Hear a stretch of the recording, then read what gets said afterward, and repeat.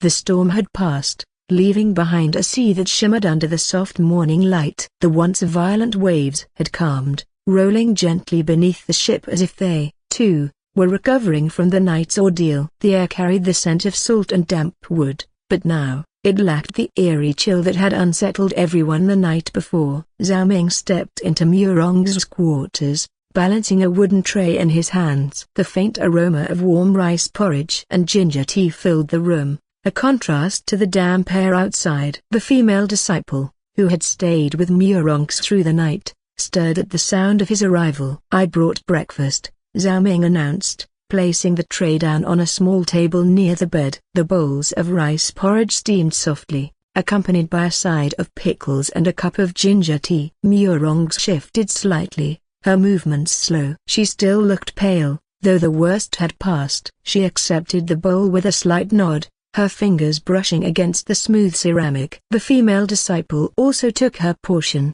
murmuring a polite thank you before eating in silence. Zhao Ming, meanwhile, sat across from them, unwrapping a steamed bun. He dipped it into a small dish of pickled vegetables, taking a bite with an expression of pure contentment.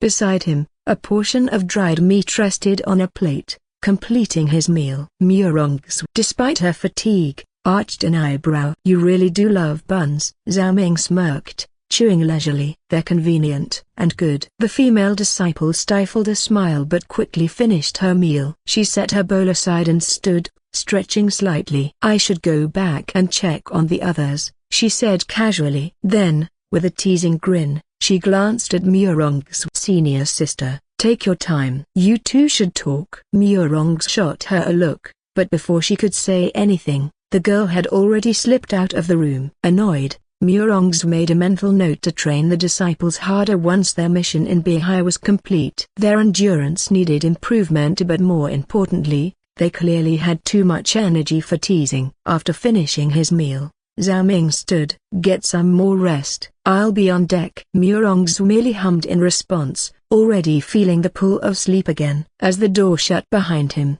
she leaned back against the pillows, the warmth of the tea still lingering on her lips. Stepping onto the deck, Zhao Ming inhaled deeply, letting the crisp morning air fill his lungs. Though the sea had calmed, the sky remained a dull gray, heavy with lingering clouds. The scent of rain still clung to the wind, hinting that the storm hadn't entirely passed. He made his way toward the helm, where the captain stood, arms crossed, surveying the horizon. The man's weathered face bore the marks of long years at sea, but his eyes remained sharp, ever watchful. "How's the ship?" Zhao Ming asked, stopping beside him. The captain exhaled through his nose, his expression unreadable. "We're still on course to Beihai, but the storm set us back. We'll be delayed by a day." Zhao Ming frowned. "A day?" "The sails took some damage. My men are patching them up, but the wind is weak. Even if we fix them quickly, we won't be moving as fast as before." The captain gestured toward the mast, where sailors worked to repair torn fabric. "Weather's still uncertain. Might get another light storm before we reach land." Zhao Ming nodded, absorbing the information. A delay wasn't ideal, but at least they were still on course. His gaze flickered toward the railing, where the sea stretched endlessly into the misty horizon. "That splash we heard last night," he said after a pause. "Any news on the man overboard?" The captain glanced at him, then shook his head. "No one's missing." Zhao Ming's brows furrowed. "Are you sure?" "I counted the crew myself," the captain said firmly. "Everyone's accounted for. If anything fell into the water, it wasn't one of my men." Zhao Ming crossed his arms. "Then what was it?" The captain scratched his beard. "Could have been a barrel. Cargo shifts in a storm. Something heavy might have broken loose and gone overboard." Zhao Ming wasn't convinced. The splash had been too loud for a mere barrel. But with no missing crew and no other clues, there was little more he could press on. As he mulled over the captain's words, a presence lingered nearby. Unseen by either man, a hooded figure watched from the shadows, hidden between the stacked crates near the stern. Their posture was still, their eyes locked onto the captain as if waiting for something. But as Zhao Ming turned slightly, the figure slipped away, disappearing into the maze of ropes and barrels before he could notice. Zhao Ming left the helm, his thoughts still lingering on the captain's words. "A barrel falling into the sea?" perhaps. But something about the explanation didn't sit right with him. As he walked along the deck, he noticed something strange. The usual chatter among the sailors had quieted. Some of them moved with an air of unease, exchanging glances before quickly looking away when they saw him. Others worked with stiff shoulders, as if forcing themselves to focus. He narrowed his eyes. Something was off. Near the stern,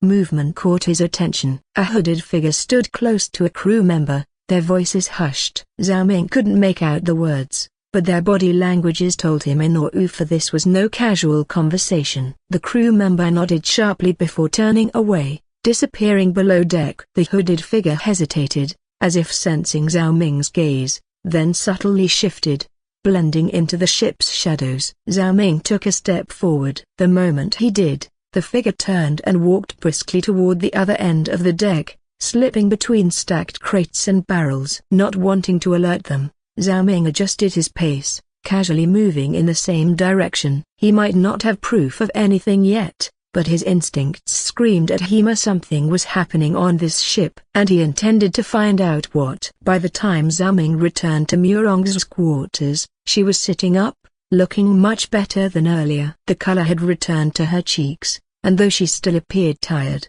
her sharp gaze met his the moment he stepped inside. "You're back," she said, setting aside the empty cup of ginger tea. "Something on your mind?" Zhao Ming closed the door behind him, lowering his voice. "The crew is acting strangely." Some of them seemed tense, as if hiding something. "I also saw a hooded figure whispering to a sailor. When they noticed me, they scattered." Murongs frowned. "That doesn't sound like simple ship business." "No," Zhao Ming agreed. "And the captain claims no one fell overboard last night. He thinks it was just a barrel or cargo lost in the storm." Murong's fingers tapped lightly against the blanket. "Convenient excuse. But you don't believe it." "I don't." His expression darkened. "Something's going on, and I don't like it." She let out a quiet breath. "Neither do I." A moment of silence passed between them, both weighing the situation. Then, Murong's shifted, her tone turning firm. "We should stay on guard. If there is trouble brewing, we need to be ready." Zhao Ming nodded. "I'll inform the others." That evening, the disciples received quiet, careful warnings. Nothing too alarming, just a simple message to stay alert, keep their weapons close, and move in pairs. Outside, the sea stretched into endless darkness. The ship creaked under the weight of its secrets. And as the wind carried whispers of unease, Zhao Ming and the Murongs prepared themselves for whatever was to come. The night was thick with tension, the moon obscured behind heavy clouds. The ship swayed gently on the dark waters, an eerie calm before the storm. "Vina!" Clang! The sharp clash of swords shattered the silence. A shout rang out, followed by the unmistakable sound of steel meeting steel. Zhao Ming's body tensed. His grip instinctively tightened around his sword as he rushed out of his quarters, his mind already piecing together the worst possibilities. As he reached the deck, chaos erupted before him. Sailors clashed violently, their figures illuminated by the flickering glow of lanterns. Some fought fiercely, while others hesitated, uncertain where their loyalties lay. Amidst the struggle, Zhao Ming's sharp eyes scanned for a leader, but none stood out. This wasn't a spontaneous brawl. This was planned. Ducking past a group of fighting men, he made his way below deck. He needed to regroup with Murongzu and the others before the situation worsened. Inside, Murongzu and Garen were already moving with urgency. Garen's deep voice cut through the tension as he directed the disciples and mercenaries. Secular scholars at the back, former defensive linear mercenaries at the front, disciples behind them. "We hold the corridor. If anyone tries to force their way through, cut them down." The mercenaries quickly took position, drawing their weapons with quiet efficiency. The disciples, though less experienced, moved with discipline under Garen's command. Murongs glanced at Zhao Ming as he entered. "What's happening up there?" "A mutiny," Zhao Ming said grimly. "It's not clear who's leading it yet, but it's no random fight. Someone planned this." Garen let out a sharp breath, his brow furrowed. "Damn it! I knew something was off the moment I saw those sailors whispering among themselves today. Should have trusted my gut." "We don't have time to regret it now," Murongs said firmly. "Our priority is keeping the scholars safe." Before anyone could say more, Hurried footsteps pounded down the stairs. A man emerged from the shadows of the stairwell, his boots striking the wooden planks with heavy confidence. He was broad-shouldered, with sun-darkened skin and a rough beard, the kind of man who had spent most of his life at sea. His stance was relaxed but firm, like someone who knew he had the upper hand. His gaze swept over them before he let out a low chuckle. "Smart of you to gather here," he said, his voice carrying a smug edge. "But don't get any ideas." The flickering lantern light revealed a red scarf tied around his arm. Zhao Ming's eyes narrowed. The man took another step forward, resting a hand on the cutlass at his side. "Orders from above, stay put and don't cause trouble." "We wouldn't want to spill unnecessary blood, would we?" His words were laced with thinly veiled menace, and his gaze flicked to Murong's. Then the mercenaries, as if assessing their strength. "You fight back, and we'll make sure this ship never reaches Beihai," he continued. "So be good passengers, and maybe you'll see the sunrise." For a moment, silence hung heavy in the air. Then Zhao Ming spoke, his tone cold. "And if we don't comply?" The sailor's grin widened. "Then you'll wish you had." The sailor stood at the entrance of the lower deck, his breathing ragged as he pointed a trembling sword at Zhao Ming and the others. His red scarf fluttered slightly in the dim lantern light. "Don't try anything funny," he warned, his voice rough with tension. "Stay where you are, or you'll regret it." Zhao Ming narrowed his eyes, noting the sweat on the sailor's brow and the way his grip on the weapon tightened. He wasn't just issuing a threat, he was stalling. Murongzu and Gowron exchanged glances. They had been in enough battles to recognize the signs. Whatever was happening above deck, this man was here to keep them from interfering. Gowron took a slow step forward, his hands raised in a non-threatening gesture. "Relax, friend," he said with a smirk. "No need to be so tense. We're just passengers, after all." The sailor flinched, eyes darting between them. Then, from the shadows, a figure moved. Before the sailor could react, a mercenary sprang from behind a wooden beam, seizing his sword arm and wrenching it back. The sailor barely had time to gasp before another mercenary struck him hard at the base of his skull. His body went limp, collapsing in a heap. Gowron let out a short chuckle. "Nice work." One of the mercenaries knelt, quickly tying the unconscious man's hands behind his back before yanking the red scarf from his neck. He examined it with a frown. "Looks like he's part of a group." Zhao Ming crouched beside them, studying the sailor's face. He was buying time for the others. His expression darkened. "Let's move." With weapons drawn, they climbed the stairs leading to the deck. The moment Zhao Ming stepped outside, chaos engulfed him. The ship was a battlefield. Sailors fought each other with whatever they had: knives, clubs, fists. Some defended the captain, while others seemed bent on overthrowing him. A storm still lingered on the horizon, and the ship rocked dangerously as the struggle raged on. Barrels rolled across the slick deck. A sailor let out a cry as he was thrown against the mast, blood streaking his uniform. Another staggered past Zhao Ming, clutching a deep wound. Murong stepped up beside him, her fellow disciples following. She took in the scene and sighed. "We're really doing this, aren't we?" Zhao Ming smirked, gripping his sword. "Wouldn't be the first time." Without hesitation, they stepped forward, ready to fight. Zhao Ming's sharp gaze swept across the battlefield,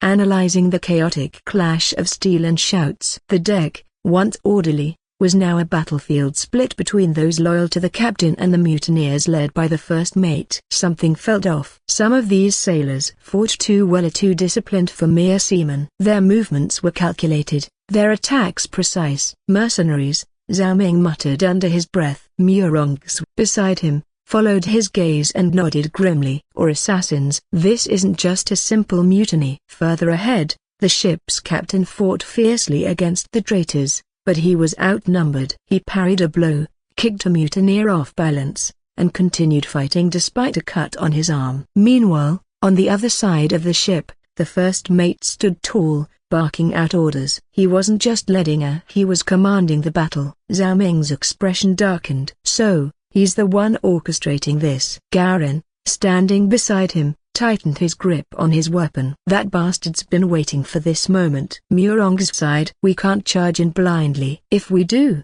we'll get caught between both sides." Zhao Ming nodded. "If we take out the first mate, the mutineers will lose their leader. But reaching him won't be easier, not with those mercenaries in the way. Murongs frowned. Then we create a distraction. If we split their forces, we can weaken them. Zhao Ming turned to Gao Ren. Take some of the disciples and secure scholars. If this mutiny is more than just taking over the ship, our people might be their real target. Gao Ren smirked. Leave it to me. If any of these bastards try to harm our people, I'll cut them down myself. Zhao Ming nodded. Make sure the mercenaries guard the weapons and special cargo as well. We can't afford to let them fall into the wrong hands. Gao Ren shot him a thumbs up. Got it. You two just make sure to deal with that first mate before this mess gets worse. Murongzu adjusted her grip on her weapon. And what about us? We'll strike where it hurts most, Zhao Ming said, his eyes narrowing. We push through the battlefield and take down the first mate. Once he's out,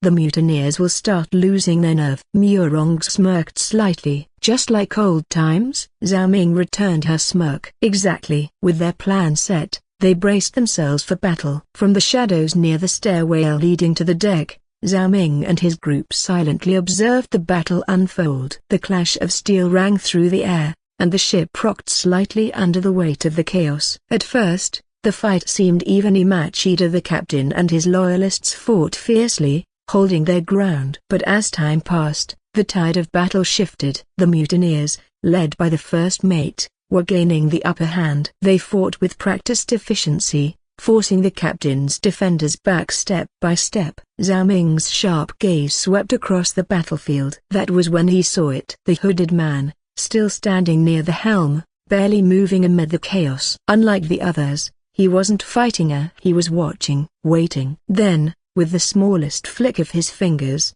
he signaled the first mate. Zhao Ming narrowed his eyes as the first mate gave a brief nod in response before calling out new orders. Almost immediately, the mutineers pushed harder, their movements more coordinated. The captain was being forced into a defensive position. They're starting to lose ground, one of the disciples whispered anxiously. Shouldn't we join the fight now? Murong's, standing beside Zhao Ming, held up a hand to stop them. Wait for Zhao Ming's signal, she instructed firmly, her eyes never leaving the battle. Zhao Ming remained silent for a moment, his mind analyzing the situation. His group was still unnoticed, and the enemy's full focus was on the captain. If they charged in now, the mutineers might still have enough awareness to split their forces. They needed to wait. Not yet, Zhao Ming finally said. Let them think they have the advantage. Once they shift their full attention to the captain, once they drop their guard, that's when we strike. Murongzu gave him a sharp glance before nodding in agreement. The disciples clenched their fists,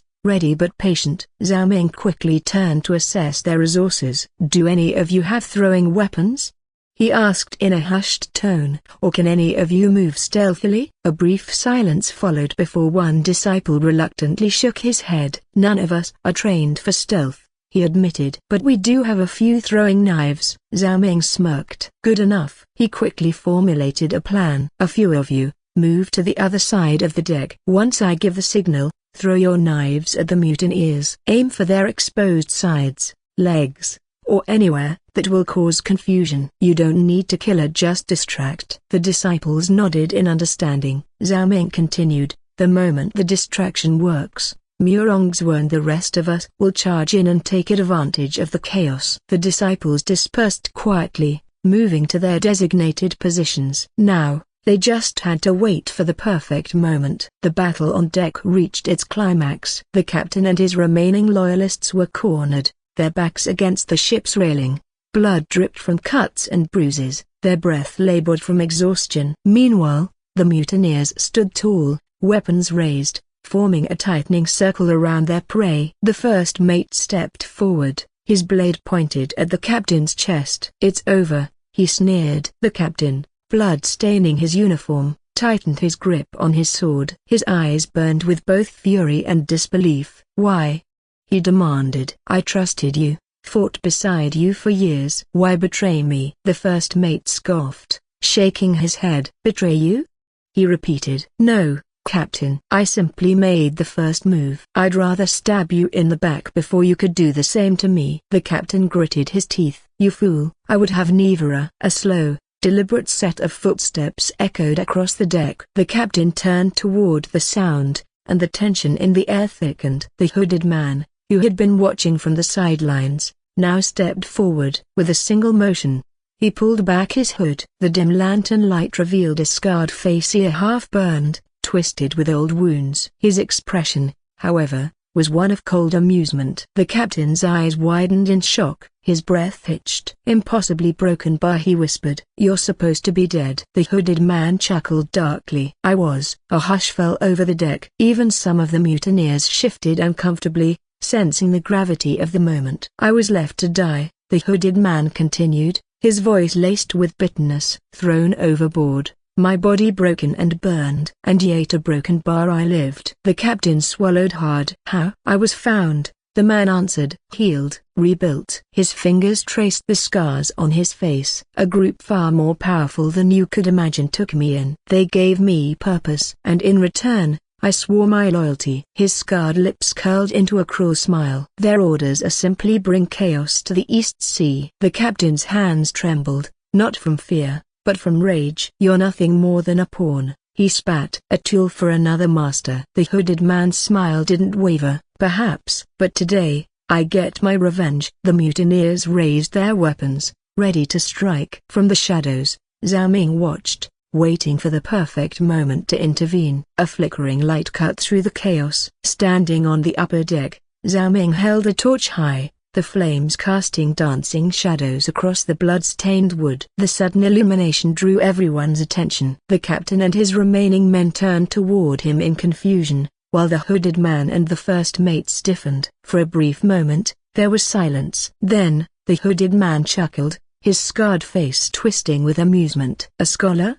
he mused, tilting his head. "You should have stayed below deck, boy." His voice was mocking, dripping with condescension. "This is no place for someone like you." He turned back to the captain. "No matter, I'll deal with you later. Killing you will be a good way to end the night." Zhao Ming didn't react to the threat. Instead, he smiled slightly. "You said you were a rebuilt. I'm curious. How does that work?" He gestured at the hooded man's scars with interest. "Was it alchemy, special medicine, or something even more, a broken bar unnatural?" The hooded man raised an eyebrow, clearly caught off guard. Then he let out a short laugh. "What a strange scholar you are," he mused. "In the face of death, you ask about my recovery? Are you looking for inspiration for one of your books?" Zhao Ming shrugged. "Knowledge is knowledge. Even in desperate situations, one must seize the opportunity to learn." The hooded man smirked. "Amusing." He turned to the first mate. "Tie him up." "I don't want him interrupting again." The first mate nodded and took a step towards Zhao Ming. At the same time, a few of the mutineers started moving toward the scholar's position. Zhao Ming tightened his grip on the torch. His expression remained calm, but his eyes sharpened as he saw his moment. Just as the first mate turned slightly, his focus shifting back toward the captain as Zhao Ming moved. With a sharp motion, he held the torch straight at the first mate's face. The flame arced through the air, illuminating the deck for a split second before smashing into its target. The first mate barely had time to react. The firelight blinded him as the burning torch struck his eye. "Arg!" he screamed, stumbling back, hands clutching his face in agony. His sword clattered to the ground as he howled in pain. The moment of chaos was all Zhao Ming needed. "Now!" he shouted. From the shadows, hidden disciples of the Azure Dragon sect sprang into action. A flurry of throwing knives cut through the air, striking the unsuspecting mutineers. Murong's led the charge, her sword flashing under the moonlight. "Attack!" she commanded, her voice ringing clear across the deck. Zhao Ming smiled. The real battle had begun. As soon as Zhao Ming's torch struck the first mate, Murong's wasted no time. "Now!" "Attack!" she commanded, her voice cutting through the chaos. The Azure Dragon disciples surged forward, their blades flashing as they clashed with the mutineers. Murong's led them from the front, her movements swift and precise. She parried a wild swing from an opponent before driving her sword into his shoulder, forcing him to collapse with a pain grunt. "Stay together." "Push them back," she called out, ensuring her disciples didn't get separated in the melee. From his position on the upper deck, Zhao Ming observed everything carefully. His eyes darted to the hooded man, who had yet to personally enter the fray. Instead, he stood calmly, watching with an amused smirk. One of the disciples, panting from exertion, called out, "Senior sister." "Their formation is tightening." Murong cursed under her breath. The initial ambush had worked, but now the mutineers were regaining their footing. Zhao Ming narrowed his eyes. "We need to disrupt them again," he muttered, more to himself than anyone else. He turned to a nearby disciple who had stayed back. "Do we have any more throwing knives?" "Just a few, brother-in-law." "Good enough. Target their feet or arms or throw when I give the signal." Murong's overheard and glanced up at him. "What are you planning?" "Just keeping the pressure on." "If we let them regroup, we'll be in trouble," Zhao Ming replied, his mind already forming the next step. She nodded in agreement, slashing at an approaching enemy. "Then make it quick." Zhao Ming exhaled slowly. The battle was still uncertain, but one thing was clearer: this fight wasn't going to be easy. Murong deflected a blade and countered with a swift slash, forcing her opponent back. Just as she moved to press forward, another mutineer filled the gap, striking in perfect sync with his comrade. Her eyes narrowed. "They're getting organized." Zhao Ming, observing from the upper deck, immediately noticed the shift. The mutineers had tightened their formation, no longer fighting like desperate rebels but as disciplined soldiers. Their wild attacks were replaced by coordinated movements, making them far more dangerous. The hooded man smirked from the sidelines, his voice carrying over the chaos. "Hold formation. Drive them back." At his command, the mutineers adjusted their stance, attacking with newfound precision. The clash of metal rang through the air as Zhao Ming's allies found themselves on the defensive. Murong's barely dodged a strike, frustration creeping into her voice. "They weren't even trying before?" One of the Azure Dragon disciples staggered, struggling to block an incoming blow. A mercenary beside him grunted in pain as he was forced back. Then came another voice, rough and filled with anger. "Kill them all. No one gets out alive." Zhao Ming's gaze shifted to the first mate, who was still standing despite his injuries. Blood trickled from his burned face, but his fury remained unshaken. Murong clicked her tongue. "This is bad. Their morale's coming back. If we let this continue, we'll be the ones getting pushed back." Zhao Ming remained silent for a moment, scanning the battlefield. Then, his voice rang out, calm but firm. "We still have the advantage in positioning. They're stronger than we expected, but they think we're just martial artists. They're not worried about strategy." The hooded man's smirk deepened as he barked out new orders. "Reinforce the left flank. Keep the pressure on them. Cut down the weak first to break their morale." The first mate, wiping the blood from his face, let out a roar. "You heard him. Push forward. Kill them all." The mutineers moved with renewed aggression, their attacks forcing Zhao Ming's side into the retreat. The defenders struggled as their footing became more unstable. Murong deflected another strike, gritting her teeth. "This bastard knows how to command," she muttered. Zhao Ming narrowed his eyes. The battle had shifted against them. If he didn't act now, they'd be overwhelmed. "We need to disrupt them before they fully take control," he said, glancing at the disciples who still had throwing knives. Murong shot him a sharp look. "You want us to throw them?" "No," Zhao Ming corrected. "Target the master. If we can loosen the support ropes, part of it might drop." One of the disciples hesitated. "But what if it falls on our own people?" Zhao Ming exhaled. "That's the risk. But if we do nothing, we'll lose for sure." Murong smirked despite the chaos.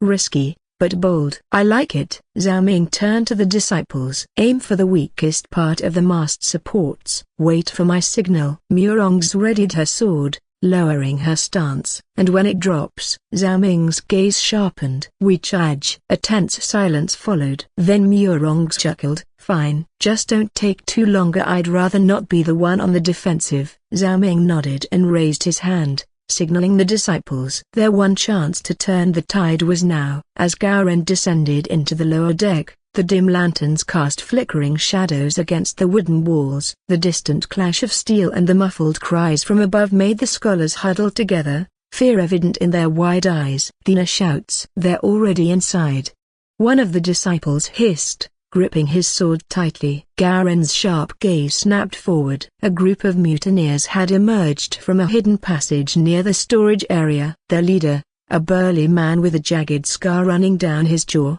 grinned wickedly. "Kill the scholars. Take the cargo," he barked. Before the scholars could even react, a battle erupted in the narrow corridors. "Hold the line," Garen commanded, his voice cutting through the chaos. His mercenaries and disciples sprang into action, forming a barrier between the terrified scholars and the advancing mutineers. The mercenaries, hardened by battle, fought viciously, one of them driving his dagger into an enemy's gut before kicking the body aside. A mutineer lunged for the storage grates, but one of Garen's mercenaries intercepted him with a brutal axe swing, sending him crashing into a pile of barrels. "Protect the cargo," the mercenary bellowed. Garen surged forward like an unstoppable force. His blade flashed, cutting down a mutineer before he could raise his weapon. Another enemy tried to slip past him, but Garen's footwork was precise, sidestepping and driving his sword into the man's ribs. "Push them back. Don't let a single one past," Garen ordered. The defenders fought fiercely, but the mutineers were just as relentless. Then, one of the mutineers sprinted toward the storage area, eyes gleaming with desperation. They found the cargo. A mutineer yelled, "Kill the scholars!" Panic surged through the unarmed scholars, but before the mutineers could reach Thema, thwack, an arrow shot through the corridor, embedding itself in a mutineer's chest. One of Garen's mercenaries, a veteran archer, reloaded swiftly, loosing another shot. Garen took the opportunity, cutting through another attacker before turning to his men. "Secure the cargo." "The rest of you, with me." The mercenaries and disciples responded instantly, some moving to barricade the storage area while others reinforced the front line. One of the mutineers, seeing their plan failing, snarled and spat on the ground. "If we can't take the cargo," his eyes gleamed with malice. "Kill them all." The surviving mutineers roared, throwing caution aside as they charged. Garen's grip on his sword tightened. "Over my dead body," he growled.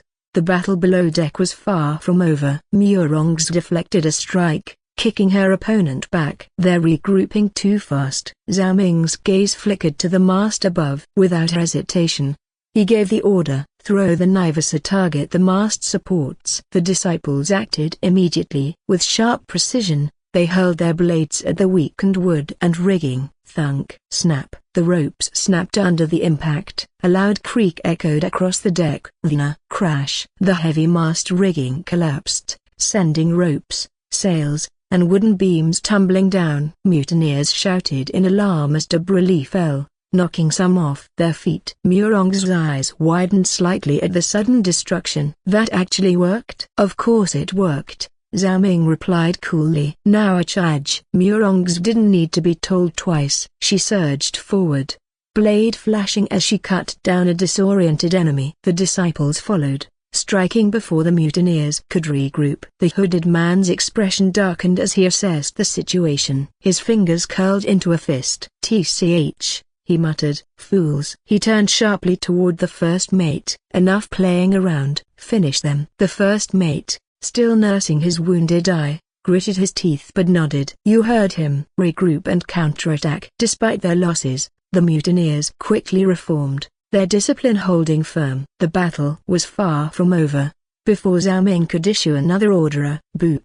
A massive wave slammed against the ship's side. The entire vessel lurched violently, sending combatants from both sides tumbling. Screams filled the air. Several mutineers, already near the edge, lost their footing and were flung overboard. Their terrified cries were swallowed by the roaring sea, as your dragon disciples fared little better as some were knocked off their feet, while others were hit by flying debris. One was struck in the shoulder by a broken wooden beam, his pain shout barely audible over the storm. Another disciple rolled across the deck, narrowly avoiding a loose barrel that crashed against the railing. Murongs wasn't spared from the chaos. Just as she was about to cut down an opponent, the wave's impact sent her stumbling. A stray piece of debris or a thick coil of rope whipped across her back, nearly knocking the wind out of her. She grit her teeth, catching herself just in time before an enemy could take advantage of her momentary weakness. "Annoying," she muttered, shaking off the pain as she slashed at a mutineer who had managed to stay on his feet. Zhao Ming gripped the railing tightly, steadying himself as his eyes flicked toward the hooded man. Their fight was momentarily interrupted, but the storm had only made things more dangerous. The real battle was just beginning. The deck was a battlefield of chaos and blood.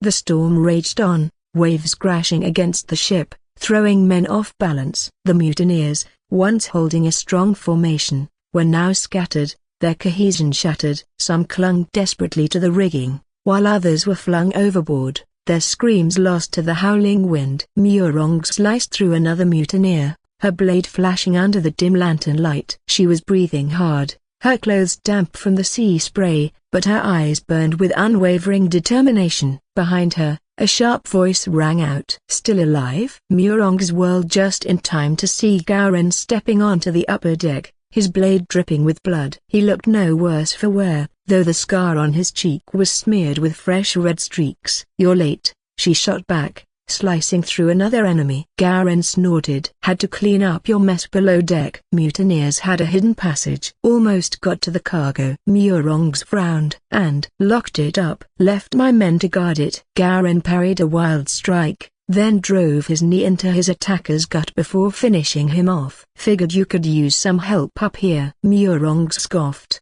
sidestepping another blow. "I was handling it just fine." "Sure," Gowron said dryly, ducking under a swing and countering with a brutal slash. "That why your side's still swarming with these bastards?" Murong clicked her tongue, parrying another attack before kicking the enemy off balance. "Less talking, more fighting." "Gladly," Gowron muttered. Their movements synced. Almost instinctively Murong struck high, Gowron struck low. She was the quick, precise blade, while he was the brute force that tore through anything in his way. They pushed forward relentlessly, forcing the remaining mutineers to backpedal toward the railing. Zhao Ming, watching from his vantage point, narrowed his eyes. The first mate was already wounded and retreating, his shouts growing more desperate as panic spread among his men. The mutineers were falling apart. But one figure remained composed, the hooded man. Unlike his subordinates, he did not panic. Instead, he simply observed,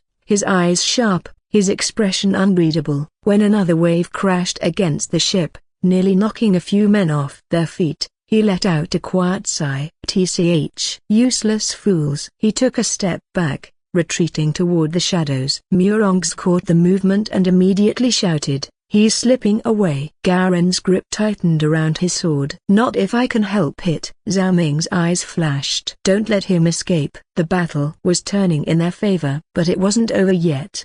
The storm raged on, the ship swaying violently as the battle neared its conclusion. The mutineers, sensing their imminent defeat, fought desperately, but their formation was crumbling. Zhao Ming's forces pressed forward, gaining control of the deck. The first mate, bloodied and exhausted, still roared commands, trying to rally his men. "Fight, you cowards! If we fall here, we die anyway." His voice was hoarse, but his determination hadn't wavered. Meanwhile, the hooded man moved swiftly, his sharp eyes scanning for an escape route amidst the chaos. His calm demeanor had vanished, replaced by cold calculation. Zhao Ming, still positioned above, caught sight of his movement. "They're trying to run," he muttered. His grip tightened around the railing. "They couldn't let them escape, not after everything." Murong wiped the rain from her face, her sword gleaming under flashes of lightning. "Then we take them down before they can." At that moment,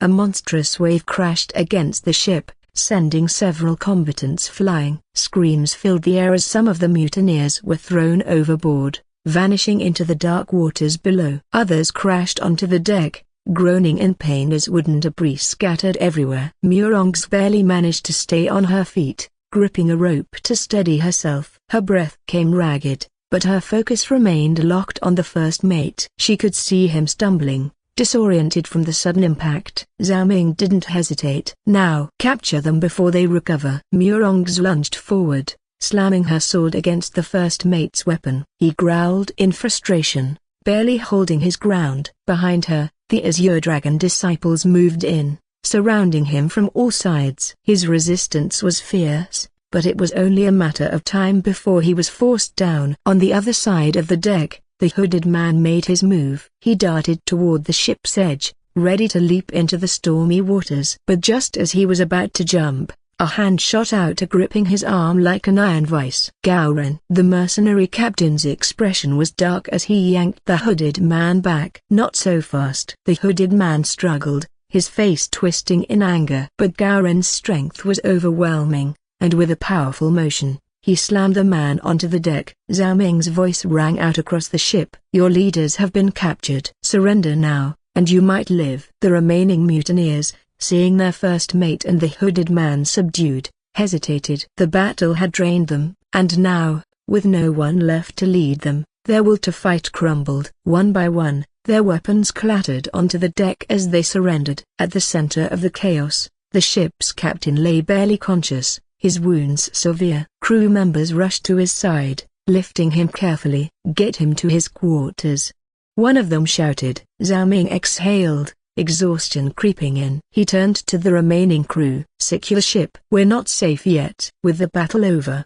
the storm now became their biggest threat. The wind howled, and the waves showed no sign of relenting. But at least, for now, they had survived. The battle was over. The stench of blood mixed with the salty sea air as bodies of some dead, some barely clinging to life, littered the ship's deck. Zhao Ming wiped the sweat and grime from his face, his body aching from the bruises sustained during the fight. The Azure Dragon disciples stood vigilant, weapons still in hand, while the mercenaries kept their grip firm on their captives. A heavy silence hung in the air, broken only by the crashing waves. Secure the ship. Check for injuries. Gowron barked, his deep voice cutting through the momentary lull. The crew sprang into action, their exhaustion momentarily forgotten as they moved. With practiced efficiency, Murong sheathed her sword, but her free hand clutched her abdomen, where a deep slash stained her robes crimson. She grimaced but said nothing. Zhao Ming noticed and frowned. You're hurt,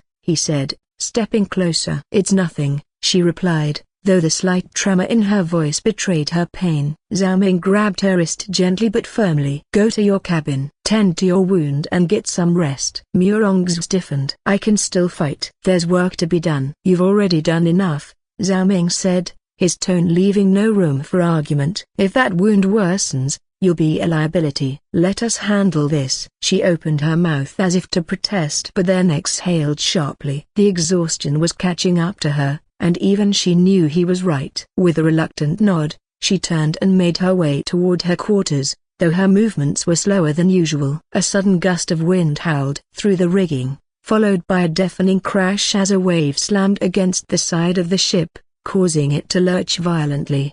The wounded groaned, and the scholars huddled near the cargo, their faces pale. We have a storm coming, one of the sailors muttered, glancing nervously at the dark clouds gathering on the horizon. Zhao Ming turned to Gowron. What's the status of the ship? Not good, Gowron replied, his expression grim. Sails are damaged, so our speed is cut. The mast's ropes are frayed. If they snap, we lose control. We need to reinforce them now if we want to make it to Beihai in one piece. Zhao Ming nodded. Then we work fast. The crew, despite their fatigue, moved swiftly. Some climbed to secure mast's ropes, while others patched the sails as best they could. Meanwhile, the mercenaries dragged the unconscious first mate and hooded man below deck, tying them securely. Near the helm, the captain lay unconscious, his chest rising and falling in shallow breaths. Blood pooled beneath him. One of the crew members knelt beside him, pressing a cloth to his wound, but it was clear the man wouldn't last long without proper treatment.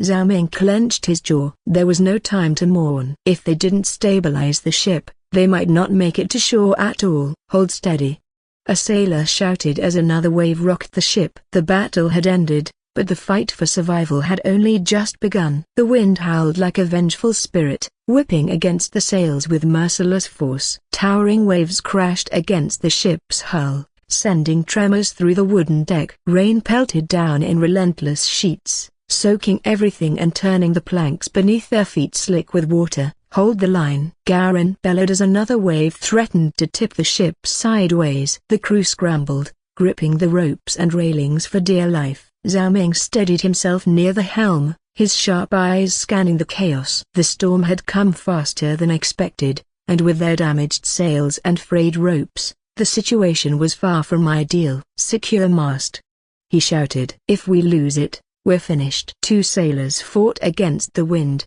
struggling to tie down the ropes before they snapped completely. The force of the storm made every movement treacherous. One lost his footing, nearly tumbling overboard before a fellow crew member grabbed his arm just in time. Zhao Ming didn't hesitate. He dashed forward, grasping a loose rope and tying it down himself. The wind roared in defiance, but he pulled with all his strength, securing it as another sailor reinforced the knots.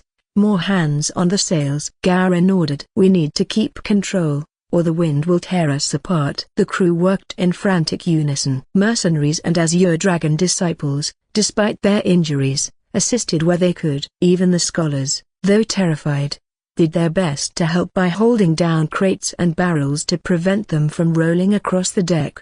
Zhao Ming moved swiftly between groups, assessing their struggles. Some sailors were near exhaustion, their hands trembling from strain. He needed to distribute the workload before fatigue took them all. "We'll help with the ropes. Keep that secured," he commanded, pointing to an available mercenary. "And you, reinforce the mainsail with them." The men obeyed without hesitation, their movements fueled by survival instinct. Another monstrous wave rose, towering over the ship like a beast about to swallow them whole. Zhao Ming gritted his teeth. "Brace yourselves." The wave crashed down with a deafening roar. The ship tilted too sharply. The left side nearly dipped beneath the water. Crew members screamed, gripping whatever they could as seawater flooded across the deck. For a moment, Zhao Ming felt the gut-wrenching sensation of the ship beginning to capsize. Garen and several others threw their weight against the opposite side, counterbalancing the force. Zhao Ming did the same, using every ounce of strength to help push the ship back into stability. The ship groaned in protest, but it held. He exhaled sharply, his heart pounding. They had survived that one, but the storm showed no signs of relenting. "We're not through yet," he muttered. He turned to the crew, his voice unwavering despite the chaos. "Stay focused. We ride this out, and we will reach Bihai." The men roared in determination, gripping the ropes with renewed strength. The battle was no longer against swords and assassins, it was against the raging sea itself, and Zhao Ming refused to lose. With the storm raging outside, Zhao Ming made his way below deck. The lantern swayed violently, casting erratic shadows over the wounded men scattered across the cabin. Blood mixed with seawater on the wooden floor, filling the air with a thick, metallic scent. The Azure Dragon disciples sat against the walls, their faces pale from exhaustion and pain. Some clutched their wounds, while others breathed heavily, their bodies too battered to move. Zhao Ming didn't waste time.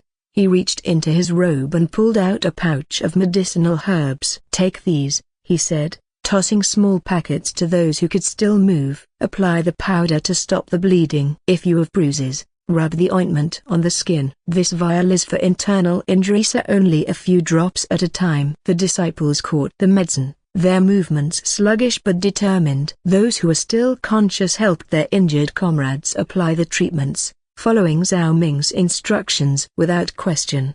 A low groan came from one corner. "Ah, don't press so hard." One disciple winced as his companion applied the medicine. "Quit whining. It needs to go in properly," another grumbled, though he did ease up. "At least use a gentler touch." A sigh followed. Fine, stop squirming." Zhao Ming smirked faintly at the exchange before turning to Garen, who stood nearby with arms crossed. "Do your mercenaries need medicine?" Zhao Ming asked. Garen shook his head. "We've got our own supplies." "Focus on your men." Zhao Ming nodded. "Good." His gaze swept over the room once more, assessing the condition of his people. They were exhausted, but for now, they would manage. "I'm going to check on Murongs," he announced, turning toward the hallway. "You all take care of each other. Rest when you can." The disciples gave weak but grateful nods as he left. The candlelight flickered, casting soft shadows across the small cabin. Zhao Ming stepped inside, his eyes immediately locking on to Murongs. She was sitting on the edge of the bed, her posture rigid yet visibly drained. The hastily wrapped bandages on her abdomen were already stained with blood, and her complexion was pale from exhaustion. "You should be lying down," Zhao Ming muttered, closing the door behind him. Murongs gave a weak chuckle, though it lacked her usual sharpness. "If I lie down now, I might not get up again." He sighed, stepping closer. The room carried the faint scent of herbs, but beneath it, there was the unmistakable smell of dried blood. Zhao Ming knelt beside the bed, inspecting her injuries more closely. The cut on her abdomen was deeper, too deep. If left untreated, it could fester. "How bad is it?" he asked, voice calm but firm. She hesitated before finally exhaling. "Worse than I let on." Zhao Ming's expression darkened. "I need to treat it now." He retrieved a small jar of medicinal paste from his pouch and set it beside him. "I should get a female disciple to help dress the wound. It would be more appropriate." Murong shook her head without hesitation. "You do it." He looked at her, surprised. "Are you sure?" She offered a faint smile. "I trust you." A beat of silence passed between them. Zhao Ming inhaled deeply before nodding. "All right, let's take care of it." He reached for the sash of her outrobe, hesitating slightly before loosening it. Murong's neither flinched nor protested, though a slight flush colored her cheeks. As he carefully peeled away the fabric, his gaze fell upon her exposed skin. Her abdomen was smooth and pale, a stark contrast to the deep crimson of the wound marring her otherwise flawless complexion. The candlelight highlighted the gentle curves of her waist, her skin appearing delicate and untouched save for the fresh injury. Zhao Ming quickly pushed aside unnecessary thoughts and focused on his task. "This might sting," he warned before dipping his fingers into the medicinal paste. Murong's inhaled sharply as the cool medicine met her wound, her body tensing beneath his touch. Zhao Ming worked carefully, spreading the paste with gentle precision, ensuring that every inch of the cut was covered. His fingers brushed against her skin, occasionally a warm, soft, yet fragile in her weakened state. Once he finished, he reached for fresh bandages. "Hold still." Murongzu obeyed, allowing him to wrap the cloth around her waist, securing it tightly but not uncomfortably. His hands lingered for a brief moment before pulling away. "You need to change into clean clothes," Zhao Ming said, standing up. He moved toward nearby wooden chest and retrieved a fresh robe for her. Murongzu accepted it with a small nod. Zhao Ming turned his back to give her privacy, but the rustling of fabric and the soft swish of silk reached his ears. The sound of the robe slipping off, the faint whisper of cloth against skin, it was impossible to ignore. He clenched his fists lightly, focusing on the dim candlelight flickering against the wooden wall. After a moment, Murongzu spoke, her voice quieter than before. "You can turn around now." Zhao Ming turned, meeting her gaze. She was dressed in a fresh robe, though fatigue still clung to her features. "You should rest now," he said, his voice softer than before. Murongzu gave a small nod. "Style broken bar just for a little while." Zhao Ming hesitated, then pulled a chair closer, sitting beside her bed. "All right, just for a little while." After ensuring Murongzu was resting, Zhao Ming left her cabin and headed to the lower deck, where Garen and the mercenaries were guarding the prisoners. The first mate remained unconscious, but the hooded man had regained consciousness, shifting uncomfortably against his bindings. His eyes snapped open, scanning his surroundings before narrowing in frustration. "Broken bar bastards." "You're awake," Garen noted. "Good. Saves us the trouble of waking you up." The hooded man scoffed. "You think this is over? You have no idea who you're dealing with." Zhao Ming stepped forward. "Then why don't you enlighten us?" The hooded man smirked but remained silent. Zhao Ming's gaze remained steady. "This attack wasn't about gold." "What were you after?" The prisoner let out a low chuckle. "Money?" "We were never after that." His voice carried a hint of mockery. "It was the cargo. If we couldn't take it, we were ordered to destroy it and kill everyone on board." Garen frowned. "Who gave that order?" The hooded man grinned. "Oh, wouldn't you like to know?" His words cut off abruptly, his eyes widened.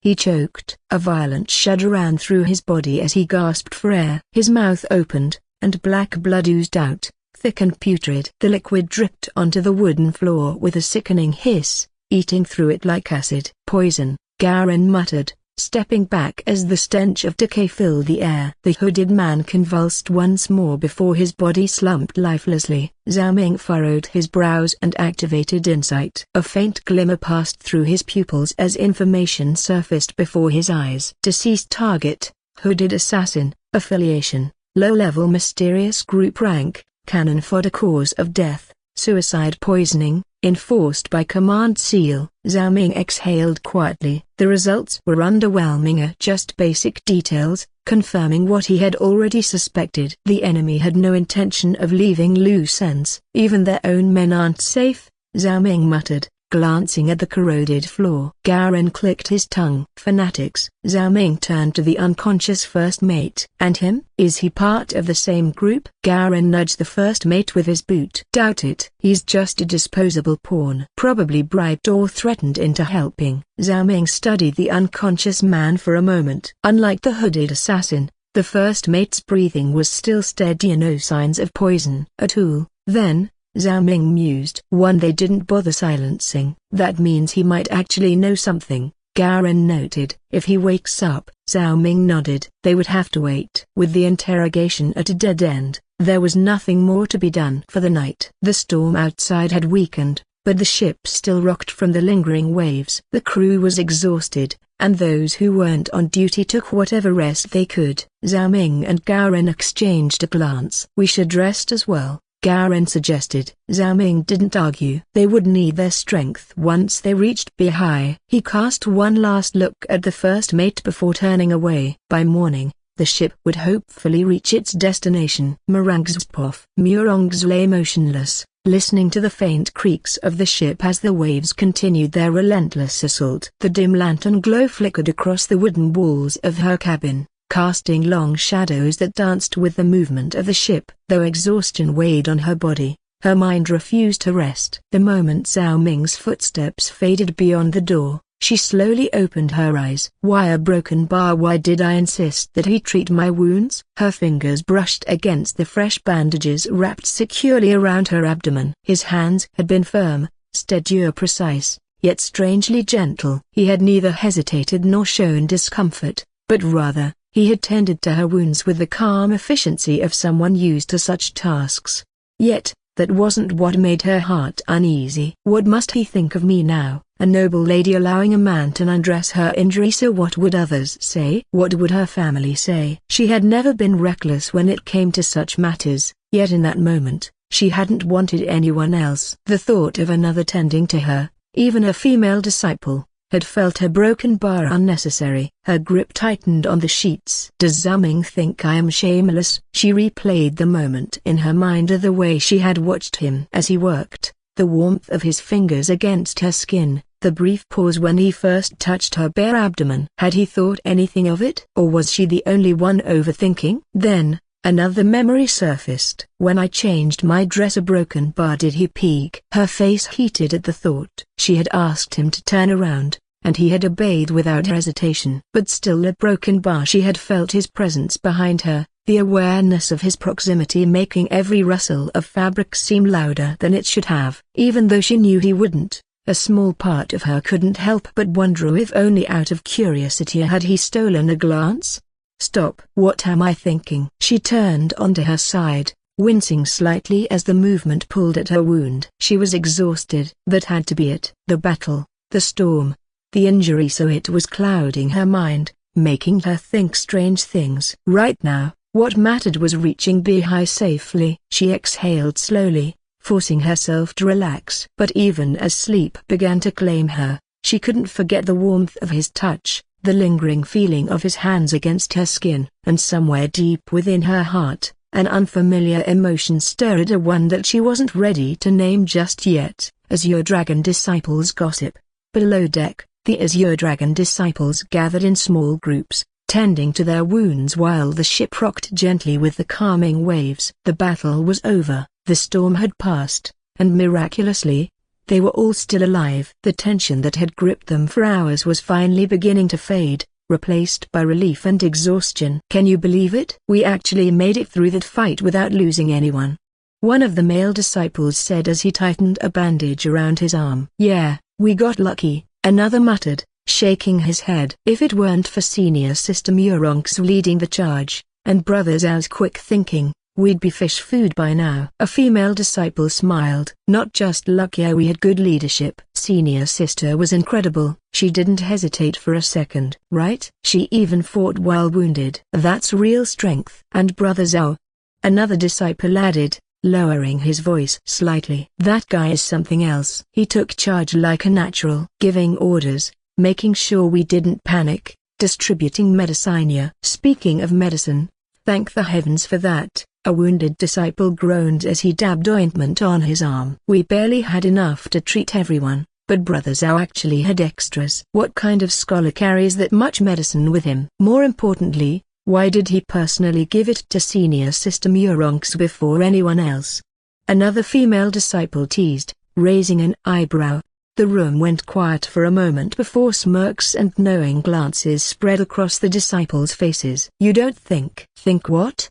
someone prompted, though the sly grin on their face suggested they already knew. A male disciple chuckled. "Come on, it's obvious. The way Senior Sister let him treat her wounds. And she refused to let anyone else do it. If that's not suspicious, I don't know what is." Another female disciple covered her mouth as she giggled. "And when she changed her dress, I swear, I saw Brother Zhao turn around, but I bet he was tempted to peek." "You think Thea SHH." "Don't spread baseless rumors," a more serious disciple interrupted, though the corner of his lips twitched. "But if they really are close, we should start calling him brother-in-law soon." Laughter erupted around the group. "Should we?" "Maybe we should wait until it's official." "I don't know about you guys, but if Senior Sister Murongzu actually ends up with Brother Zhao, I'd feel a lot safer following them. With the way they handled this battle, they're a strong pair, and you know what they say, strong men and strong women attract each other," a female disciple added with a playful wink. "But if it's true," a younger disciple hesitated before adding with a mischievous grin, "there will be a lot of broken-hearted senior brothers back in the sect." Silence fell for a moment before another disciple burst out laughing. "Oh, absolutely." Senior Sister Muronx was plenty of admirers. "If word gets out that she's growing close to Brother Zhao, the sect might drown in jealous sighs." "Senior Brother Liang will probably cry himself to sleep for weeks," another added with a snicker. "Not just him. There's Senior Brother Y, Senior Brother Juan, and even that cold-faced Senior Brother Feng who always pretends he doesn't care but follows her around." The group erupted in laughter again. One of the female disciples shook her head, smiling. "If those senior brothers find out, I wouldn't be surprised if they challenge Brother Zhao to duels one after another." "Ha! Like that would stop him." "Brother Zhao is too clever. He'd find a way to win without even drawing his sword." "That's true." "Either way, this is going to be fun to watch." The gossip continued well into the night, the disciples enjoying a rare moment of light-hearted conversation after the harrowing battle. Meanwhile, Zhao Ming and the Murongs, oblivious to the chatter, rested in their separate quarters, unaware that their comrades had already started planning their future and preparing for the chaos their relationship might bring back at the sect. The storm had passed, leaving behind a battered but still floating vessel. The once violent waves had calmed into rhythmic swells, and the morning sun peeked over the horizon, casting a soft golden glow on the damp deck. Though the sea breeze carried the familiar scent of salt, the lingering stench of blood, sweat, and damp wood served as a stark reminder of the previous night's chaos.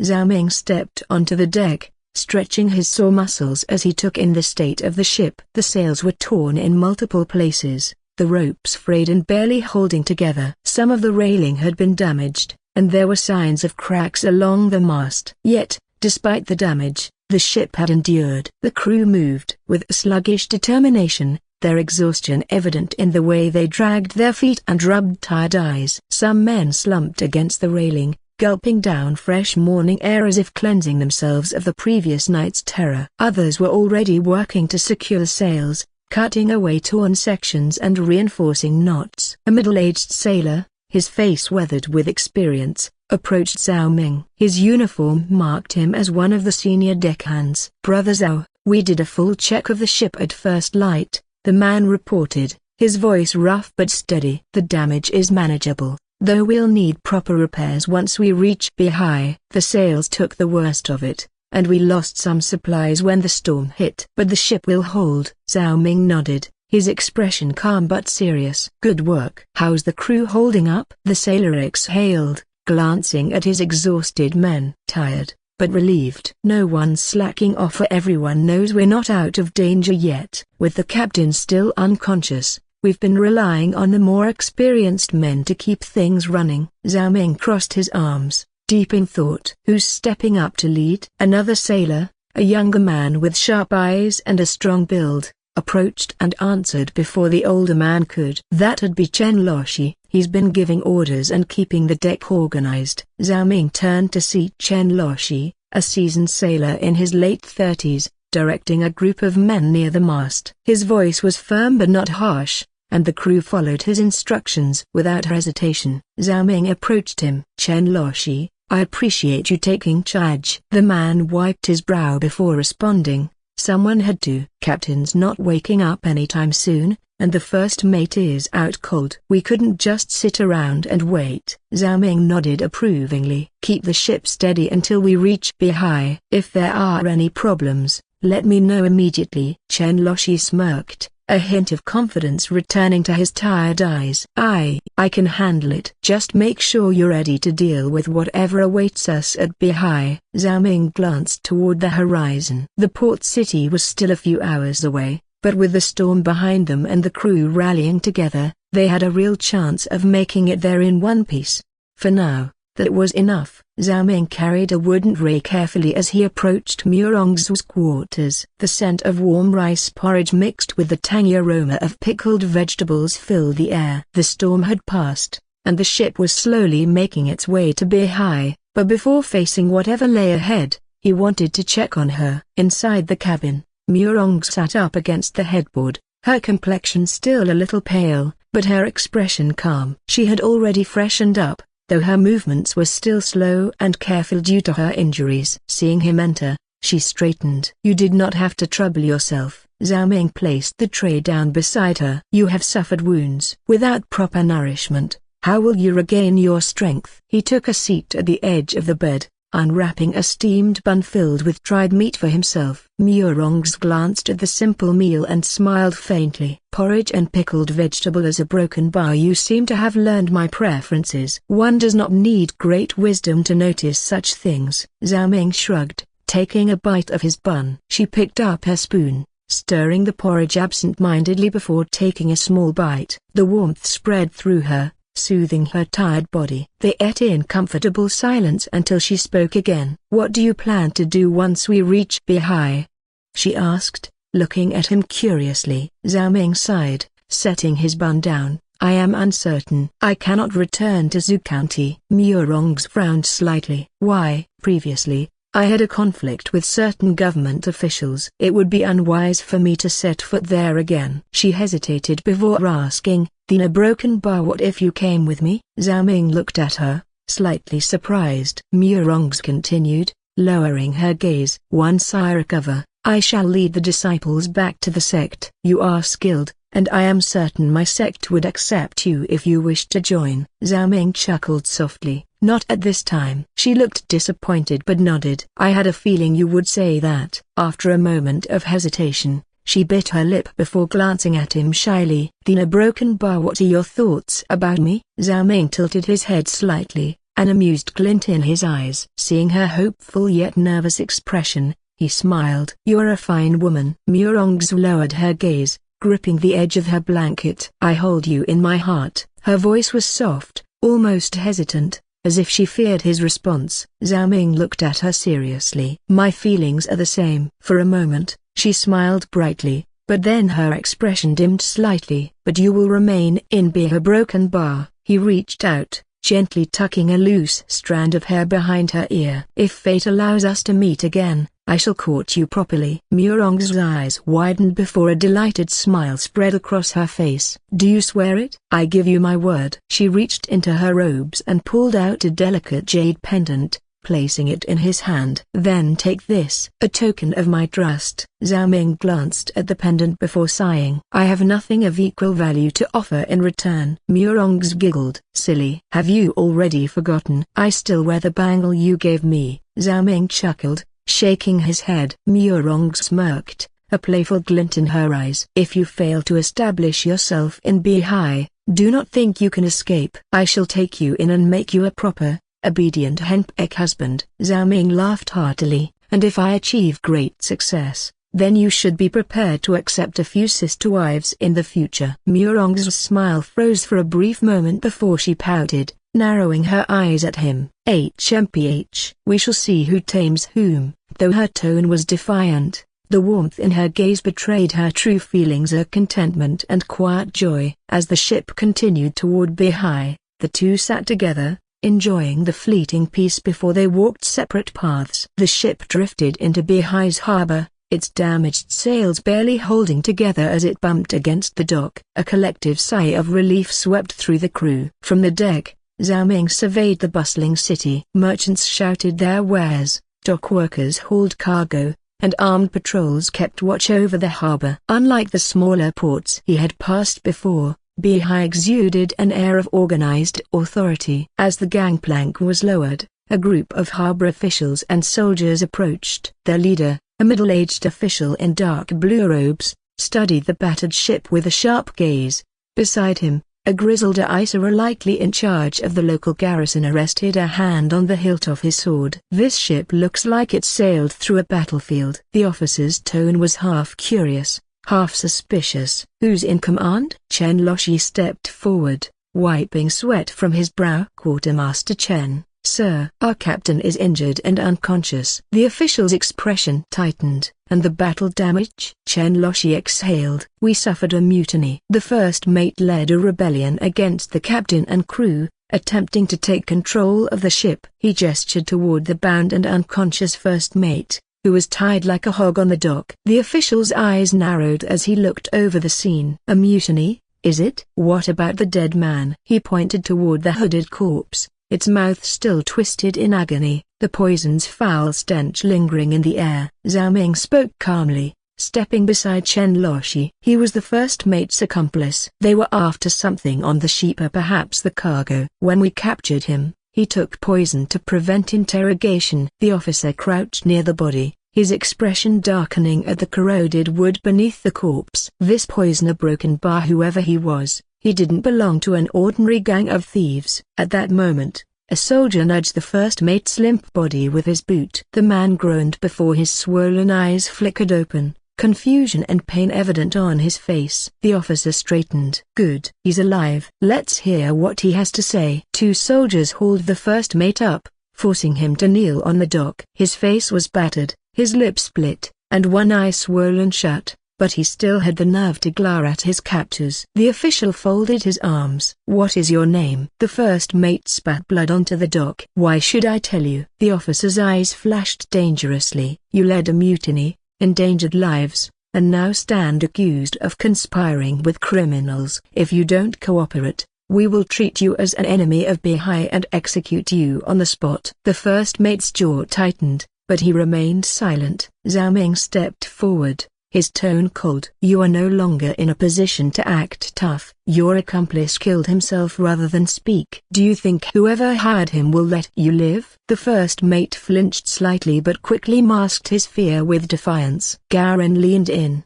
voice low and menacing. Right now, you're useful. If you speak, maybe they'll only hang you. If you don't, they might give you to the mercenaries, who have far less patience than we do. The first mate's breath hitched slightly, but he forced a smirk. You think I'm scared of death? Zhao Ming studied him, then suddenly spoke with quiet certainty. You aren't one of them. The first mate stiffened. Zhao Ming's eyes narrowed as he continued. No, a broken bar. You were a disposable pawn. The real players were the hooded men. You were just a greedy fool who took their silver. The first mate's hands clenched into fists, his teeth grinding together. The officer caught the reaction and pressed further. Tell me, did they promise you a reward? A new ship, power? And yet, here you area discarded like trash. For the first time, doubt flickered in the first mate's eyes. Zhao Ming delivered the final blow. You think they'll let you live? Even if we let you go, their people will find you. Do you really think they want a loose end wandering around? The first mate's breathing grew uneven. Silence stretched for a moment. Then,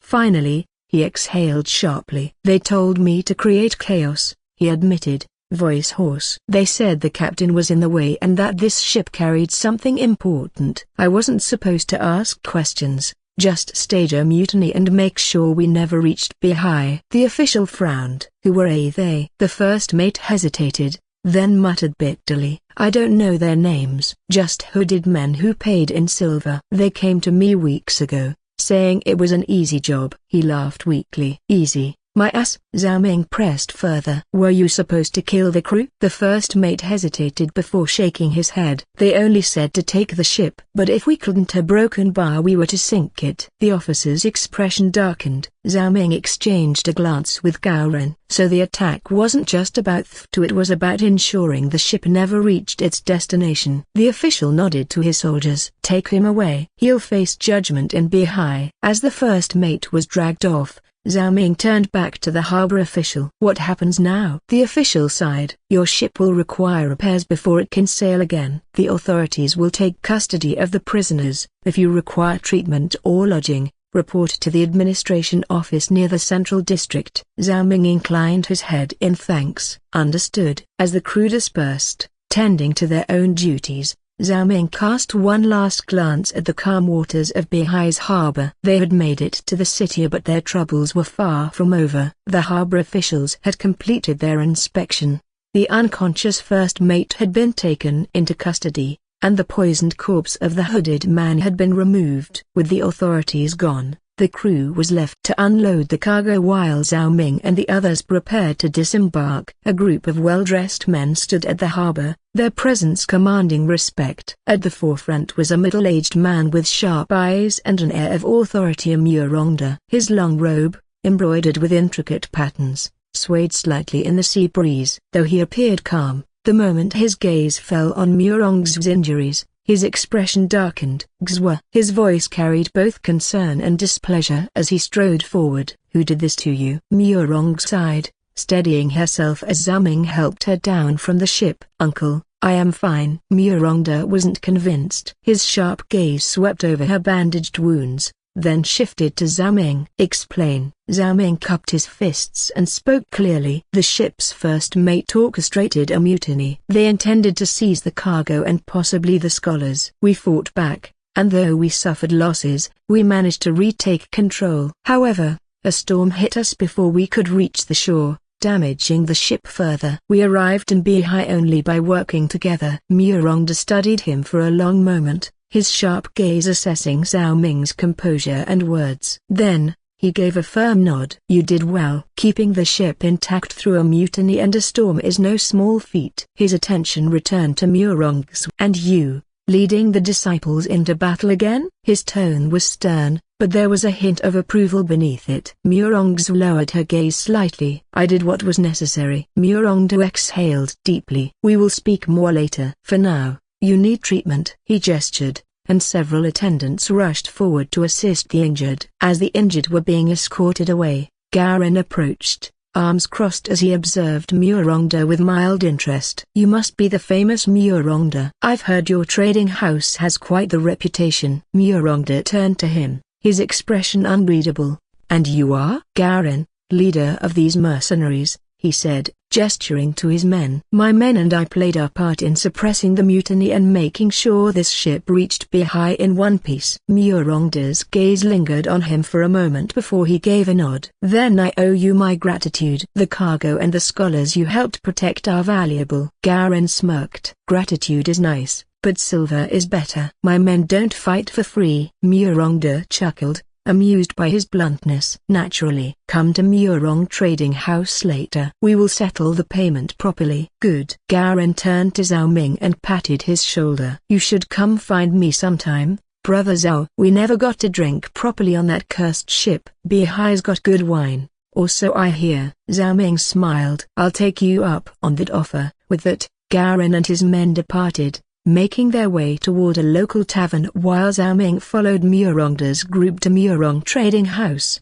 Murong Trading House stood as a testament to its wealth and influence in Beihai. The estate sprawled across a vast area, enclosed by high stone walls adorned with intricate carvings of mythical beasts. The grand entrance bore a plaque with golden characters Murong Trading House polished to a shine. Armed guards stood at attention, their uniforms pristine despite the early morning hour. As Murongda and his group approached, The gates swung open, and a steward dressed in fine robes hurried forward to greet them. He was an older man, his neatly combed hair showing streaks of white, and his sleeves embroidered with silver thread to denote his status. "Master, you've returned." The steward bowed deeply before his sharp eyes scanned the group, immediately noticing Murong's injuries. His expression tightened in concern. "Young miss, you are injured." "I'm fine, Uncle Luo," Murong's interrupted with a small smile. Murongda didn't waste time. "Summon the house physician immediately. Have him tend to Xue and the disciples. Any serious cases should be sent to the apothecary." The steward,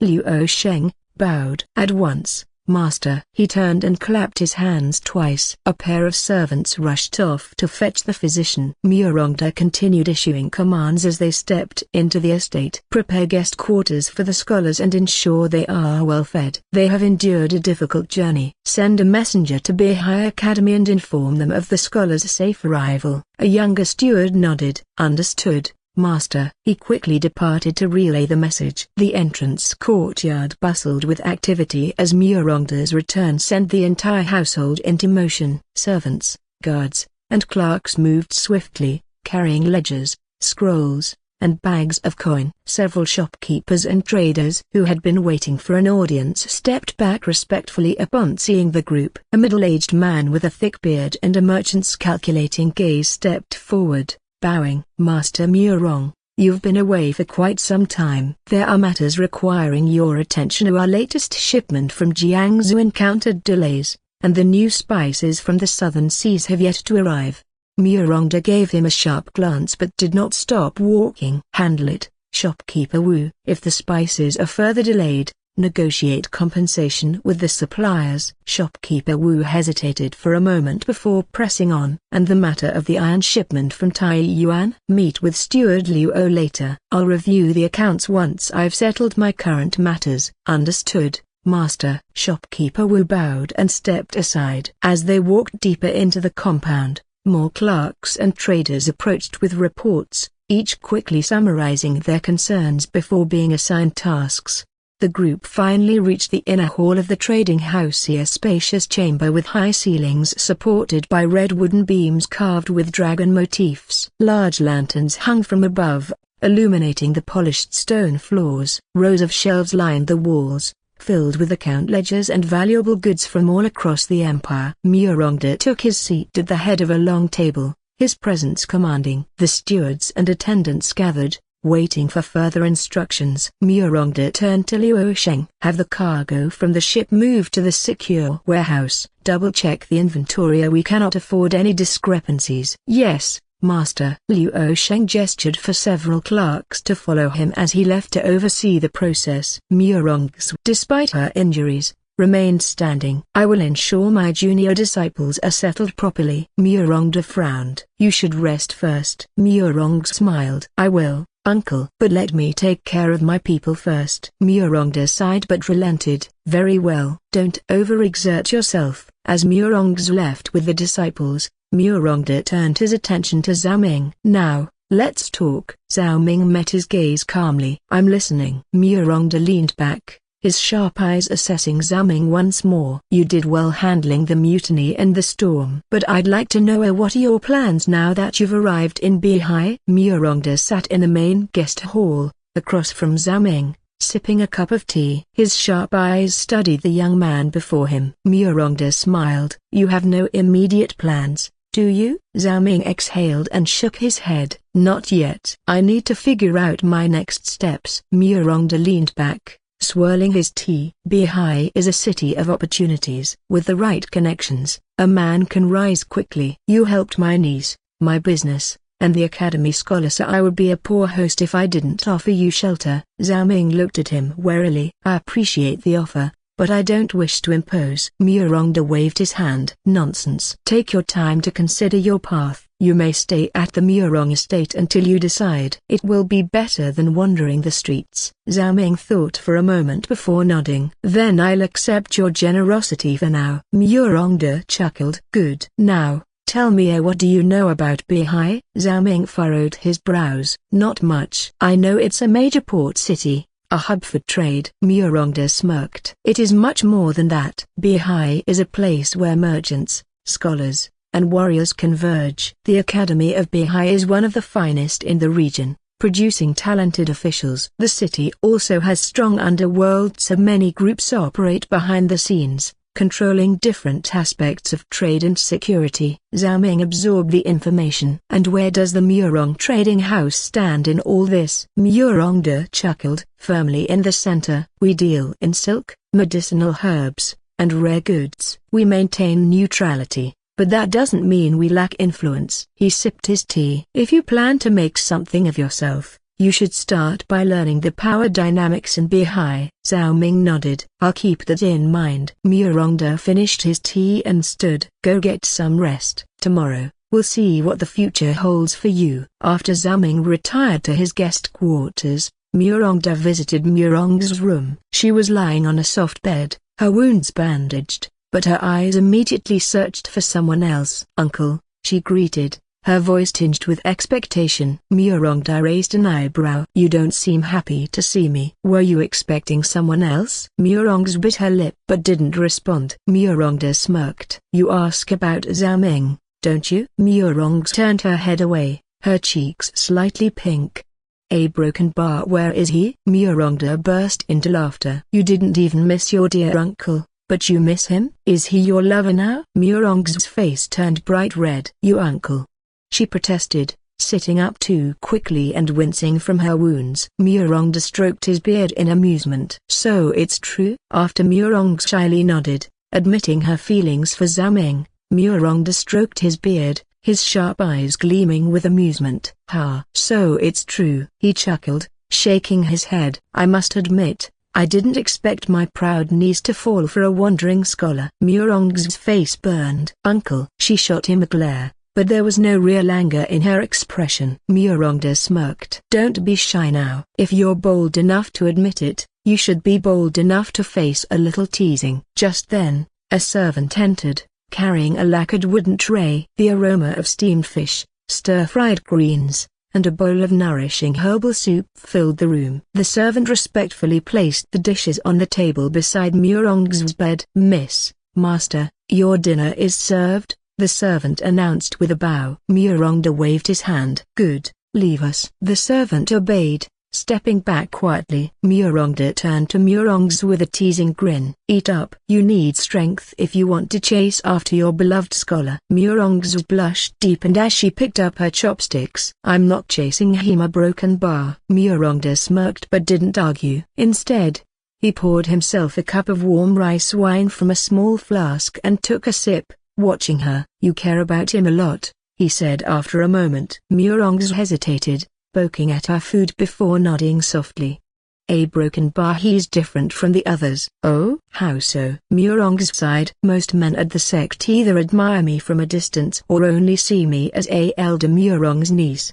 But Zhao Ming, a broken bar, he treats me like a person, not a status. He's smart, quick thinking, and has a calmness that's hard to find. He doesn't get blinded by pride or status. Murongda raised an eyebrow. So, a capable man with ambition. That's why you like him? Murong smiled faintly. He also makes me feel a broken bar at ease. Murongda leaned back, chuckling. Ha! I see, a young lady in love. Murong gave him a look. Uncle, please stop teasing me. Murongda sighed dramatically. Fine, but you know, Xue, relationships aren't just about feelings. There's also reality to consider. Murong looked up at him, knowing what he meant. You mean because I have to return to Zhu County and he's staying in Bihai? Murongda nodded. Exactly. Long-distance relationships are hard, especially when you come from different backgrounds. What if he decides to pursue a life in business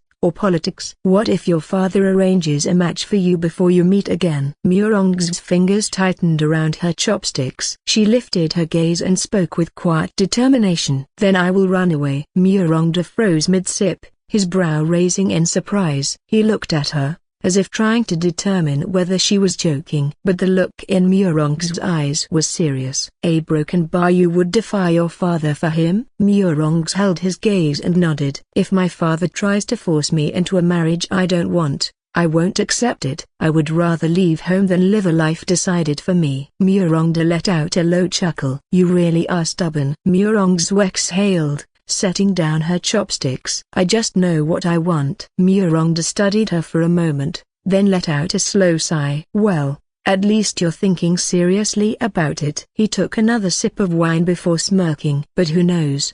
Perhaps fate will surprise us all. Murongz bit her lip, then reached into her robes, touching the spot where her jade pendant used to be. Her heart felt a little lighter knowing Zhao Ming had it now. Murongda's sharp eyes didn't miss the small movement. He raised an eyebrow. What's that? Did you give him something? Murongz hesitated, then pulled up the wrist, revealing the bangle Zhao Ming had given her. I gave him my jade pendant, a broken bar, and he gave me this. Murongda's gaze lingered on the bangle before he let out a deep laugh. Ha! A token exchange already? You move faster than I thought. Murongz pouted, looking away. It's not like that, a broken bar. Murongda shook his head, clearly entertained. Giving away your personal jade pendant is no small gesture. And receiving a gift in return, a broken bar, well, Xue, it seems to me that Zhao Ming is quite serious about you. Murongz pressed her lips together, but a soft smile bloomed on her face. I hope so. Murongda watched her for a moment before nodding in approval. Good. Now,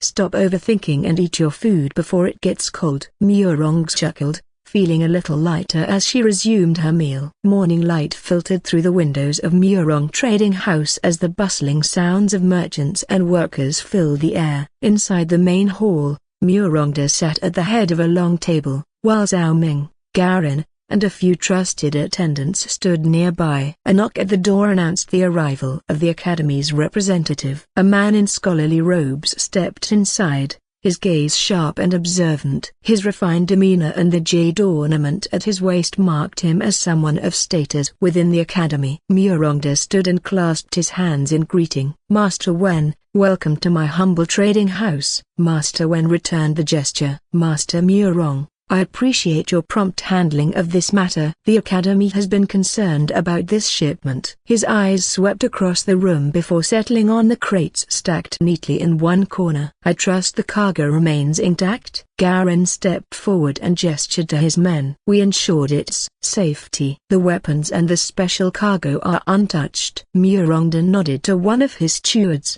who presented a record book for inspection. Here is a full account of the shipment's journey. There was an attempted mutiny, but thanks to Zhao Ming and the efforts of our people, we secured the ship and protected its contents. Master Wen's brow furrowed. Mutiny? Tell me more. The traveling scholars, who had been waiting nearby, eagerly stepped forward to share their account. One of them, a younger man with ink-stained fingers, spoke first. It was terrifying. The first mate led the betrayal, and a hooded man tried to take control of the ship. If not for Zhao Ming's quick actions, we would have been lost. Another scholar added, the storm that followed made things worse, but everyone fought hard to keep the ship afloat. Master Wen listened intently, his expression unreadable. He then turned to Zhao Ming. And you were the one who helped secure the ship? Zhao Ming met his gaze and nodded. I only did what was necessary. Master Wen studied him for a moment before nodding. The Academy recognizes such efforts. While we cannot compensate everyone individually, we value those who prove themselves capable. Should you ever seek opportunities within the Academy or acquire assistance, mention my name. Garin smirked. And what about our payment? Master Wen chuckled. Naturally, we have prepared the appropriate amount. He signaled to his attendants, who brought forward a heavy chest of silver. As agreed, the Academy honors its contracts. The mercenaries murmured in approval as Garin inspected the payment. Seems everything is in order. He then turned to Zhao Ming, clapping him on the shoulder. Well, brother Zhao, if you ever grow tired of city life, you know where to find me. We should drink together sometime. Zhao Ming smirked. I'll keep that in mind. With business nearly concluded, Master Wen moved toward the crates, carefully inspecting the weapons and special cargo. He and his assistants checked the seals, examined the goods, and verified the inventory against their records. After a thorough inspection, Master Wen gave a satisfied nod. Everything is accounted for. The shipment is intact. He turned to his attendants. Prepare for departure. We leave for the Academy immediately. The traveling scholars, eager to return to their studies, gathered their belongings. Under the supervision of the Academy representatives, workers loaded the weapons and cargo onto transport carts, ensuring everything was properly secured.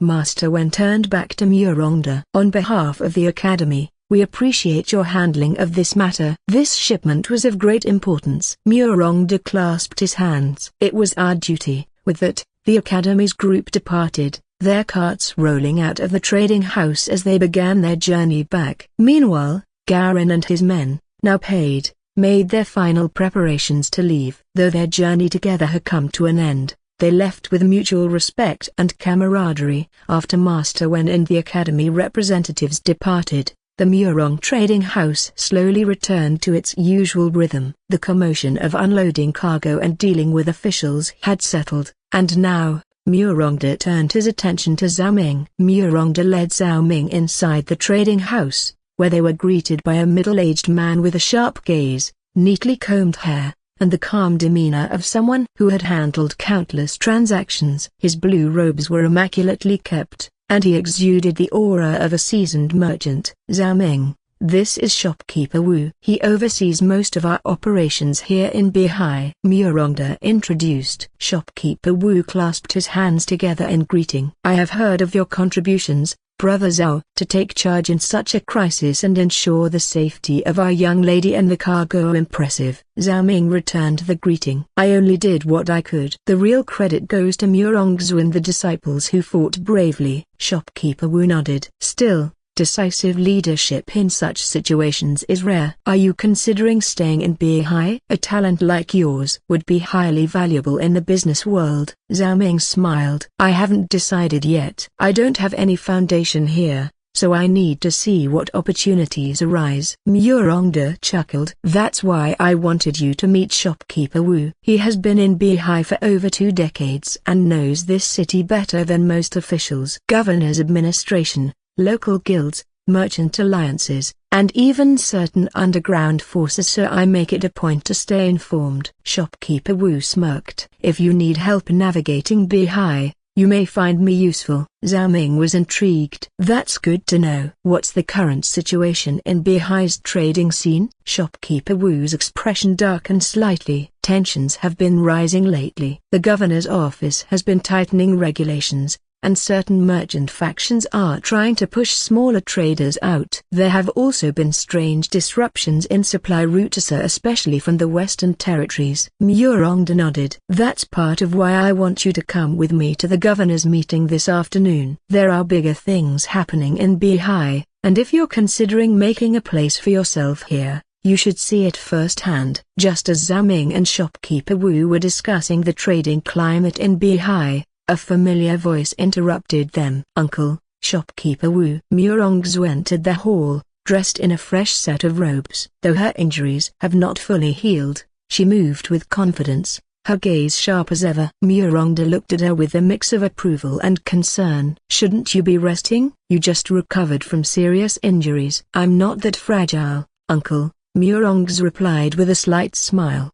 Besides, there are matters to take care of. She turned to shopkeeper Wu. Have the calculations for the last shipment been finalized? Shopkeeper Wu clasped his hands and nodded. Yes, young miss. We have tallied the profits, and everything is in order. Our next shipment will be prepared soon. Good, Murongzu said before turning to Murongda. Uncle, I will be leading my disciples back to Zhu County in a few days. We'll need provisions and weapons for the journey. Murongda stroked his beard. That can be arranged. I don't want you traveling with inadequate supplies, especially after what happened on the way here. Murongzu then turned back to shopkeeper Wu. How about the ship arrangement? Have you found a suitable one for our return? Shopkeeper Wu nodded. I have made inquiries. A merchant vessel under the Zhao Shipping Company is departing in 3 days and will pass through a safe route towards Zhu County. It will be heavily guarded, so there should be no risk of another mutiny or attack. Murongzu considered for a moment,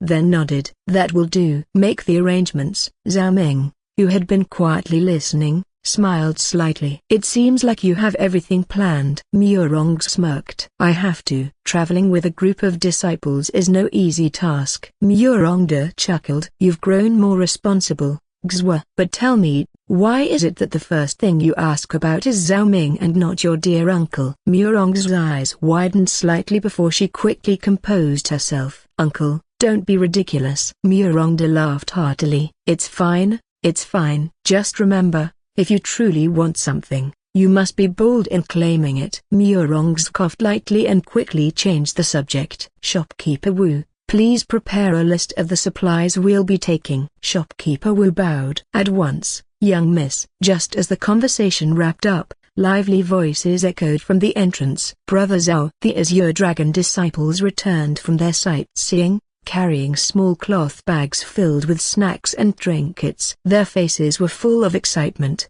looking refreshed after their first real break since the journey. We explored the market. It's huge, much bigger than Zhu County's, one disciple said enthusiastically. I tried some seafood buns, and they were amazing.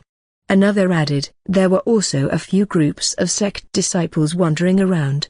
They looked strong, a third disciple said, looking at Zhao Ming with a grin. Brother Zhao, maybe you should test them out? Zhao Ming smirked. Oh? You want me to start trouble in a city I just arrived in? The disciples laughed, and one of the female disciples suddenly stepped closer to Zhao Ming, lowering her voice. Brother Zhao, broken bar. I saw a fine clothing and accessories shop in the market. Zhao Ming raised an eyebrow. And the female disciple smiled mischievously. They have exquisite hairpins and embroidered robes. If you wanted to broken bar, buy something for senior sister Murong. Now would be a good time. Zhao Ming glanced at Murong, who was speaking to shopkeeper Wu, unaware of their conversation. He chuckled. I'll think about it. The female disciple giggled. Don't think too long. Senior sister won't wait forever. Murongda clapped Zhao Ming on the shoulder. Enough chatting. Finish your meal and rest for a bit. This afternoon, I will take you to meet Governor Kong. Zhao Ming was intrigued. What's the meeting about? Murongda's expression grew more serious. Bihai is changing. There has been a large influx of refugees coming from the South and Western territories due to the instability in those regions. The governor is under pressure to regulate them. If left unchecked, they could bring trouble. But if managed well, they could contribute to the city's growth. Zhao Ming nodded. So he wants to create jobs? Exactly. That's why he's gathering prominent merchants and guild leaders to discuss opportunities. Trade expansion, infrastructure projects,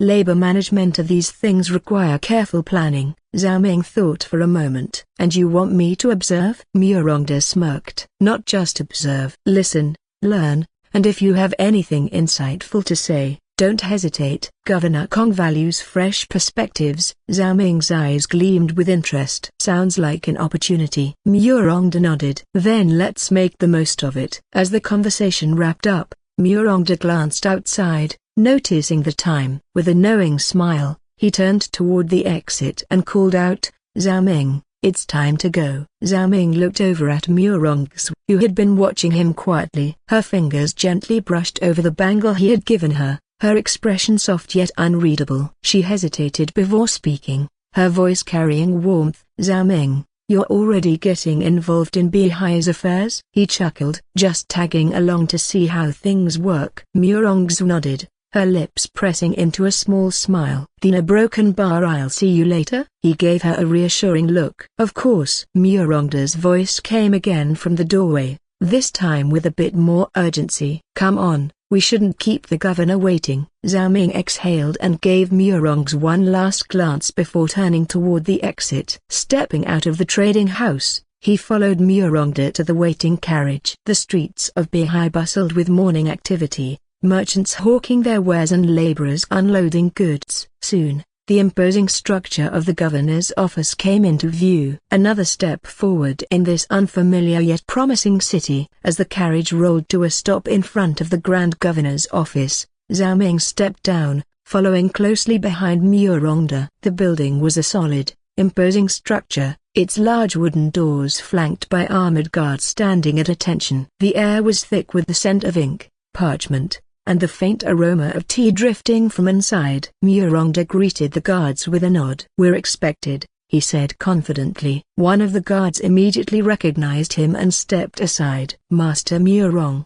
please proceed. Without hesitation, they entered the main hall, where a well-dressed servant was already waiting. Bowing respectfully, the servant gestured toward an inner corridor. "Master Murong, please follow me." The governor is still in discussion, but he has arranged a waiting room for the esteemed guests. Zhao Ming raised an eyebrow at the respectful tone. It seemed that Murongda's status carried significant weight in Beihai. The waiting room was filled with the warm scent of brewed tea, and the polished wooden floors gleamed under the morning light filtering through the tall windows. The long table was set with cups and a steaming teapot, a sign of the governor's hospitality. Murongda took a seat, gesturing for Zhao Ming to do the same. Master Wang and Master Liu, the two rival merchants, studied Zhao Ming with keen interest. Master Wang, the rotund merchant, chuckled as he patted his large belly. "So, Murongda, who is this young man you've brought along?" "Another scholar with lofty dreams of running a business?" Master Liu,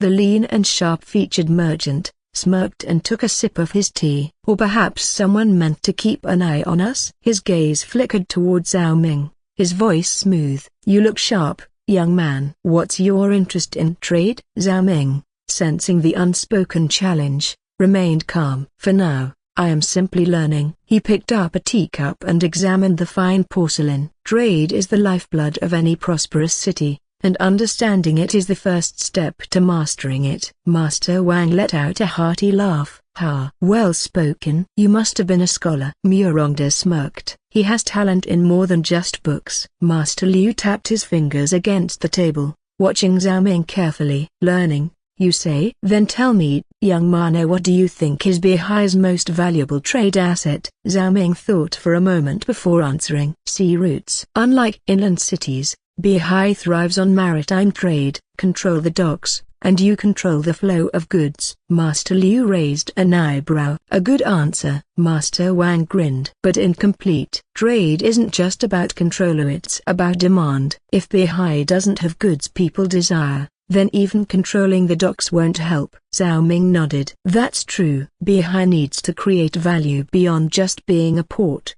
He turned to Murongda. "That's likely why the governor is calling for this meeting, isn't it? The recent influx of refugees means more workers, but also more mouths to feed. New industries must be developed." Murongda smiled approvingly. "You're learning quickly." Master Wang and Master Liu exchanged glances before laughing. "I like this kid," Master Wang said, slapping his thigh. Master Liu smirked. "We'll see if he can keep up once the real discussions begin." Before anyone could continue, the door opened again, and a woman strolled in with an air of casual confidence. Lady Yu was in her early 30s, with sharp, intelligent eyes that missed nothing. Her long, dark hair was tied into a high ponytail, giving her a striking and energetic appearance. Unlike the more conservative robes of her male counterparts, she wore fitted silk robes that accentuated her graceful figure while maintaining an air of professionalism. A faint fragrance of orchids accompanied her as she entered. She flicked her fan open with a lazy motion and smirked. "Ah,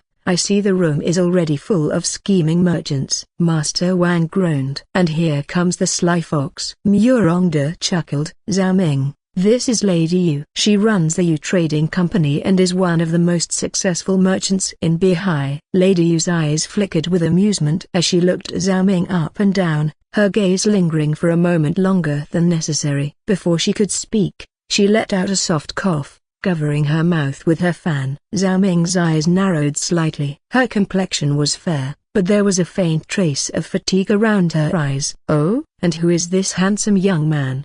she asked after clearing her throat. Zhao Ming cupped his hands politely. "Zhao Ming." Lady Yu's lips curled into a smile. What a pleasant surprise. A fresh face among all these old men. She took a step closer, the faint scent of her perfume more noticeable now. "Tell me, Zhao Ming, are you looking to start a business, or perhaps a broken bar seeking a partnership?" There was a teasing lilt to her voice, her eyes gleaming as if she enjoyed making him uncomfortable. However, before Zhao Ming could respond, she coughed again, this time a bit harsher. She turned slightly and pressed a hand to her chest, taking a controlled breath. Murongda let out an exaggerated sigh. "Lady Yu, must you always attempt to ensnare younger men the moment you meet them?" Lady Yu laughed softly. though it ended with another cough. She quickly waved it off. "What can I say? A successful woman must always keep an eye out for talent." Zhao Ming, noticing her frequent coughing,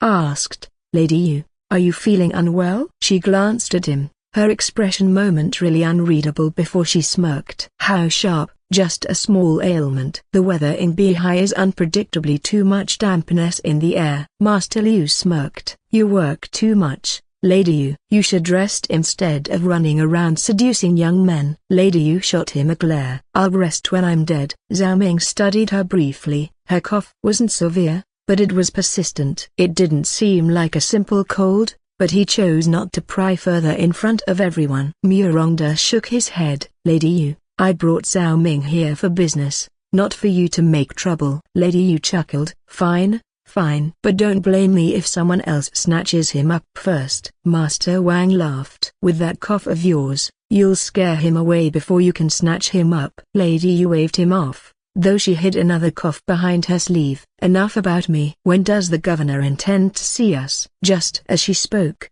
the doors opened again, and an aide entered with a bow. "The governor will see you now." Murongda stood, motioning for Zhao Ming to follow. The other merchants straightened their robes, their expressions shifting from playful banter to business. As they stepped into the governor's office, Zhao Ming took a deep breath. This meeting would decide the future of Bihu and perhaps his own. As the group followed the aide down the wide hallways of the governor's residence, the merchants wasted no time in trying to extract information. Master Wang, the rotund merchant, walked with his hands clasped behind his back. "Chen, I assume this meeting is about trade, yes? Or is the governor planning to impose new taxes?"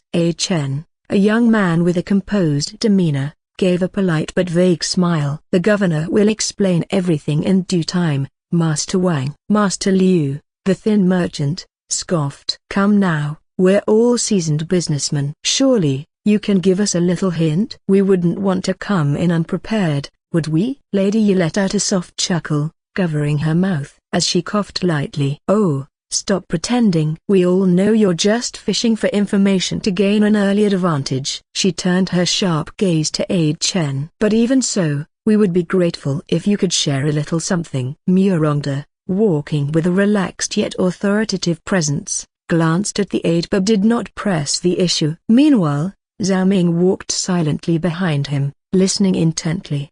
Chen hesitated for a moment before finally relenting. "The governor is concerned about the recent influx of refugees from different regions. Many have fled due to conflicts, drought, and bandit attacks. As you all know, Beihai has seen an increase in unfamiliar faces lately." Master Wang rubbed his chin. "That explains the recent surge of beggars and cheap laborers in the marketplace. If this continues, it may disrupt the economy." Master Liu smirked. "Disrupt, or provide an opportunity for those who know how to take advantage?" Lady Yu flicked her fan open with a sly smile. "Either way, public safety must be maintained. Desperate people do desperate things. If the governor is calling us here, he likely wants us merchants to help with the problem." Murongda nodded. "It makes sense. The city must regulate this situation before it spirals out of control." Zhao Ming absorbed every word. He had seen glimpses of the refugee issue on the way to Beihai, but now he understood the weight of the matter. This meeting wasn't just about business, it was about shaping the city's future. As they reached the governor's office,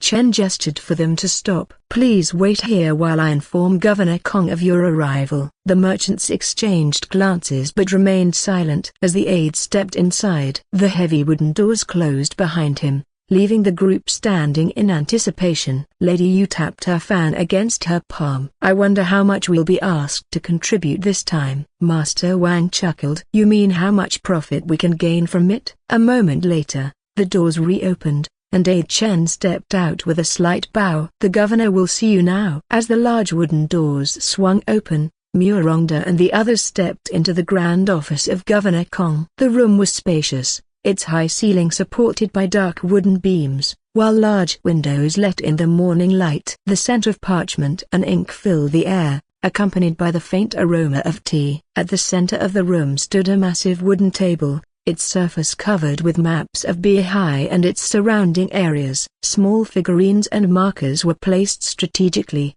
indicating various points of interest. Seated at the head of the table was Governor Kong, a man in his late 40s, with neatly combed hair and a dignified yet somewhat weary expression. Despite his composed demeanor, there was a weight in his eyes, a burden of responsibility that only those in power truly understood. To the side, standing with arms crossed, was a local militia captain. He was a broad-shouldered man in armor, his gaze sharp and disciplined. It was clear he was here to provide insight on the security situation. Murongda stepped forward and cupped his hands in greeting. Governor Kong, it is an honor to be summoned for this discussion. The other merchants followed suit, each offering their respectful greetings before taking their seats at the table. Master Wang, Master Liu, and Lady Yu each found their respective places, while their assistants, including Zhao Ming, stood silently behind them.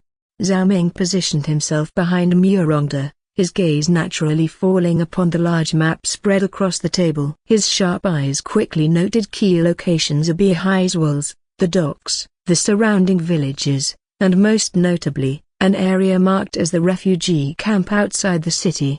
Governor Kong let out a slow breath before speaking. Gentlemen, Lady Yu, I will not waste time with pleasantries. The reason I have called you all here today is due to a pressing matter that affects all of Beihai. He gestured toward the map, his expression turning grave. As you may already know, we have been receiving an influx of refugees from surrounding regions, some displaced by war, others fleeing famine or banditry. However, what you may not realize is the sheer scale of this migration. He tapped a particular section of the map with a finger. As of last month, we estimated around 6,000 refugees settling outside the city walls. But in just the past few weeks, that number has risen to nearly 10,000. A heavy silence fell over the room. Master Wang's eyes widened. 10,000? That's nearly half the population of Beihai itself. Master Liu frowned, tapping his fingers on the table. At that rate, they may outnumber the city's citizens within months. Lady Yu exhaled softly, covering her mouth, as she suppressed a small cough. This is no longer just an issue of charity, Governor Kong. That many people without proper housing or employment will lead to problems. The militia captain nodded grimly. Indeed, at present, most of these refugees are gathered outside the city walls, forming makeshift camps. While some are honest folk simply looking for safety, others are broken bar and more desperate. Governor Kong continued, his tone even. Currently, the officials have been distributing rations to keep them fed, but this is not a sustainable solution. We are already straining our food supplies, and if we continue at this rate, the city will face shortages within months. Murongda rubbed his chin in thought. And that's assuming nothing disrupts the supply chains. A single poor harvest or blockade could turn this into a disaster. The governor gave a solemn nod. Exactly. That is why I have summoned you all here. We need solutions, both for the city and for these refugees. If left unchecked, this crisis will spiral into unrest, crime, and disease. The weight of his words settled heavily upon the room. The merchants exchanged looks, each of them already calculating the risks and opportunities in their minds. Zhao Ming remained quiet, his gaze still fixed on the map. This problem wasn't just about trade here, it was about survival. And if he was going to navigate this situation, he needed to think ahead. Governor Kong steepled his fingers and leaned forward, his eyes scanning the gathered merchants. The refugee situation is worsening by the day. We cannot rely solely on government provisions, or we risk depleting our food stores before the next harvest. If anyone has a suggestion, especially regarding food production, now is the time to speak. Master Wang stroked his thick beard. Food production is not something that can be solved overnight. Even if we cultivate fast-growing crops, it will take weeks before we see any results. Master Liu nodded in agreement. We could assign the refugees to agricultural work, but that won't solve the immediate food shortage. Lady Yu tapped her fan against her palm. If we can't produce food fast enough, then we must look elsewhere. Have we considered negotiating with nearby towns or merchants outside Beihai to secure additional food supplies? Governor Kong exhaled through his nose. I have sent out requests for aid, but as you all know, nearby regions are dealing with their own problems. Supplies are tight everywhere, He shook his head. We cannot rely on external support. Master Wang folded his arms. Then we should look at alternative solutions. If we can't grow food quickly, we must ensure the people can work for their own sustenance. Kong Rong nodded. That brings us to the next point. The city has ongoing projects of wall repairs, dock repairs, roadwork. These require manpower. Employing refugees in these efforts would give them a purpose while reducing potential unrest. Master Liu frowned. True, but these projects have their own problems. Skilled workers are needed for proper repairs, and simply throwing untrained refugees at them may cause more harm than good. The militia captain, who had remained silent until now, finally spoke. We also need to consider public order. Desperation breeds crime. We have already seen an increase in petty theft and illegal trading near the refugee camps. More guards are needed to maintain peace, especially during the day. Kong Rong sighed. That is another challenge. I have sent petitions for reinforcements, but knowing the current state of the empire, it is unlikely we will receive additional troops anytime soon. His gaze hardened. This is why I must ask each trading house to contribute to daytime patrols in the city. If merchants provide their own security to oversee key districts, it will ease the burden on our militia. Master Wang let out a low grunt. Hiring extra guards to patrol the market? That will cost us. And who will compensate us for that expense? Master Liu smirked. Compensation aside, if we merchants have to shoulder security, doesn't that mean the militia isn't doing its job? The city collects taxes for defense, yet now we're being asked to provide our own? Lady Yu chuckled softly, covering her mouth, as she coughed. Oh, don't be so dramatic, Master Liu. Having our own men patrol during the day isn't necessarily a bad thing. More control over security means fewer disruptions to business. She tapped her fan against the table. But I do agree this is a favor to the governor, and favors should be repaid. Kong Rong's expression remained impassive. I understand your concerns. The city's finances are strained, and I cannot promise compensation at this moment. However, merchants who contribute to public order will naturally gain more influence in city affairs. Master Wang's eyes gleamed. Ah, now that's interesting. Master Liu crossed his arms. Influence is valuable, but it won't feed our workers or pay for new guards. He glanced at Murongda. What do you think,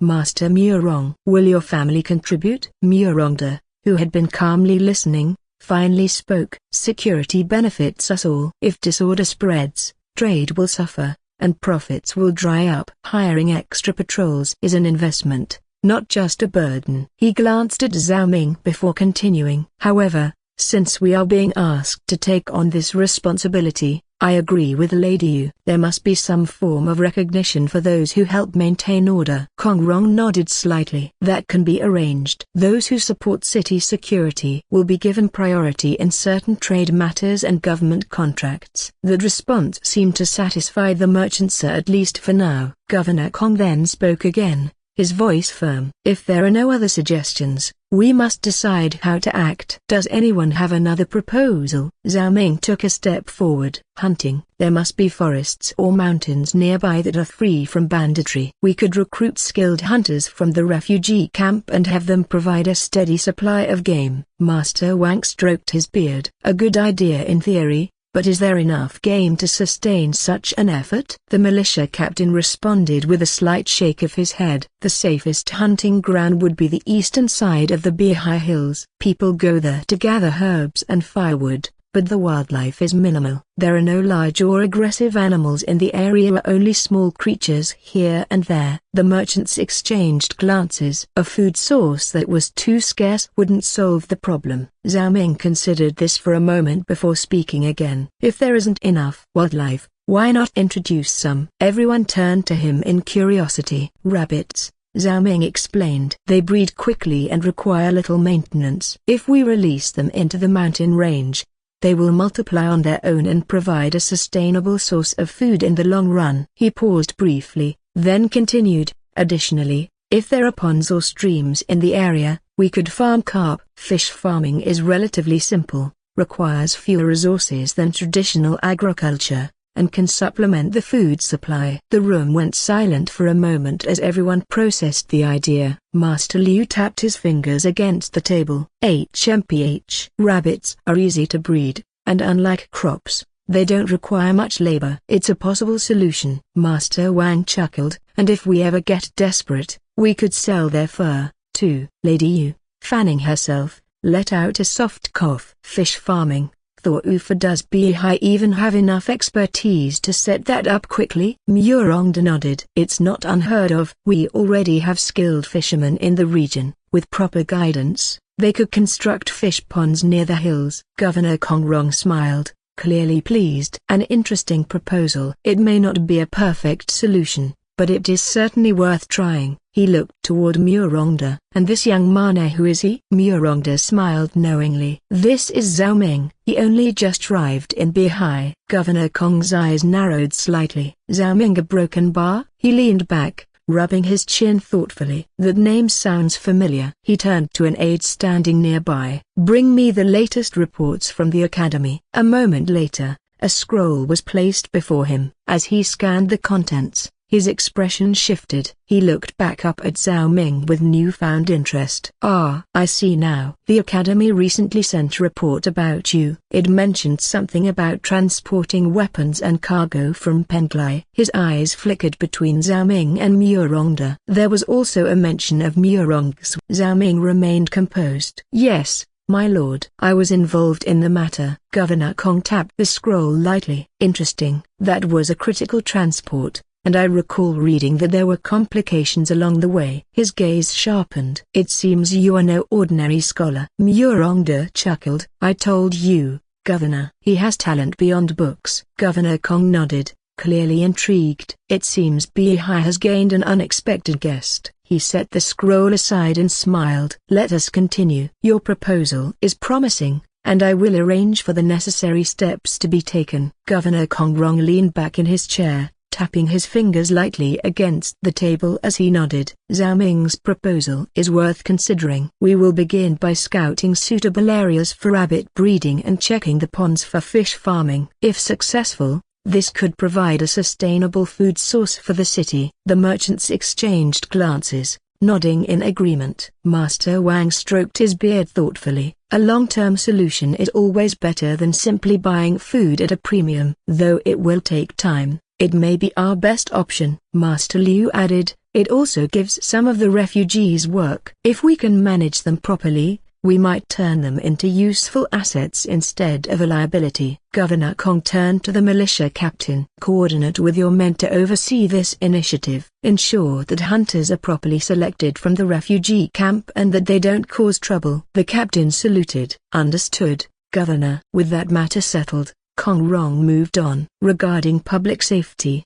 I appreciate the willingness of the trading houses to contribute to daytime patrols. If you wish to assign specific areas, we can arrange a detailed plan with the militia captain. Master Wang sighed. Patrolling is necessary, but it must be organized well. We can't simply assign our men randomly. Master Liu smirked. Agreed. We don't want to risk our own business operations being disrupted either. If we're to contribute men, we should have a say in where they patrol. Lady Yu fanned herself, a playful smile on her lips. Oh, gentlemen, always so cautious. I trust the militia captain will work out a fair arrangement. No need to squabble over every little detail. Kong Rong nodded. Then I will have my aides draft an initial patrol plan. You may review it and make adjustments as needed. This will be coordinated with the militia. With the major tropics settled, Kong Rong exhaled. If further discussions are required, we will reconvene, but for now, I believe we have covered all pressing matters. Seeing that the meeting was reaching its conclusion,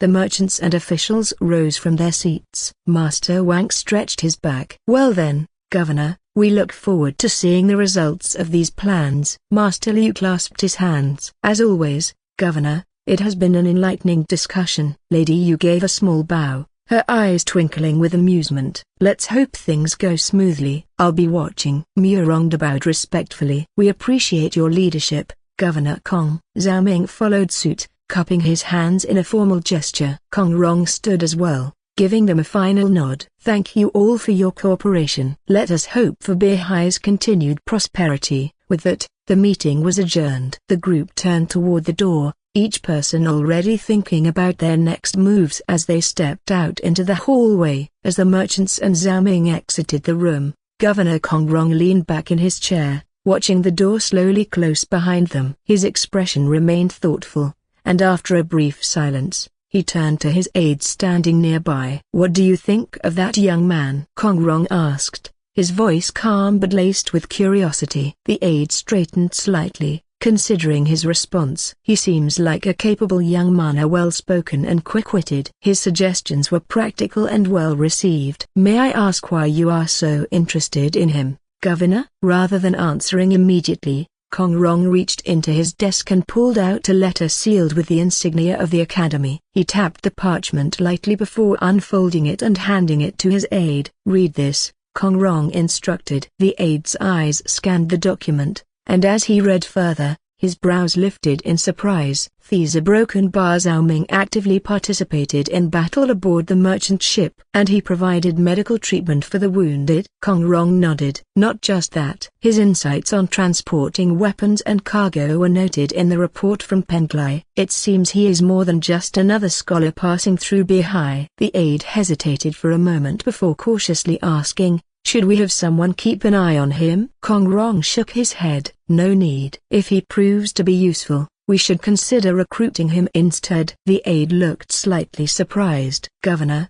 wouldn't it be safer to monitor him first? He is an unknown variable, after all." Kong Rong let out a deep sigh, rubbing his temple. "Bihai is already overwhelmed with uncertainty. We have 10,000 refugees outside our walls, food shortages looming, and bandit activity increasing on our trade routes. I don't have the luxury of wasting time spying on every promising young man who passes through." The governor leaned forward, his fingers drumming on the wooden table. "A man like Zhao Ming, young, intelligent, and capably, is rare. I'd rather take the risk of engaging him directly than waste effort shadowing his every move. If we don't seize the opportunity, someone else will. And right now, Bihai needs every capable person it can get." The aide slowly nodded, beginning to understand Kong Rong's perspective. "I see a broken bar. You're thinking about Bihai's long-term future." Kong Rong gave a slight smile. "Not just the long term. Right now, I need people who can act.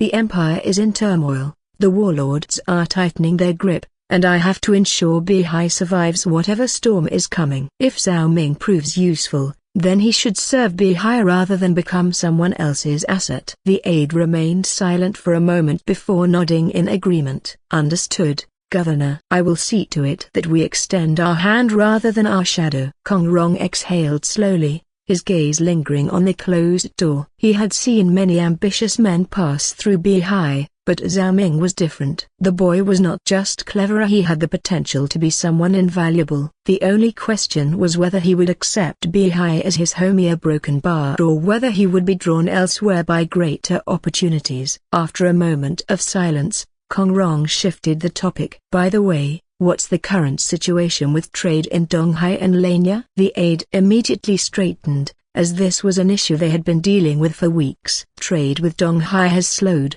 Governor.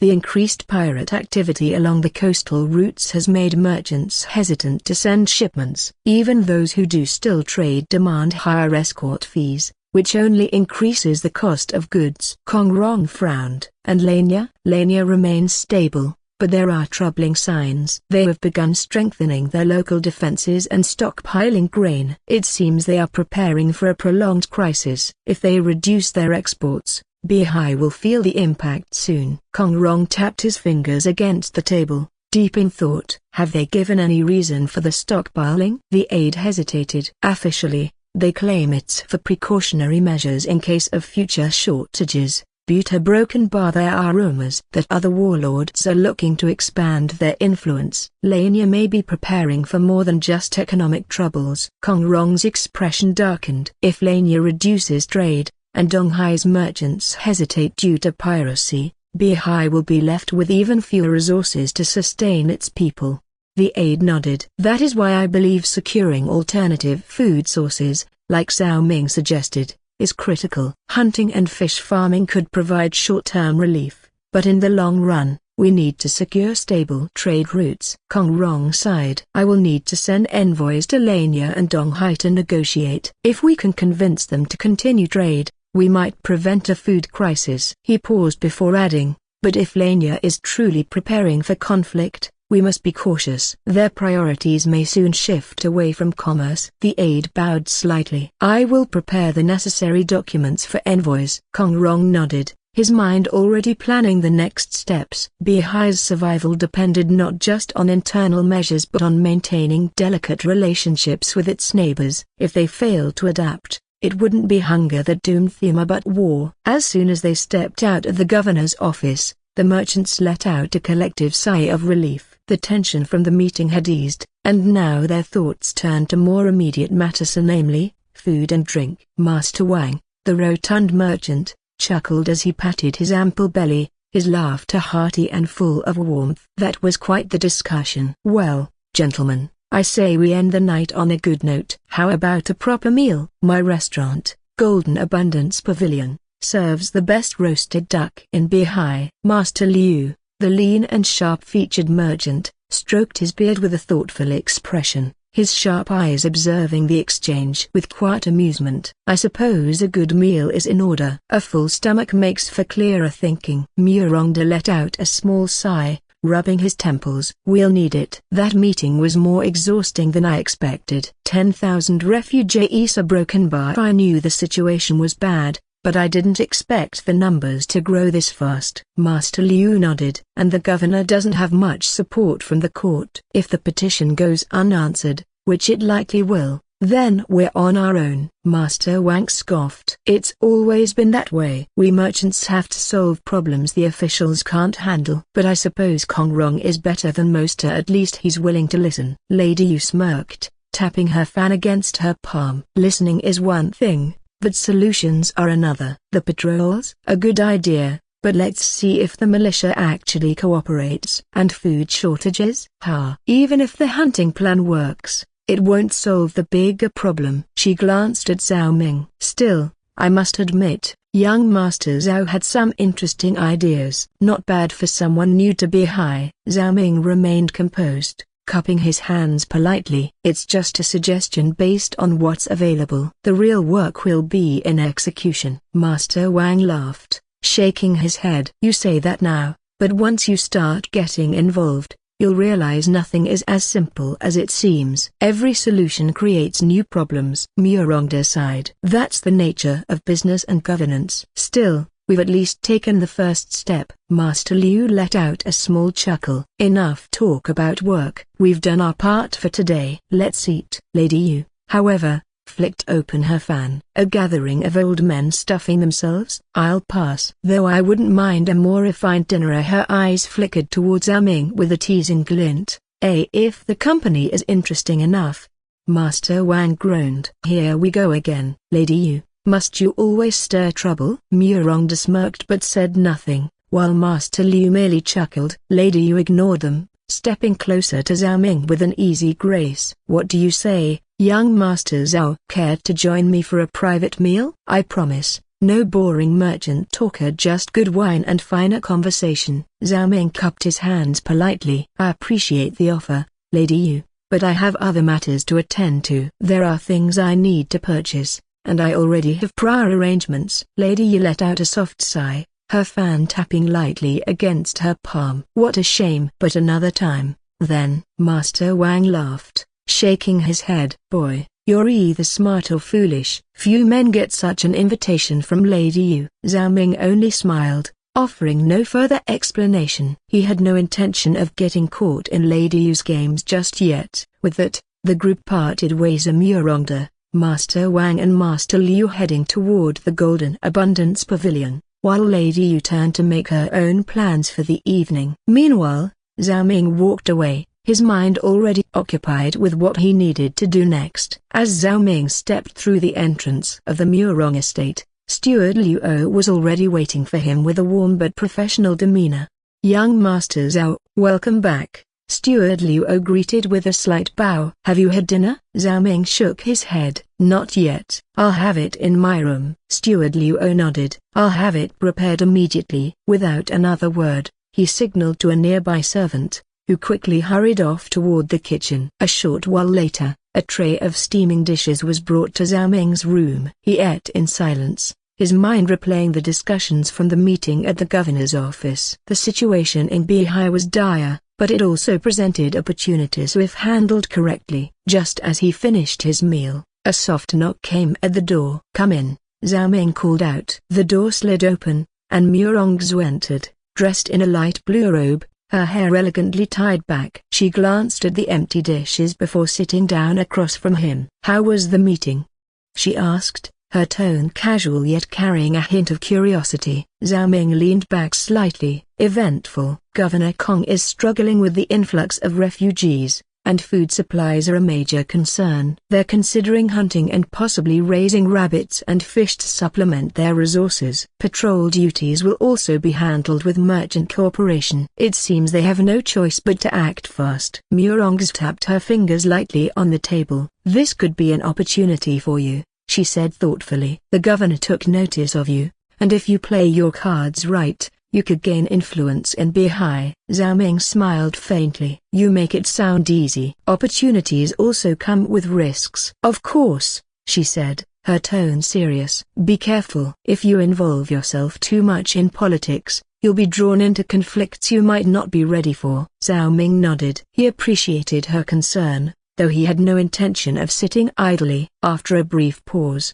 she looked at him. "I assume you're staying in Beihai for now?" Zhao Ming nodded. "Yes. There's a lot happening here, and I want to see where it leads." Murong smiled knowingly. "I figured as much." "When do you plan to return to Zhou County?" he asked. "The day after tomorrow," she replied. Zhao Ming gave a slight nod. He had expected that, but it still felt like things were moving quickly. Murong studied him for a moment before changing the topic.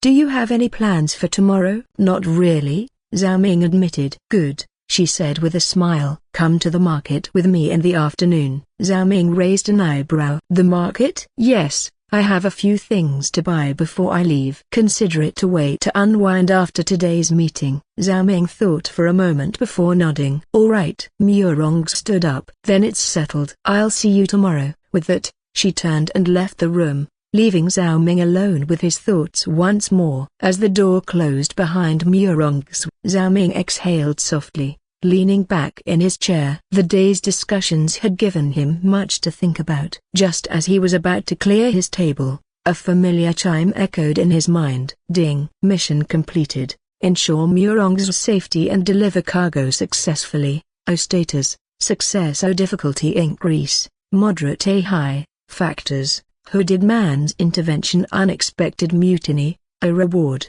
fame plus 150. A new notification followed. Additional reward available. Choose one. 1.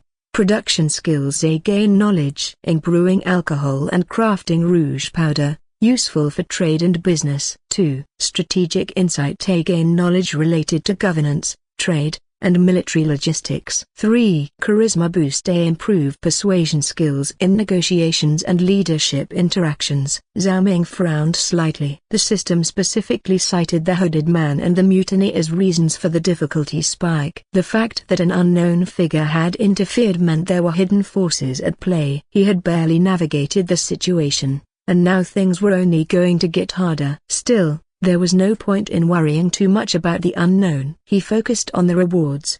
Production skills. He made his decision. Ding.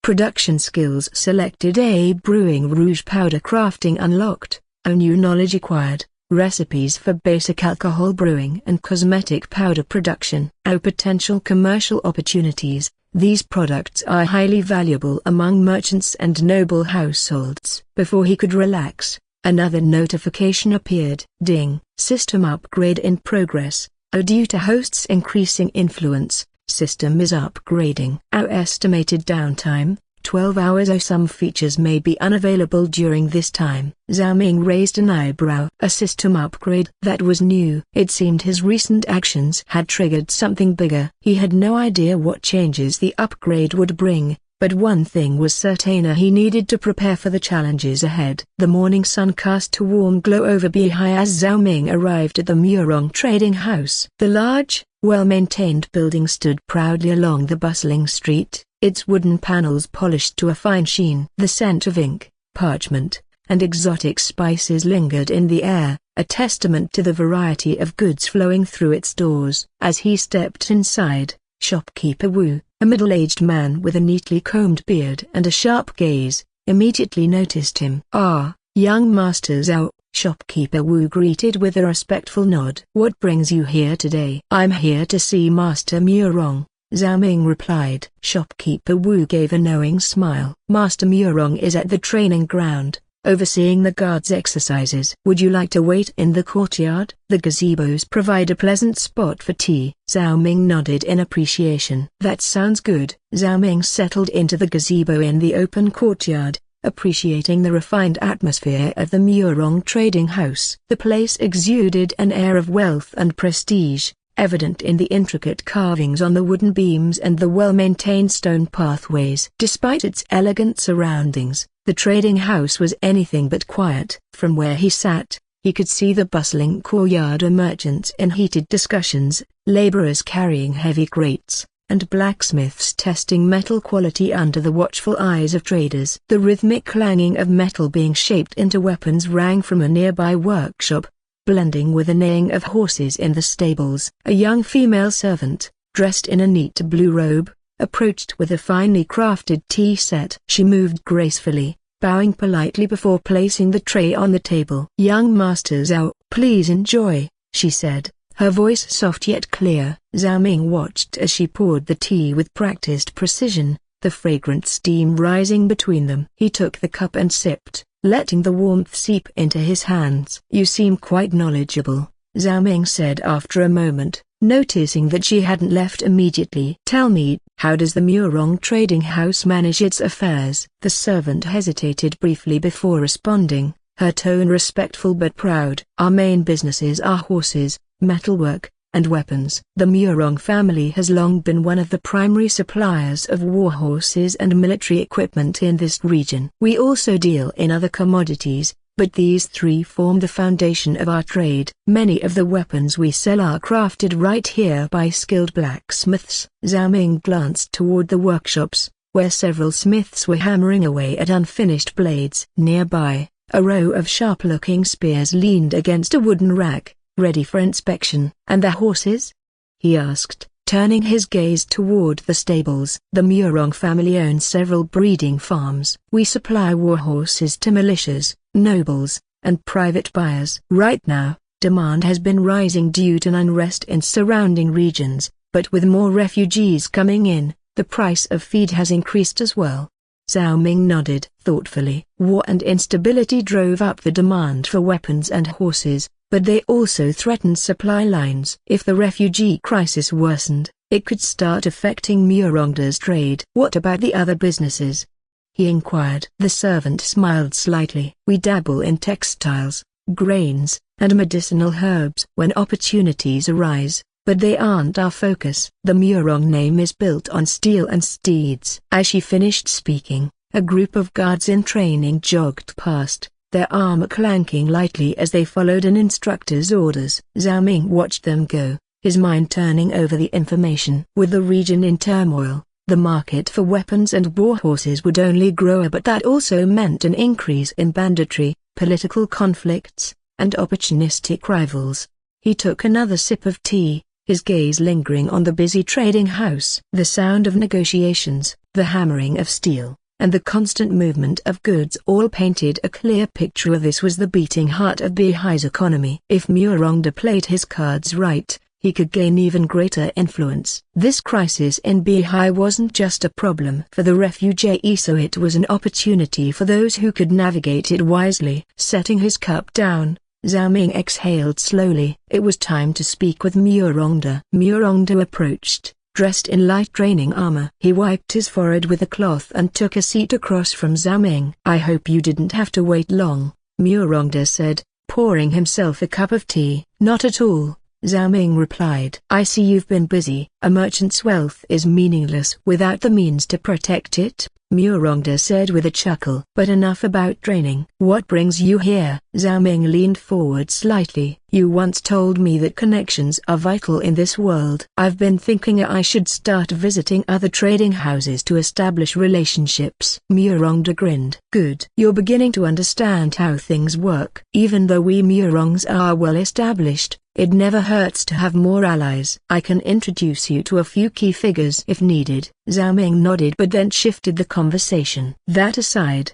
I wanted to talk about Beihai's situation. Yesterday's meeting with Governor Kong confirmed my concerns. Things won't get better anytime soon. Murongda's expression turned serious. I expected as much. We need to prepare, Zhao Ming continued. With this many refugees, food will become an issue. But I'm also wondering where exactly are all these people coming from?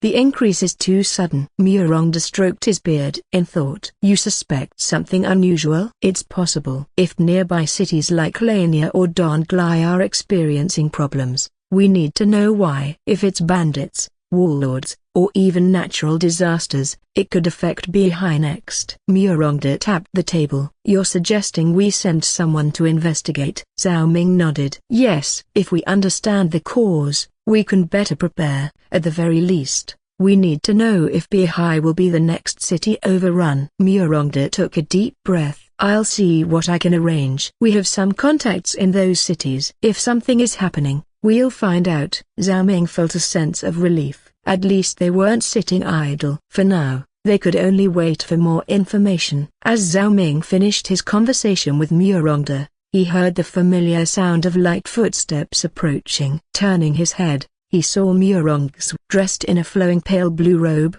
standing at the edge of the courtyard with her arms crossed. Have you finished talking?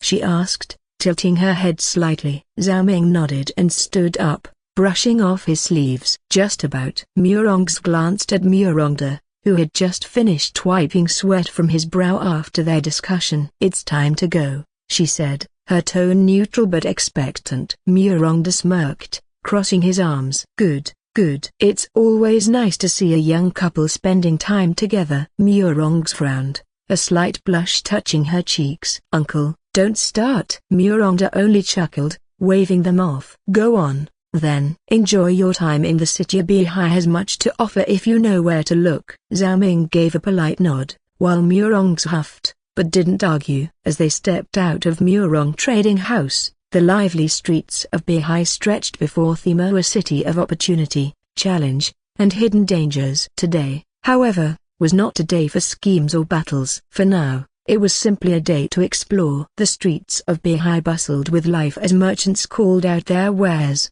peddlers displayed their goods, and the scent of roasted meat and fresh produce filled the air. Zhao Ming walked beside Murongda, observing the lively market scene. This place is livelier than I expected, Zhao Ming remarked, watching a group of traders haggling over silk prices. Murongda nodded. Beihai is a major trade hub. You can find goods from all over the region here. If you know where to look, you can get your hands on rare items. As they walked, Zhao Ming recalled something. Back at the trading house, an Azure Dragon disciple had mentioned a high-end clothing store in Beihai, one known for exquisite fabrics and custom tailoring. Now that he was here, he figured it wouldn't hurt to take a look. I heard of a clothing store that's supposed to be the best in Beihai, Zhao Ming said. Since we're already out, why don't we check it out? Murongda raised an eyebrow. You're suddenly interested in fashion? Zhao Ming chuckled. Not exactly. But I figured you might find something you like. Murongda hesitated for a moment before nodding. All right. Lead the way. The two made their way through the crowded streets until they reached Jade Elegance Pavilion, a renowned clothing store owned by none other than Lady Yu. The shop's exterior was elegant,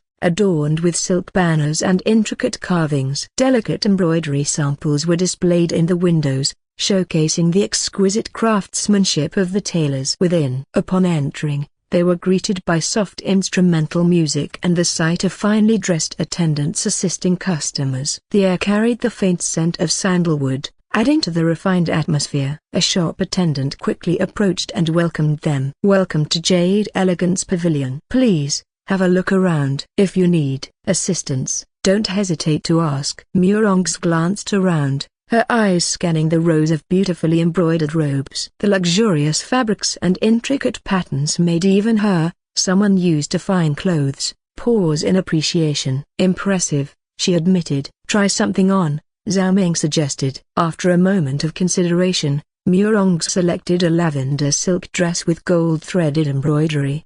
The attendant guided her toward the fitting room while Zhao Ming waited near the entrance, casually observing the shop's interior. Just then, a familiar voice called out, My, look who we have here." Zhao Ming turned and found himself face to face with Lady Yu. Dressed in a deep red silk robe with gold accents, she carried herself with her usual confident charm, her eyes twinkling with amusement. "I didn't expect to see you here, young Master Zhao," Lady Yu said, tilting her head. "Shopping for clothes, or are you just here to dote on a certain young lady?" Zhao Ming gave a polite smile. "Just looking around. I heard this was the best shop in Beihai." Lady Yu chuckled. "Flattery will get you far, but I already know why you're here." She leaned in slightly. "Tell me, do you think she'll look good in what she picked?"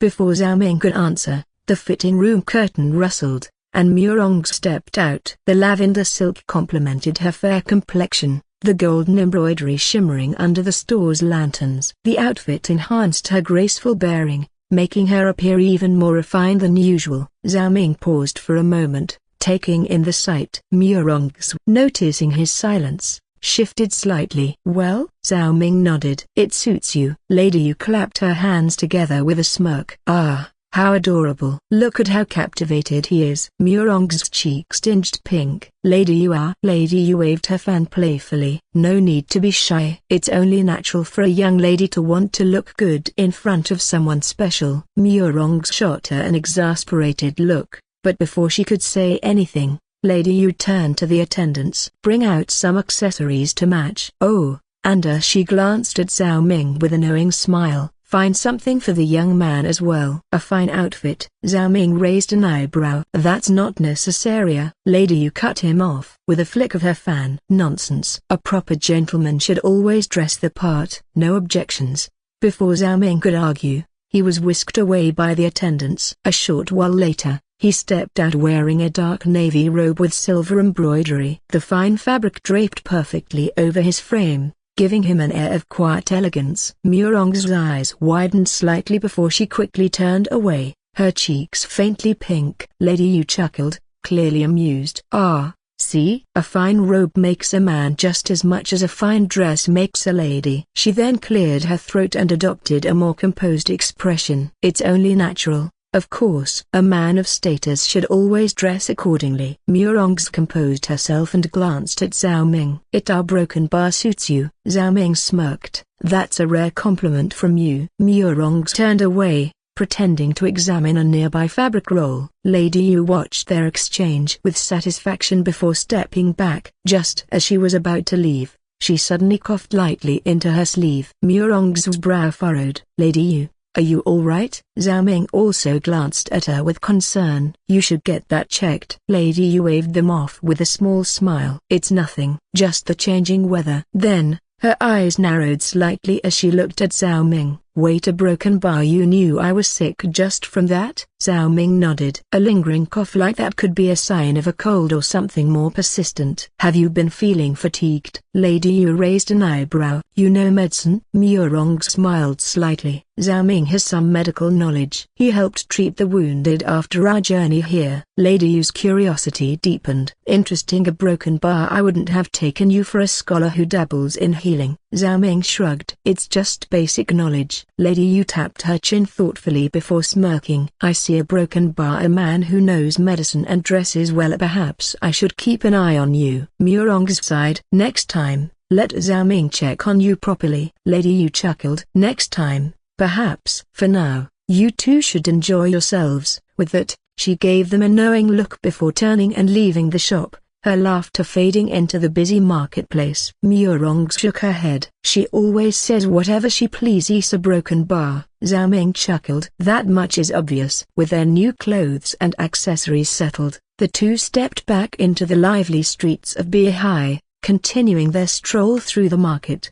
As the sun began to set, Zhao Ming and the Murongs made their way back to the Murong estate. The trip to the market had been eventful, with new clothes, amusing encounters, and plenty of conversation. When they arrived, Steward Luo was already waiting at the entrance. "Young Master Zhao, young miss, welcome back. Dinner has been prepared." Inside the dining hall, Murongda was seated, sipping tea while waiting for them. "You two are finally back. How was the market?" Murongs took her seat gracefully. "Lively, as always." "We stopped by Lady Yu's shop." Zhao Ming even changed into new clothes. Murongda chuckled. "Ah, so she roped you into one of her schemes." "She has a good eye for business and fashion." Zhao Ming smiled. It was an interesting experience. As dinner was served, the conversation turned to Murong's departure. "I'll be returning to Zhu County tomorrow morning," Murong's announced. "The Azure Dragon disciples will be accompanying me." Murongda nodded. "That's for the best. The roads are still unpredictable,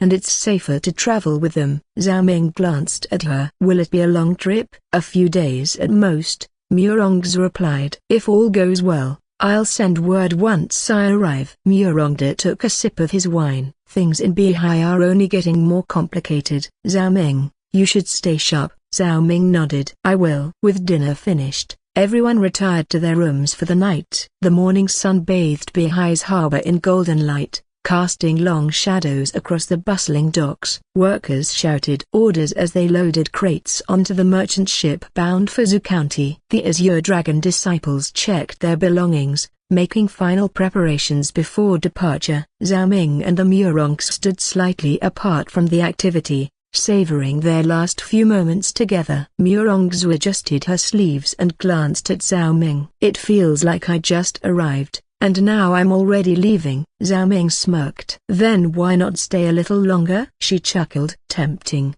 but my father needs me back in Zhu County." Zhao Ming nodded. "That's true. But with all the refugees arriving, I can't help but worry. Something's driving them here, and if it's serious, the surrounding regions might not be safe either. After our last sea trip, it's clear that unexpected dangers can appear at any time." Murongs crossed her arms. "Are you trying to make me paranoid?" Zhao Ming shrugged. "Not at all. Just making sure you stay on guard." She sighed but smiled slightly. "I appreciate the concern, but you should look after yourself too. Beihai isn't exactly peaceful either. And knowing you, I bet you'll find a way to get tangled up in something." Zhao Ming grinned. "I don't go looking for trouble. It just happens to be attracted to me." Murongs rolled her eyes. "That's exactly what I mean." A call from the deck signaled that departure was imminent. Murongs turned towards the ship before hesitating for a moment. Then, instead of saying anything sentimental, she narrowed her eyes at him. "Listen here, Zhao Ming," she said, lowering her voice. "You promised to court me, remember?" Zhao Ming blinked. "Of course, I remember." Murongs poked his chest. "Good. Then don't go flirting with random girls while I'm gone." Zhao Ming forced a smile. "I wouldn't dare." Murongs smirked. "We'll see about that." At that moment, someone called out from the ship. "Miss Murong, we're ready to depart." Murongs turned back toward the ship and stepped onto the gangplank, but before fully boarding, she paused, looking at Zhao Ming over her shoulder. "Stay out of trouble. And don't make me come back just to beat some sense into you." Zhao Ming waved lazily. "Safe travels." The ship's sails unfurled, catching the wind as it began to drift away. Zhao Ming watched as Murongs stood near the railing, giving him one last look before turning away. As the ship disappeared into the horizon, Zhao Ming let out a long sigh. "A broken bar. How did this turn into me being warned not to flirt?" A passing dock worker overheard him and chuckled. "Young master, if a woman tells you that, you're already half married." Zhao Ming rubbed his forehead.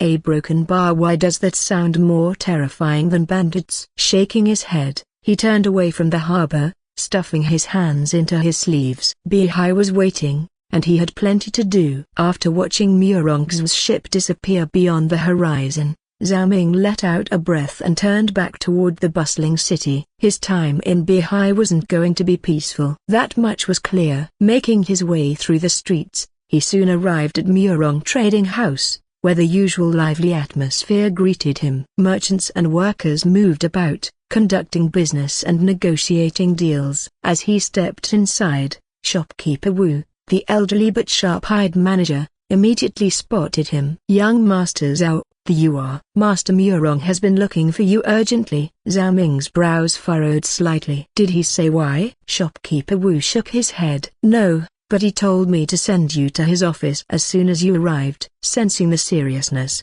Zhao Ming didn't waste time and headed straight for Murongda's private study. Inside, Murongda was pacing near his desk, his expression grim. As soon as Zhao Ming entered, he stopped and motioned for him to sit. You're here. Good, Murongda said, rubbing his temples. Zhao Ming greeted him properly before sitting down. Shopkeeper Wu said it was urgent. What happened? Murongda sighed heavily. Your suspicions were right. Lania has fallen to the Yellow Turbans. Zhao Ming's expression turned serious. So it's confirmed? Murongda nodded. Word reached us just this morning. The rebel forces took control of the city, and the local officials either fled or were executed. The surrounding villages are in chaos, and people are fleeing wherever they can. That's why we've seen an increase in refugees arriving in Beihai. Zhao Ming leaned back slightly, processing the information. If Lania had fallen, then the entire region was at risk. This isn't just a local problem anymore, Zhao Ming muttered. If the Yellow Turbans continue their advance, Beihai itself could be in danger. Murongda's face darkened. That's what concerns me. Right now, they're consolidating their hold over Lania, but it won't take long before they set their sights elsewhere. Beihai is one of the few stable cities left in the area. Zhao Ming exhaled. No wonder the refugee numbers are growing. Murongda nodded. And if this continues, we might be dealing with more than just starving civilians, or we could see banditry increase as well. Zhao Ming tapped his fingers on the table. A destabilized region meant more than just refugees, so it meant disrupted trade, increased crime, and possibly military action. What do you plan to do? Zhao Ming finally asked. Murongda leaned forward. I want to hear your thoughts first. Zhao Ming sat across from Murongda, his expression calm but his mind racing.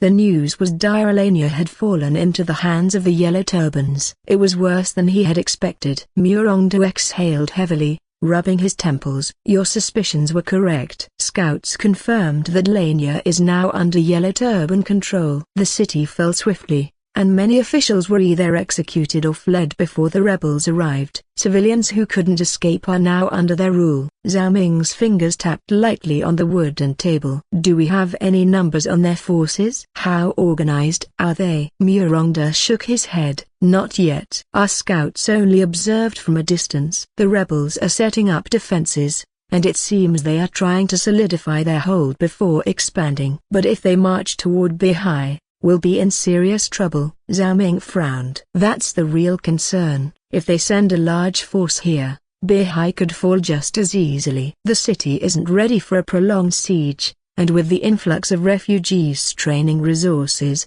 this could turn into a disaster. Murongda nodded. That's why I need you to go to Governor Kong immediately. He must be informed as soon as possible. Zhao Ming agreed. I'll go, but we also need more information. Can we send scouts deeper into Lania to determine the size of their army and their next possible target? Murongda thought for a moment before responding. I'll arrange for that, but it will be dangerous. If the rebels catch them, there's no telling what will happen. Zhao Ming's expression was serious. We have no choice. Without information, we're blind. We need to know whether the rebels are planning to hold Lania or if they intend to march on Beihai or other cities. If they move west, they might head toward Donghai or even Pengqing. If they move north, Beihai is in danger. Murongda sighed. I will order our most skilled scouts to investigate. But while we wait for their report, Murong Trading House must prepare. Zhao Ming raised an eyebrow. How so? Murongda leaned forward. First, we must ensure our supply chains are protected. If the rebels expand their influence, trade routes will be cut off. We need to secure food, medicine, and weapons before prices skyrocket. Zhao Ming nodded. What about defense? Murongda tapped the table. We'll increase security on all our properties. Guards will be stationed at our warehouses, and will reinforce the walls of our main estate. Additionally, we need to establish escape routes in case the worst happens. Zhao Ming agreed. That's a good plan. If Beihai comes under attack, Being prepared could mean the difference between survival and destruction. Murongda sighed. I'll handle the trading house's preparations. You must inform Governor Kong as soon as possible. If Beihai is to survive, we need the city's leadership to act now. Zhao Ming stood up. Understood. I'll leave immediately. Murongda gave him a firm nod. Be careful, Zhao Ming. The storm is coming, and we must be ready. With that, Zhao Ming turned and walked out of the room, his mind already racing with the next steps. Beihai was on the brink of crisis, and it was up to him to ensure they had a fighting chance. Zhao Ming sat in the waiting room, listening as the heated argument inside Governor Kong's office grew louder. The voice that dominated the exchange was pompous and brimming with outrage. I am Zhao Feng of the Imperial Zhao clan. My family has served the Han dynasty for generations, and I refuse to be treated like some commoner driven from his home. The noble thundered. Governor Kong's voice remained calm but firm. Lord Zhao, I understand your frustrations, but Lania has fallen. The rebels have occupied the city, and we cannot send troops on a personal retrieval mission while Beihai's stability hangs in the balance. Zhao Feng scoffed. You speak of stability while allowing rebels to run unchecked? My family's properties, warehouses, and wealth are gone. And you sit here in comfort, refusing to act? Are you even the governor of this region, or just another coward unwilling to take risks? A heavy silence followed, and Zhao Ming could picture Kong Rong's impassive expression as he weighed his words. When the governor finally spoke, his tone carried a quiet authority. Lord Zhao, you are not the only one who has suffered. Thousands of refugees pour into Beihai, and may have lost far more than just property. They have lost their homes, their families, their very means of survival. Zhao Feng was unmoved. That is of no concern to me. I am not a peasant. My family's status alone demands action. The army must reclaim Lania at once. Kong Rong let out a slow breath. And if I send troops now? Do you think the rebels will simply flee at the sight of banners? Lania did not fall overnight. It fell because those defending it were overwhelmed. If I send soldiers now, I will be sending them to their deaths. Zhao Feng sneered. So you'll do nothing? You'll let the rebels keep what they stole? Kong Rong's patience thinned. I will do what is necessary for Beihai. If we are reckless, we risk losing this city as well. And then where will you go, Lord Zhao? Will you demand I reclaim Beihai for you next? Zhao Feng's face twisted in fury. You overstep, Governor. My family holds influence in the capital. If you refuse to act, I will ensure that the court hears of your broken bar negligence. Kong Rong's lips curled into a faint smirk. You may write whatever letters you wish, Lord Zhao,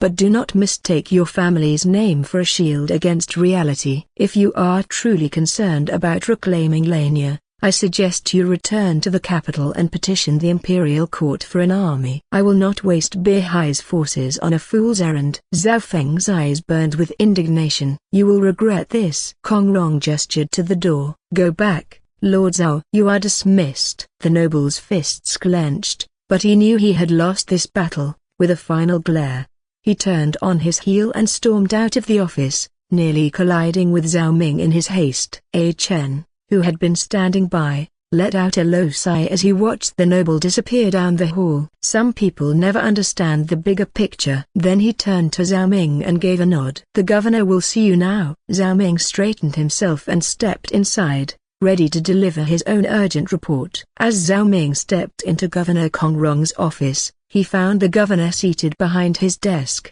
rubbing his temples as if the previous argument had drained him. The governor looked up, studying Zhao Ming with sharp, discerning eyes. Murongda's token and an urgent matter? Kong Rong said, motioning for Zhao Ming to speak. Go on. Zhao Ming clasped his hands and began his report. Governor, I bring information from Murong Trading House's scouts. Lania has fallen to the Yellow Turbans. The rebels now control the city, and their movements are unclear. With the chaos in the region, a large number of refugees have been fleeing toward Beihai. Kong Rong's expression darkened, though he did not appear surprised. He leaned back in his chair, tapping his fingers on the desk. So, it's true, a broken bar Lania has fallen completely. I suspected as much, given the increasing number of displaced people. He exhaled sharply. Did the scouts report any signs of further movement from the rebels? Zhao Ming nodded. Not yet, but the biggest risk is that they might march toward Beihai. If that happens, it won't just be a matter of handling refugees, we will be facing a direct threat to the city itself. Kong Rong's gaze sharpened. And this information a broken bar whose idea was it to send scouts? Murongda doesn't strike me as the type to think that far ahead. He's a man of action,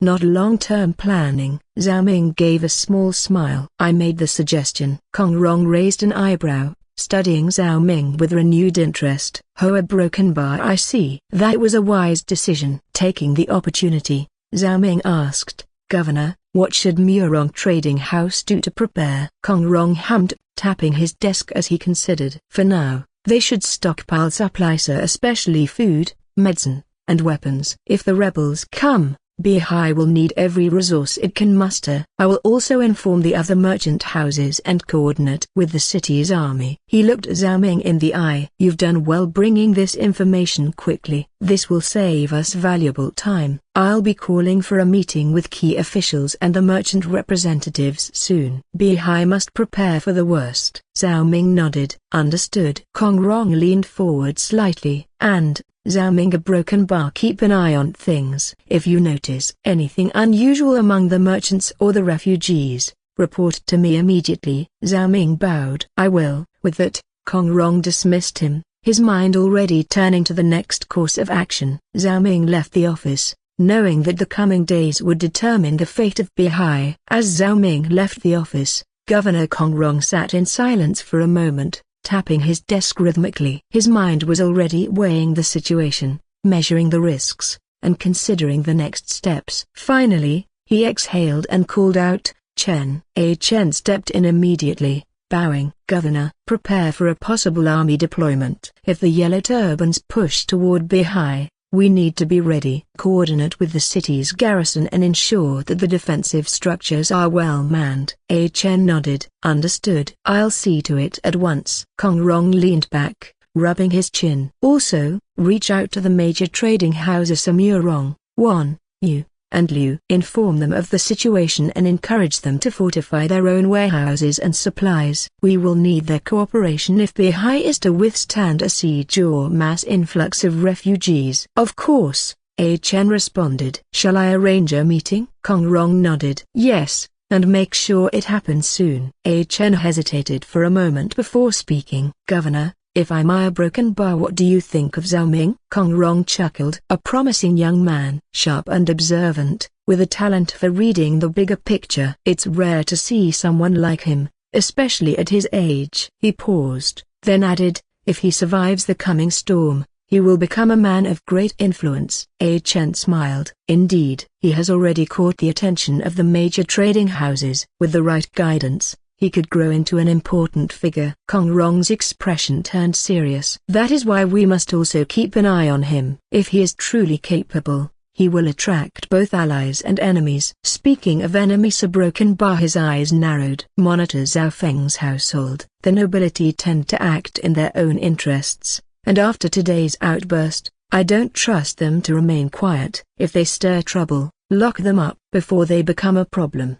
Chen bowed. I will assign discreet men to the task. Kong Rong nodded in approval. Good. Now go. As Chen left to carry out his orders, Kong Rong glanced at the reports on his desk. The situation was escalating, and Beihai stood at a crossroads. He only hoped that when the time came, the city and its people would be ready for the trials ahead. As Zhao Ming stepped into the Murong trading house, he immediately sensed the shift in atmosphere. The usual air of calculated commerce had given way to an underlying tension. The clerks and workers moved with more urgency, voices whispered in hushed tones, and stacks of inventory were being hastily recorded. Shopkeeper Wu, who had always maintained a composed demeanor, approached him with a furrowed brow. Young Master Zhao, Master Murong is waiting for you in his study. He said it's urgent. Zhao Ming nodded and quickly made his way through the estate. When he entered the study, Murongda was seated at his desk,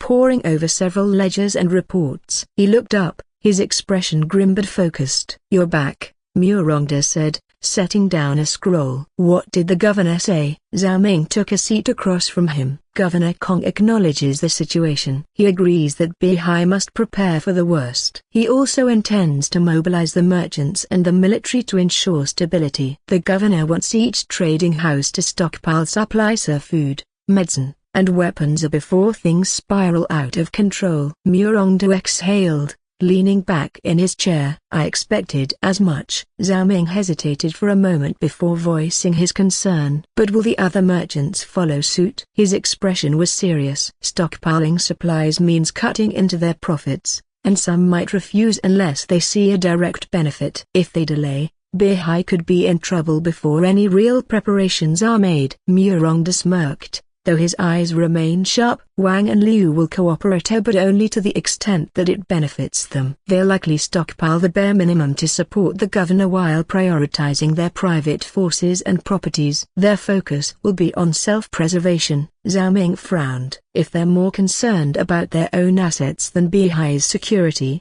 it could make things more difficult." "That's how merchants operate," Murongdu said, shrugging. "Profit first, everything else second." "And Lady Yu?" Zhao Ming asked, recalling her sharp mind and keen business acumen. Murongdu's expression softened slightly. "She'll help the governor more than anyone else. Beihai is her home, and she has personal reasons for wanting to protect it." Zhao Ming raised an eyebrow. "Personal reasons?" Murongdu chuckled. "That's something you should ask her yourself. If she wants to tell you, she will." Zhao Ming sighed, realizing that Murongdu wouldn't elaborate further. Instead, he shifted the topic. "And what about Murong Trading House?" Murongdu's gaze hardened. "We'll help, but on our own terms. Unlike the others, we need to split our forces. A crisis is an opportunity, Zhao Ming. While we support Beihai, we must also ensure our own interests remain intact. If war comes, our trade in horses, metalwork, and weapons will become even more valuable. But at the same time,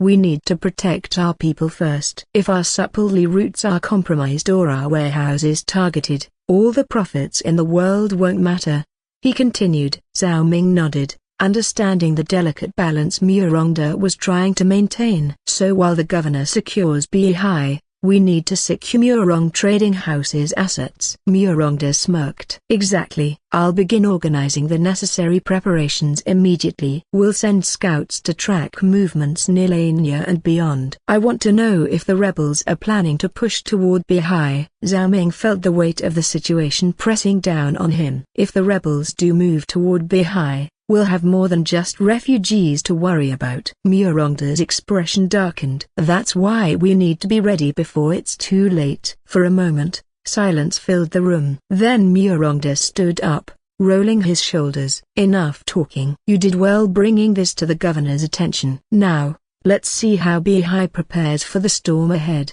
Zhao Ming exhaled, feeling the tension in the air. War was looming on the horizon, and he had no choice but to be ready for what was to come. Zhao Ming wanted to say more. The way Murongdu approached this crisis, balancing profit and security, made him uneasy. Beihai's situation was growing more dangerous by the day, and while Murong Trading House had the power to make a difference, it was clear that Murongdu prioritized his own interests first. Yet, no matter how much he wanted to argue, he reminded himself of his position. At the end of the day, he was still just a guest here. Murongdu was the head of the trading house, and Zhao Ming had no real authority to dictate how things should be run. His relationship with Murongdu gave him some influence, but it wasn't enough to change Murongdu's mind. With a quiet sigh, he excused himself and returned to his room. Just as he sat down, a familiar chime echoed in his mind. Ding! System notification, update complete. Zhao Ming blinked in surprise. He had almost forgotten that the system had gone into an upgrade earlier. Reminder, the system exists to assist the host accordingly. However, the path forward is determined by the host's own choices. Like how the host currently disagrees with Murong Trading House's handling of this crisis, or whether to accept it or take matters into his own hands is entirely up to the host. The system will provide quests and rewards accordingly, but ultimately, The world moves based on the host's decisions. Zhao Ming's eyes narrowed as he read the message. The system wasn't forcing him down any particular route, it was simply reacting to how he navigated the world. If he didn't like how things were unfolding, it was up to him to change them. He leaned back against his chair, deep in thought. Murong Trading House was powerful, but it wasn't invincible. If the rebels moved aggressively, Beihai could fall into chaos. The governor would do his part, but that alone wouldn't be enough. The merchants had their own interests, and even Murongda was only willing to help as long as it didn't endanger his business. Zhao Ming clenched his fists. If he wanted to ensure Beihai's survival, and not just for the city, but for himself, Murong's, and the people caught in the conflict, he would need to act. But how? The system remained silent, as if waiting for his decision. For now, he needed rest. But tomorrow, a broken bar tomorrow, he would start planning. The Murong Trading House was bustling with activity. The clang of weapons echoed from the training grounds as guards honed their skills. Workers rushed back and forth, moving crates of supplies, while clerks scribbled down records of stockpiles and transactions. The entire estate pulsed with urgency, preparing for whatever turmoil lay ahead. Standing by the courtyard, Zhao Ming watched it all unfold. Yet, despite the hive of activity around him, his mind felt clouded. Murongda's approach still troubled him. Was this truly the best way forward? Or was there more they could do? Something on your mind, young Master Zhao? Zhao Ming turned to see shopkeeper Wu approaching, a knowing smile on his face. He hesitated for a moment before shaking his head. It's nothing. Shopkeeper Wu chuckled. I've been in this trade for decades, boy. I can recognize a troubled mind when I see one. He stroked his beard. A leader who hesitates at a time like this is either thinking too much or not enough. Which one are you? Zhao Ming sighed. It's just a broken bar. This crisis. The rebels, the refugees, the food shortages. We're preparing, yes, but is it enough? Shouldn't we be doing more? Shopkeeper Wu's expression softened. A good question. But let me ask you, Thesa, what does it mean to do more? Zhao Ming frowned, thinking. The old shopkeeper continued, Murongda is the head of this house. His first duty is to his people, the merchants, the workers, the guards who rely on him. If he overextends, if he sacrifices too much, then what happens to them? Who will protect them? Zhao Ming fell silent. Shopkeeper Wu sighed. We can't save everyone, young Master Zhao. That's the bitter truth of times like these. We help where we can, but we must also know our limits. If we fall, we can't help anyone at all. Zhao Ming exhaled slowly. The words made sense. He had been so focused on what should be done that he hadn't considered what could realistically be done. After a moment, he bowed slightly. I understand now. Thank you, Shopkeeper Wu. The older man grinned. Good. But don't just sit around thinking all day. Go take a walk around Beihai, clear your mind. You might even find some new solutions while you're at it. Zhao Ming nodded. That's a good idea. I'll do that. As he turned to leave, Shopkeeper Wu let out a hearty chuckle. Oh, and one more thing. Zhao Ming glanced back. With a sly smirk, the shopkeeper added, it's my duty to help the future son-in-law of the Murong family. After all, Zhao Ming nearly tripped over his own feet. What? But shopkeeper Wu had already walked away, laughing to himself. Zhao Ming shook his head, letting out a small chuckle of his own. Perhaps this walk would do him some good. The market streets of Beihai bustled with life, yet an uneasy atmosphere lingered beneath the surface. Merchants called out their wares, customers haggled over prices, but there was tension in the air, subtle, but present. Zhao Ming walked leisurely, stopping at different stalls to purchase a few snacks. Along the way, he struck up conversations with the vendors, trying to gauge the mood of the city. A fruit vendor, an older man with a thick beard, handed him a few dried persimmons. You're Murong's young guest, aren't you? Haven't seen you around much before. Zhao Ming smiled. Just looking around. How's business these days? The vendor sighed. Still making coin, but things feel different. More people coming in, few going out. Beihai's filling up fast, and not all of them have the money to spend. A nearby noodle shop owner, a stocky man with flour-covered hands, wiped his apron. These refugees. You can't blame them, but they're making things harder for everyone. The governor's trying to keep order, But how long can that last? Hungry men get desperate. The spice merchant, a sharp-eyed woman, scoffed. It's not just that. You've got nobles hoarding supplies, merchants too scared to take risks, and common folk stuck in between. Only Lady Yu's been doing anything meaningful to help. Zhao Ming's mind turned to what Murongda had said earlier. Lady Yu had her own reasons for caring about Biha. He'd have to ask her about it sometime. Just as he was considering his next question, he felt a small tug at his sleeve. He turned his head and found himself looking down at a little girl no older than 6. Her large, dark eyes locked onto the bag of snacks in his hand. Her clothes were slightly tattered, and her small fingers gripped his sleeve hesitantly. One of the vendors gave him a knowing look. Be careful, young master. Some of these refugee kids are little thieves. Zhao Ming ignored the comment and activated Insight. Xm. Girl. 6 years old. Status: hungry and lost. His gaze softened. Zhao Ming crouched down. Are you hungry? The girl hesitated, then gave a small nod. Without a word, Zhao Ming reached into his bag and pulled out a fresh sesame bun, handing it to her. The girl took it carefully, as if expecting it to be snatched away. When she saw that Zhao Ming wasn't going to take it back, she bit into it, chewing slowly. A few of the vendors watched with mild curiosity. One of them, the fruit seller, shook his head. Young master, you have a kind heart, but you can't help them all. Zhao Ming didn't reply right away. Instead, he observed the little girl as she ate, her small hands clutching the bun tightly. Where are your parents?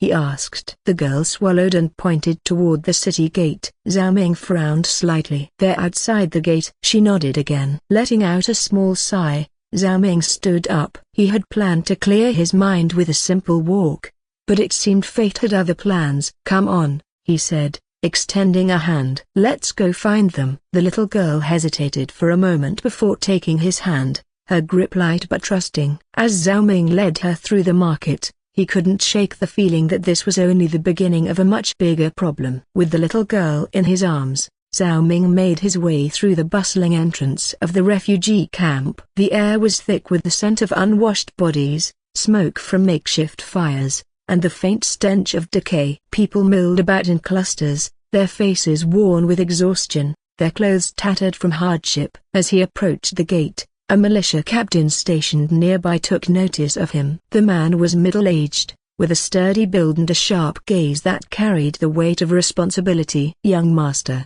you don't look like someone who belongs here, the captain remarked, eyeing Zhao Ming's relatively clean robes before shifting his gaze to the little girl in his arms. What's your business? Zhao Ming adjusted his hold on the child and replied calmly, I found this girl lost in the market. She said her parents are here, so I brought her back. The captain's expression softened slightly, but his tone remained firm. Good of you to bring her back, but you should be careful in this place. The refugee camp is chaotic, and we barely have enough hands to keep order. There are desperate people here, thieves, outlaws, and those who wouldn't think twice before taking advantage of others. Zhao Ming nodded, taking note of the warning. I understand. I won't stay long. The captain sighed and motioned toward the inner part of the camp. Check with the guards near the officers' camp. If any parents are looking for a missing child, they'd know. Thank you, Captain. Zhao Ming inclined his head in gratitude before heading further into the camp. As Zhao Ming walked deeper inside,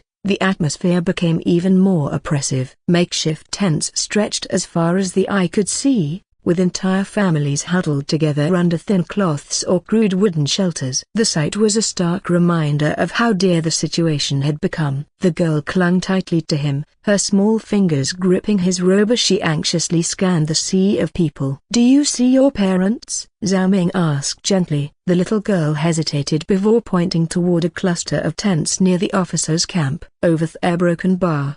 Before they could take another step, a desperate cry pierced the air. Maya! The child in Zhao Ming's arms stiffened. Her tiny hands trembled as she turned her head toward the voice. A woman, her face pale and gaunt from hardship, rushed toward them, tears streaming down her cheeks. Behind her, a thin but sturdy-looking man and a teenage boy followed, their expressions filled with relief and urgency. Mother! The girl cried out, wriggling out of Zhao Ming's arms before running toward the woman. The mother fell to her knees, catching her daughter in a crushing embrace. her sobs muffled as she buried her face in the child's hair. "You scared me to death, Maya." "A broken bar. I thought we lost you forever." The father let out a breath of relief, placing a firm but gentle hand on his wife's shoulder. His eyes, red from exhaustion, softened as he gazed at his daughter. The teenage boy crouched down, ruffling the little girl's hair. "You little troublemaker, where did you run off to?" The girl pouted. "I didn't run off. I got lost." Zhao Ming watched the reunion in silence, a warmth spreading through his chest. Even in the bleakest circumstances, a family's love remained unwavering. After a long moment, the father turned to Zhao Ming and bowed deeply. "Young master, we owe you a great debt. If not for you, we might never have seen our daughter again." Zhao Ming waved his hand dismissively. "There's no need for thanks. I only did what anyone should do." "No," the mother said, wiping her tears. "There are many who would have ignored a child like her, especially in these times." "You didn't." "That means everything to us." The father straightened, his gaze filled with gratitude. "We don't have much to offer, but at least let us make you some tea." "It's the least we can do." Zhao Ming hesitated for a moment. The refugee camp was struggling, food and supplies were scarce. However, he knew that refusing outright might hurt their pride. Besides, this could be an opportunity to learn more about their situation. Finally, he nodded. "All right. I'd appreciate that." The mother smiled through her weariness and turned to her husband. "Dear, let's go. I'll boil some water." The little girl beamed up at Zhao Ming. "Big brother, you have to try mother's tea. It's the best." Zhao Ming chuckled. "Then I'll look forward to it." With that, he followed the family toward their makeshift tent, the weight of the refugees' struggles lingering in his thoughts. Zhao Ming followed the Xu family toward a communal tent nestled deeper in the refugee camp. The structure was a patchwork of different fabrics stitched together, barely holding against the wind. Inside, several refugees huddled around makeshift tables, some sharing meals while others sat in silence, lost in their own thoughts. As Zhao Ming entered, conversations quieted. Dozens of eyes turned toward him, some filled with curiosity, others with suspicion. His clean robes and composed demeanor made him stand out like a sore thumb amidst the weary, ragged refugees. Xiliang, noticing the tension, stepped forward and spoke in a firm yet calm voice. "This young master helped bring my daughter back safely. He is a guest. I don't want anyone causing trouble." A few of the refugees exchanged glances before nodding. One of the older men sighed. "We understand, Xiliang. We won't be reckless." Satisfied, Xiliang gestured toward a spot near a small fire pit, where Lin was already preparing tea. The scent of brewing leaves, though faint, was a rare comfort in this place. As everyone settled down, Xiliang formally introduced his family. "Young master, I am Xiliang. This is my wife, Lin. My son, Xujian, and the little one you saved, Xu." Zhao Ming nodded. "I am Zhao Ming." No need for formalities. As the introductions were exchanged, Zhao Ming observed the people around them. It was clear from their expressions and demeanor that they regarded Xiliang with a level of respect. The way they listened when he spoke, how they deferred to him, it was subtle, but undeniable. Curious, Zhao Ming asked, "You seem to hold some authority here. Are you the leader of this camp?" Xiliang sighed. "Not officially, but I suppose you could say I have some influence." When we arrived, many of us were left to fend for ourselves. People needed someone to maintain order, and I did what I could. Zhao Ming took a sip of the tea Lin offered him, nodding. "Where did you come from before all this?" Xiliang's face darkened slightly. "I was a hunter. We lived in a village on the outskirts of Lania." His grip on the teacup tightened. "But when the Yellow Turbans took over Lania City, they didn't stop at the city walls. They ransacked the countryside, burning farms, looting homes. We barely managed to escape with our lives." Zhao Ming frowned. "So it's as bad as I feared, a broken bar." Xiliang nodded. "Worse, actually. Those who resisted were slaughtered. Those who surrendered were conscripted into their ranks or enslaved. When we heard that Beihai was still holding strong, we fled here, hoping for safety." Zhao Ming glanced around the communal tent, taking in the wary faces of the other refugees. He could sense the desperation beneath their silent stares. "How is life in the camp now?"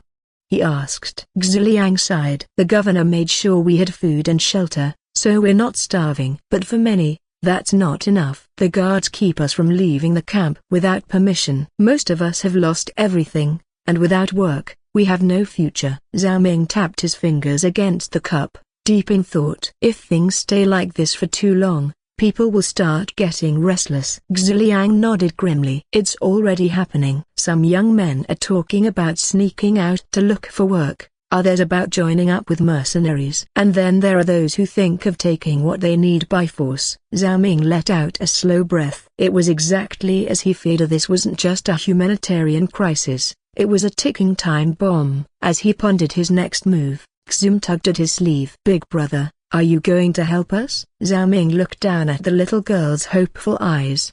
He had no answer yet, but he knew one thing: he couldn't just ignore this situation. For now, he needed more information. I'll see what I can do, he said. But first, I need to understand everything that's happening. Xiliang studied him for a moment before nodding. Then let me tell you everything I know. As the warm glow of the fire flickered against the worn canvas of the communal tent, Xiliang took a deep breath and began explaining the situation in the camp. The people here Broken Bar, most of them are from my village, he said. We left together when the Yellow Turbans took over Lania. Some others joined along the way, but the majority of us are from the same place. Zhao Ming nodded, listening carefully. It made sense why they followed Xiliang's lead. A familiarity bred trust, and in times of crisis, people clung to what little stability they had left. We have some able-bodied men, Xiliang continued. A handful are skilled hunters like me, while others can do labor work, building, carrying loads, that sort of thing. If given a chance, they'd be more than willing to work for food or coin. Zhao Ming noticed a slight hesitation in his voice. But?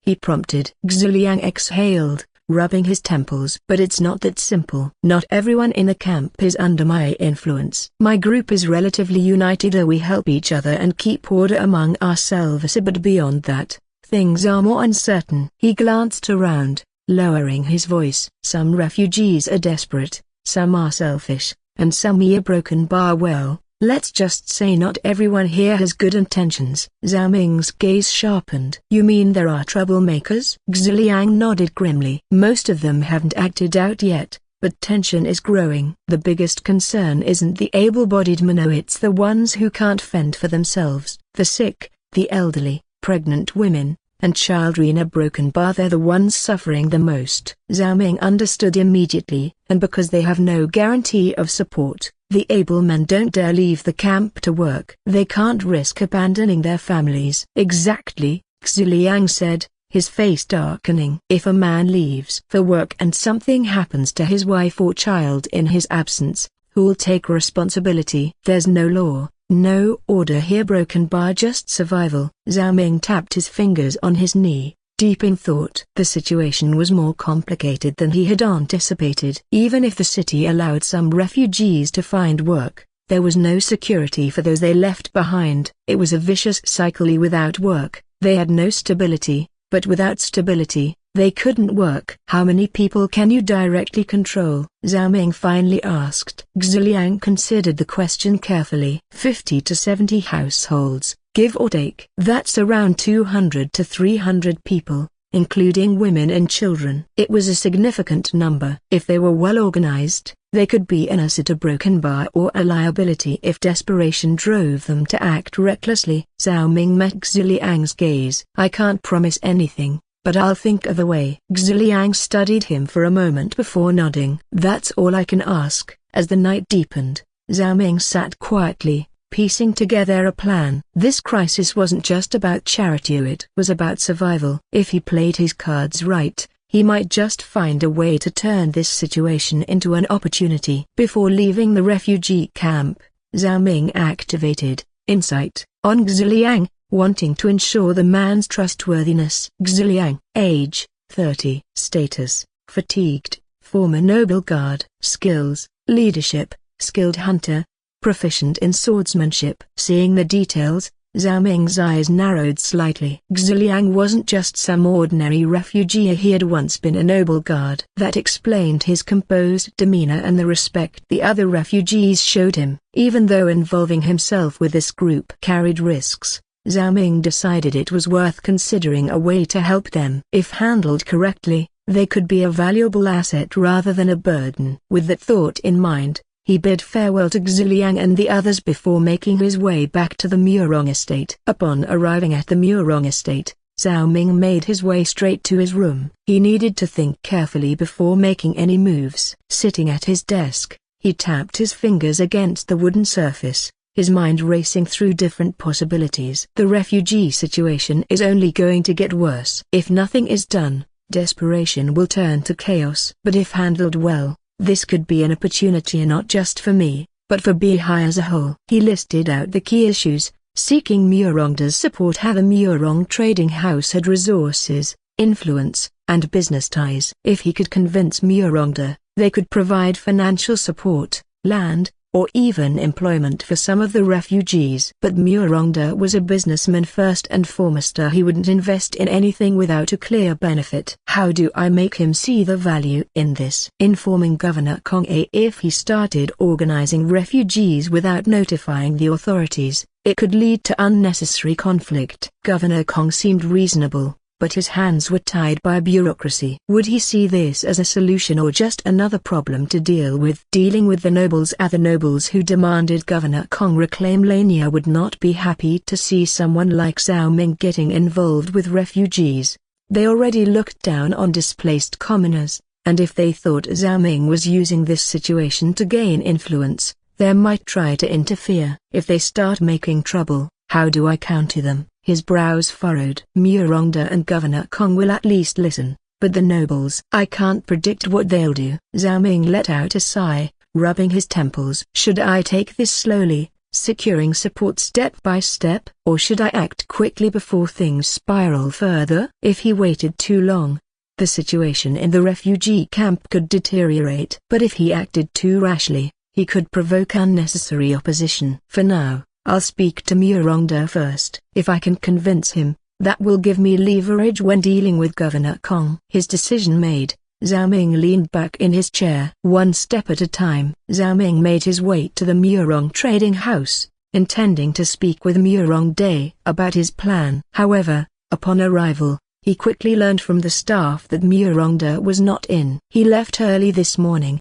a clerk informed him. He's out inspecting the blacksmiths and checking on some of our other facilities. Just as Zhao Ming was considering his next move, shopkeeper Wu spotted him. The older man approached with his usual knowing smile. Looking for the master? Zhao Ming nodded. I had something important to discuss with him. Shopkeeper Wu gestured for Zhao Ming to follow him inside. If it's urgent, I might be able to help. What's on your mind? Once inside, Zhao Ming explained his idea utilizing the refugees as a workforce to secure additional resources, be it food or security. There are capable men among them, Zhao Ming said. If they're given proper direction, they could be an asset rather than a burden. This could help stabilize the situation while also benefiting Murong Trading House. Shopkeeper Wu stroked his beard thoughtfully. And this man you mentioned, Ida Brokenbarg Ziliang, was it? Is he trustworthy? Zhao Ming nodded without hesitation. Yes, I looked into him. He has leadership skills and experience. The refugees already looked to him for guidance. Shopkeeper Wu let out a chuckle. Well, that makes things simpler. If you believe in him, you should bring him along to meet Master Murong this afternoon. Zhao Ming blinked in surprise. You think Murongda will agree? That depends on how you present it, Shopkeeper Wu said. But I'll put in a good word for you. Also, he glanced at Zhao Ming with a knowing expression. You're in luck. We actually have some unused land near the East Gate, close to the hills. It used to be a hunting ground, but we haven't used it in years. Zhao Ming's eyes widened slightly. Near the hills, the same place where hunting could be done? Was this the effect of fate's favor? The system's passive effect had altered his fortune before, and once again, things seem to be lining up perfectly. Seems like fate is on your side, boy. Shopkeeper Wu chuckled. Zhao Ming exhaled and smiled. Then I'll bring Xiliang this afternoon. Good. Shopkeeper Wu patted his shoulder. Consider this a test from me. Let's see how well you handle it. Zhao Ming bowed slightly in gratitude. Thank you, Shopkeeper Wu. The older man waved a hand dismissively. No need to be so formal. We're practically family, aren't we? After leaving the Murong trading house, Zhao Ming made his way back to the refugee camp, heading straight for Xiliang's tent. As he arrived, Xiliang and his wife, Lin, were discussing something quietly while tending to their children. Seeing Zhao Ming approach, Xiliang stood up. "Young Master Zhao, you're back." Zhao Ming nodded. "I've spoken to someone from the Murong trading house. There's an opportunity, but you'll need to meet with the head of the trading house, Murongda, first." Xiliang's expression remained calm, but there was a flicker of surprise in his eyes. "Head of Murong Trading House?" "Yes. He holds significant influence in Bihai. If we can gain his support, it will help your people tremendously." Lin placed a reassuring hand on her husband's arm. "You should go, Liang. If this can give our people a chance to survive, we must try." Xiliang exhaled and nodded. "All right, I will meet him." As they prepared to leave, a small tug at Zhao Ming's sleeve made him pause. "Big Brother Ming?" Xim, the little girl he had rescued, looked up at him with her wide, innocent eyes. Zhao Ming crouched down to her level. "What is it, Maya? Are you helping us?" she asked, tilting her head. Zhao Ming hesitated before answering. "I'm trying." Without another word, the little girl wrapped her small arms around him in a tight hug. Zhao Ming was momentarily taken aback, but he patted her head gently. Lin chuckled. "Looks like you've gained the supporter." Zhao Ming smiled. "Then I'll have to do my best not to let her down." With that, he and Xiliang set off toward the Murong trading house. Upon arrival, they were led inside without issue, thanks to Zhao Ming's familiarity with the staff. Soon, they found themselves waiting in the meeting hall. Not long after, heavy footsteps echoed through the chamber as Murongda entered. His sharp gaze landed on Xiliang before shifting to Zhao Ming. "I heard you have something important to discuss." Zhao Ming met his gaze and nodded. "Yes, it concerns the refugees, and a proposal that could benefit both sides." Zhao Ming wasted no time explaining his plan to Murongda. "We can utilize the refugees for labor and hunting. Some of them have experience in these fields, but they lack the resources and security to act independently. If the Murong trading house can provide land and supplies, they can work to sustain themselves while also contributing back." Murongda suddenly raised a hand, cutting Zhao Ming off mid-sentence. "Enough talk," he said gruffly. His gaze shifted to Xiliang. "Follow me." Xiliang furrowed his brows slightly but nodded without question. Zhao Ming exchanged a look with shopkeeper Wu, who merely sighed and shook his head. "Master Murong's bad habit is kicking in," shopkeeper Wu muttered under his breath. Zhao Ming frowned. "What bad habit?" "Judging people by their sword," shopkeeper Wu replied with a resigned shrug. Zhao Ming could only sigh as well. Murongda led them through the trading house, passing the warehouse and barracks before arriving at the training ground. It was an open space where the Murong trading house guards practiced daily. Weapons were lined up on racks, and a few guards were sparring in the distance. Murongda gestured toward the weapon racks. "Pick one," he said to Xiliang. Xiliang took a deep breath, scanning the options before choosing a sturdy steel sword. He tested the weight in his hands, adjusted his grip, and then turned to face Murongda. The head of the Murong trading house smirked. "Good. Let's see what you can do." Without further warning, Murongda lunged. The clash of steel rang out as Xiliang barely parried the strike. Murongda pressed forward, his attacks relentless. Xiliang countered, his movements fluid but defensive. It was clear he was skilled, but Murongda had experience, strength, and superior technique. A few exchanges later, Murongda broke through Xiliang's guard, striking his sword aside and forcing him to stagger back. The force of the impact left a visible strain on Xiliang's stance, but he remained upright, gripping his sword tightly. Murongda exhaled through his nose and sheathed his weapon. "Not bad." Xiliang straightened, catching his breath. Murongda smirked. "You're a good man." Xiliang looked slightly surprised. "How can you tell?" Murongda crossed his arms. "A man's sword says a lot about him. Yours is steady, disciplined. You fight to protect, not for glory or power. And despite knowing you couldn't win, you never once backed down." "That tells me all I need to know." Zhao Ming, who had been watching in frustration, finally spoke up. Did you really need to spar with him just to figure that out? Murongda turned to Zhao Ming with a grin. Of course, Zhao Ming scoffed. Then what about my request? Are you going to help or not? Murongda chuckled. You think I'd refuse? If I don't help, that little tigress of mine will be angry, and trust me, pacifying her is harder than dealing with an army of bandits. Zhao Ming blinked. You mean Xue? Who else? Murongda rolled his shoulders. Everyone in the Murong family and the trading house knows that if I make things difficult for you, I'll have to deal with her wrath. Shopkeeper Wu coughed lightly. Indeed, young Miss Murong is quite expressive in her displeasure. Zhao Ming raised an eyebrow. Expressive? Murongda let out a heavy sigh. Last time I made her mad, she locked up my entire liquor stash, ordered the kitchen to refuse me meat, and personally lectured me for 2 hours straight. Do you know what it's like to have your own niece treat you like an unruly child? It was humiliating. Shopkeeper Wu smirked. And let's not forget when she chased after you with a broom for refusing her request about hiring more female staff at the trading house. Zhao Ming suppressed a chuckle. She actually did that? Do I look like I'm joking? Murongda rubbed his temples. That girl might not hold a blade, but she wields authority like a weapon. And worse, the entire household listens to her. If she finds out I turned you away, my life will be miserable for at least a month. Zhao Ming tried to imagine Murong's chasing after her uncle with a broom, her usual composed demeanor replaced with fiery determination. It was an amusing thought. Murongda sighed again, then clapped Zhao Ming on the shoulder. So, of course, I'll support you. But, he gestured toward Shopkeeper Wu, you'll need to work out the details with him. Shopkeeper Wu grinned. Let's talk business, young Master Zhao. Zhao Ming sighed, shaking his head. I feel like I just got played. Murongda let out a hearty laugh. Welcome to the world of merchants, boy. Inside the meeting room of Murong Trading House, Zhao Ming sat down with Shopkeeper Wu, while Xiliang took a seat nearby, his expression filled with anticipation. Shopkeeper Wu tapped his fingers on the wooden table. There's a piece of land east of Beihai, near the hill. It's empty now, abandoned by the previous landlord. The farmland was neglected, but structurally, it should still be usable. It can house up to 500 people. Xiliang's eyes lit up. That would be enough to shelter everyone from our camp. Zhao Ming, however, shook his head.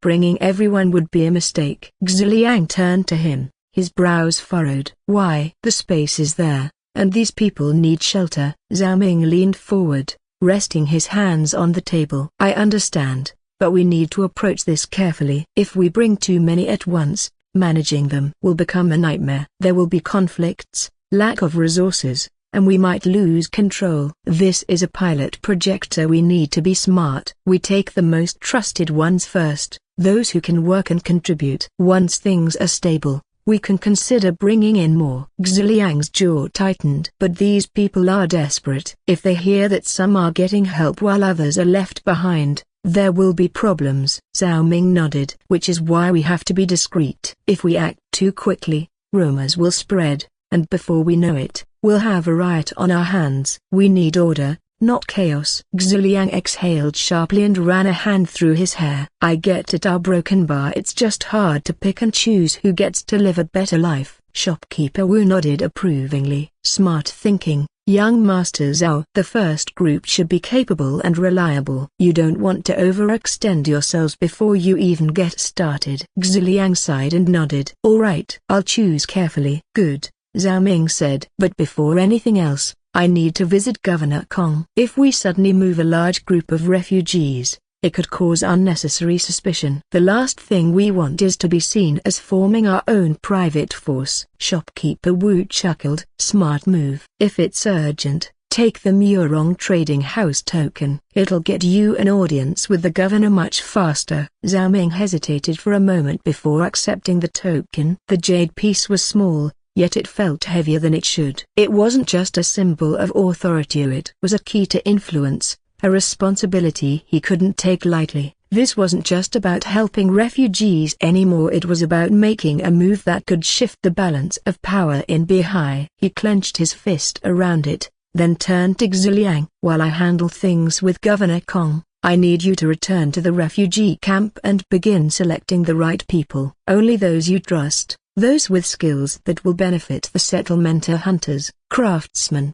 builders, and those who can farm. We need a strong foundation before we expand. Xiliang furrowed his brows. I understand. But how do we choose without causing unrest? People are desperate. If they hear some are getting a better chance, there might be trouble. Zhao Ming nodded. That's exactly why you need to be careful. Don't make it public yet. Speak quietly to those you trust. Let them know this is an opportunity, but nothing is guaranteed yet. If word spreads too soon, others might demand to be included, or worse, cause chaos thinking they're being abandoned. Xiliang exhaled slowly, his fingers tapping against the table. It won't be easy, but I'll handle it. If we do this right, we can create a place where our people can truly live, not just survive. Zhao Ming placed a reassuring hand on Xiliang's shoulder. That's the goal. Make sure to include their families too, at least for the first group. Stability is important. Xiliang straightened his posture and nodded firmly. I'll take care of it. Just make sure Governor Kong doesn't shut us down before we even begin. Zhao Ming smirked. Leave that to me. Shopkeeper Wu,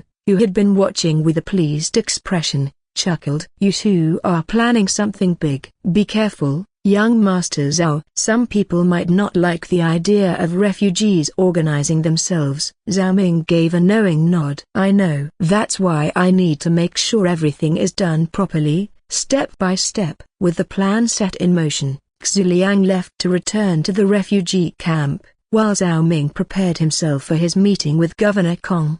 Zhao Ming arrived at the governor's office, his steps firm but composed. The large wooden doors stood tall before him, guarded by 2 armored sentries. He reached into his sleeve, pulling out the Murong Trading House token, a small jade emblem, yet one that carried undeniable influence. One of the guards stepped forward, his gaze scrutinizing. State your business. I need an urgent audience with Governor Kong. Zhao Ming presented the token. Murong Trading House sends their regards. The guard's eyes flickered with recognition. Without hesitation, he turned and disappeared inside. Moments later, he returned. A Chen has been informed. Wait here. A few minutes later, A Chen, a middle-aged man with sharp eyes and neatly combed hair, emerged from the entrance. He crossed his arms and sighed. What happened this time, young Master Zhao? His tone was half amused, half wary. You always bring trouble. Zhao Ming smirked. This time,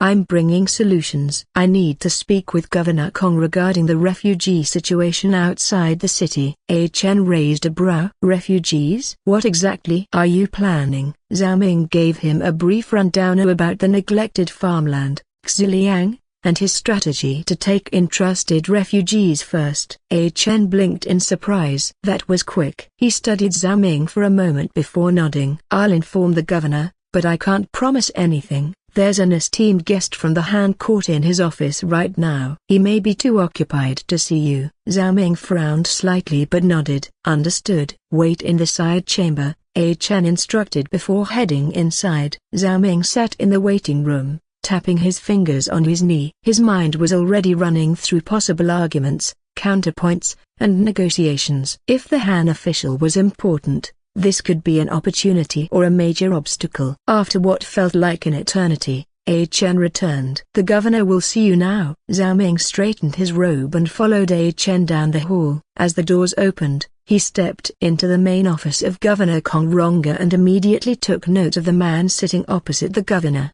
A sharp-eyed, elderly man with a dignified posture. His presence alone exuded authority. Instinctively, Zhao Ming activated insight. Liu Zihan Court General, Liu's teacher Kong Rong Ab High Governor. Zhao Ming's mind raced. Liu Zi, a former mentor of Liu, a respected general, and a Confucian scholar. His presence here was no small matter. Governor Kong Rong, a man known for his wit and literary talent, looked at Zhao Ming with a mixture of curiosity and amusement. Young Master Zhao, you're always full of surprises. Zhao Ming clasped his hands and gave a respectful bow. Governor, I appreciate the audience. I will be brief. He quickly laid out his plan for the refugee camp, detailing the location, the selection process, and his goal of stabilizing the displaced people rather than allowing them to remain as a burden on the city.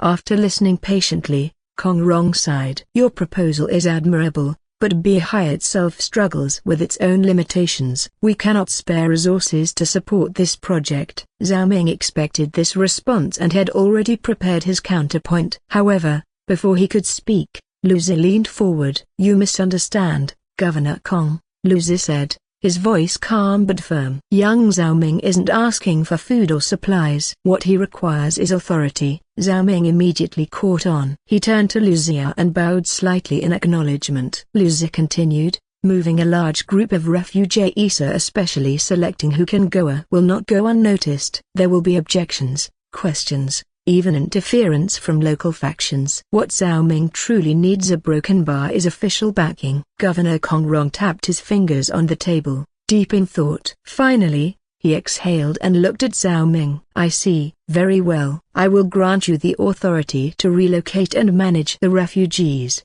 under the condition that you will bear full responsibility for any consequences. His gaze hardened. If this plan causes disorder, it will be your name and reputation on the line. Zhao Ming met his gaze without hesitation. Understood. Governor Kong Rong smirked. Good. Then it's settled. Zhao Ming bowed deeply. Thank you, Governor, and thank you, General Lu, for your insight. Lu Zi nodded, a thoughtful expression on his face. You are an interesting young man, Zhao Ming. I will be watching your progress. After leaving the governor's office, Zhao Ming strode through the bustling streets of Beihai, his mind occupied with what had just transpired. The permission from Governor Kong was secured, but the unexpected presence of Lu Zi raised new concerns. A Han general, here in Beihai? And yet, there are no reports of Han troops near Be Broken Bar. He didn't have enough information yet, but something felt off. Pushing those thoughts aside for now, Zhao Ming quickened his pace,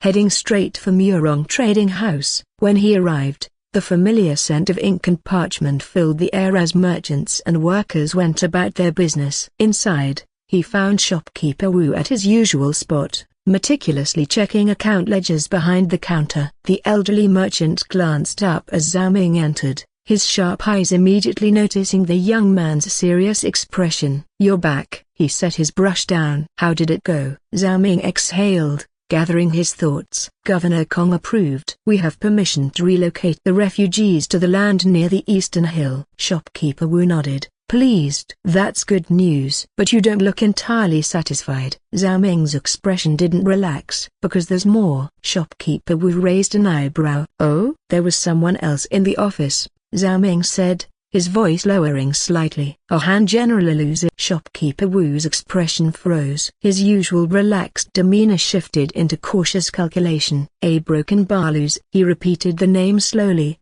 as if confirming he had heard correctly. Zhao Ming nodded firmly. Yes, it was definitely him. Shopkeeper Wu's fingers tapped rhythmically against the wooden table, a habit Zhao Ming had noticed when the merchant was deep in thought.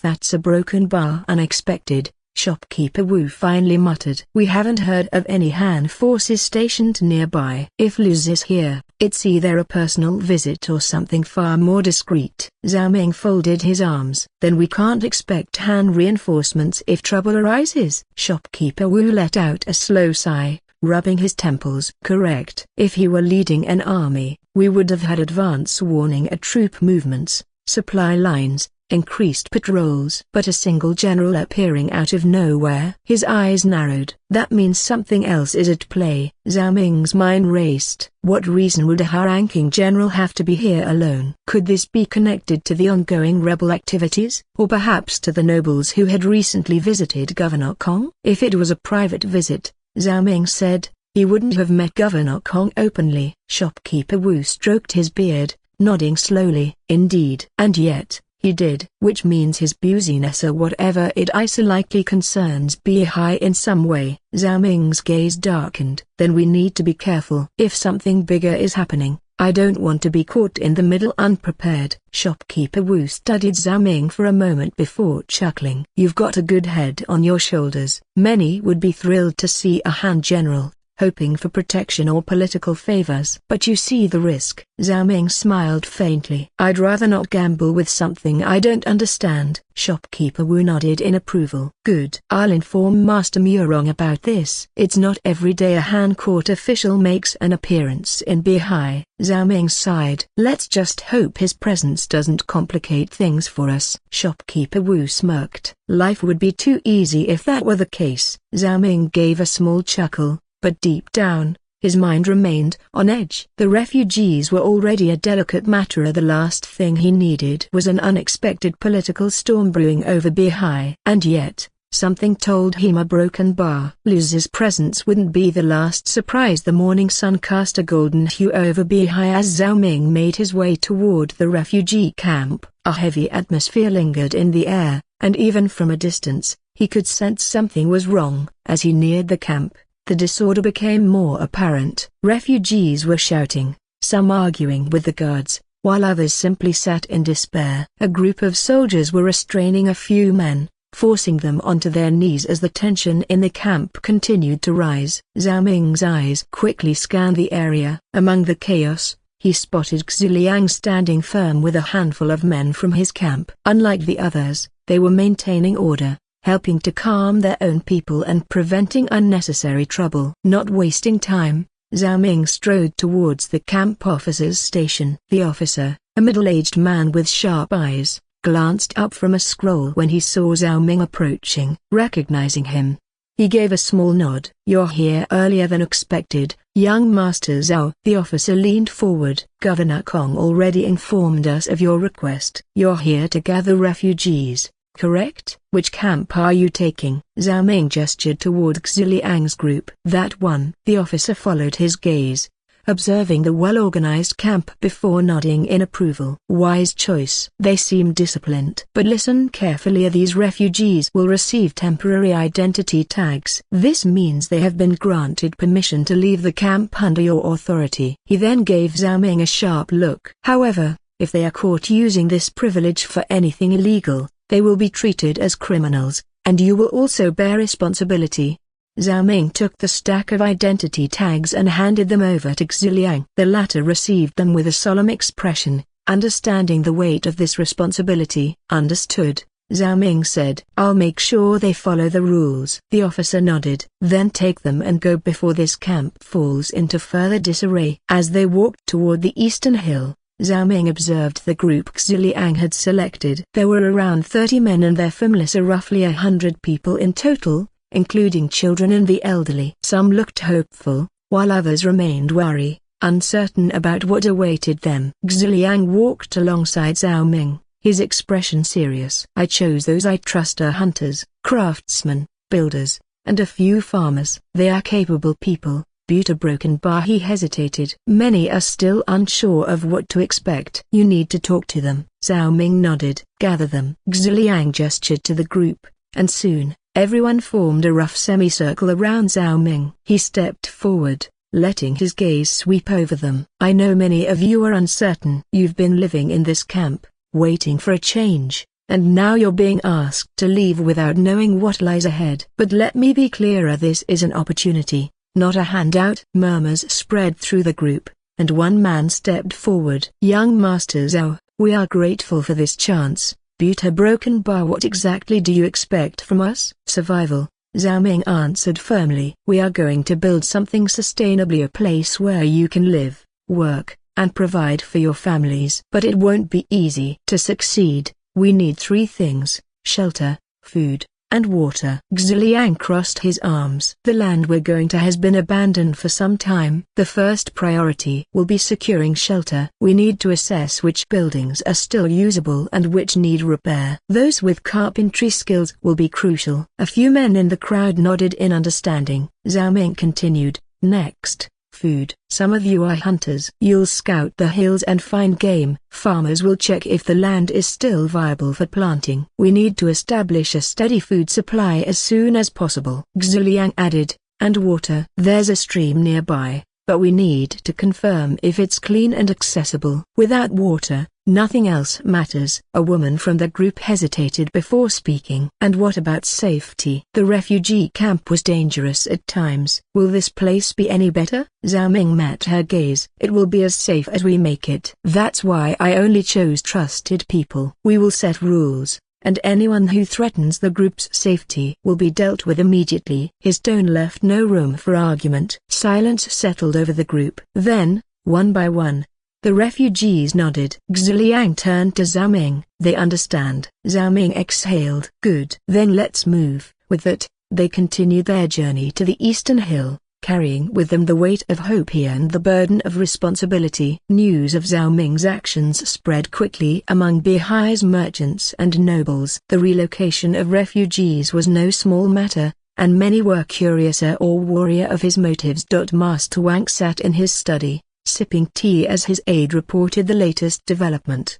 Zhao Ming, that young scholar from Murong Trading House, has been granted permission to relocate refugees to the eastern hills, the aide said.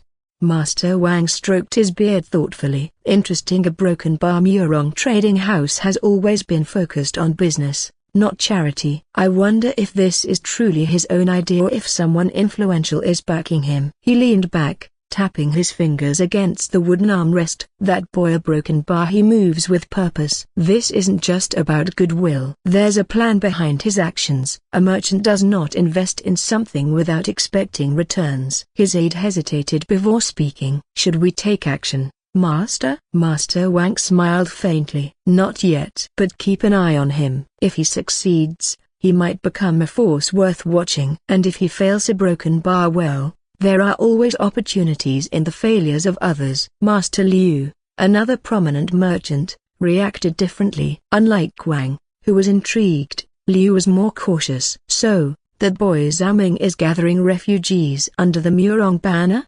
He muttered, reading a report from one of his men. His fingers tapped against the lacquer desk, his mind racing. This could cause problems. Refugees are unpredictable. If they get the wrong idea, if they think they have power, a Broken Bar, things could spiral out of control. He might be forming a group of desperate men who have nothing to lose. That's dangerous. He turned to his aide. Watch how Governor Kong reacts. If things start to shift in Zhao Ming's favor, we may need to reconsider our position. Lady Yu reclined on a cushioned seat in her private courtyard, gazing at the serene pond before her. The cherry blossoms swayed gently in the morning breeze, their petals occasionally falling into the water, creating ripples that spread outward just like the news she had just received.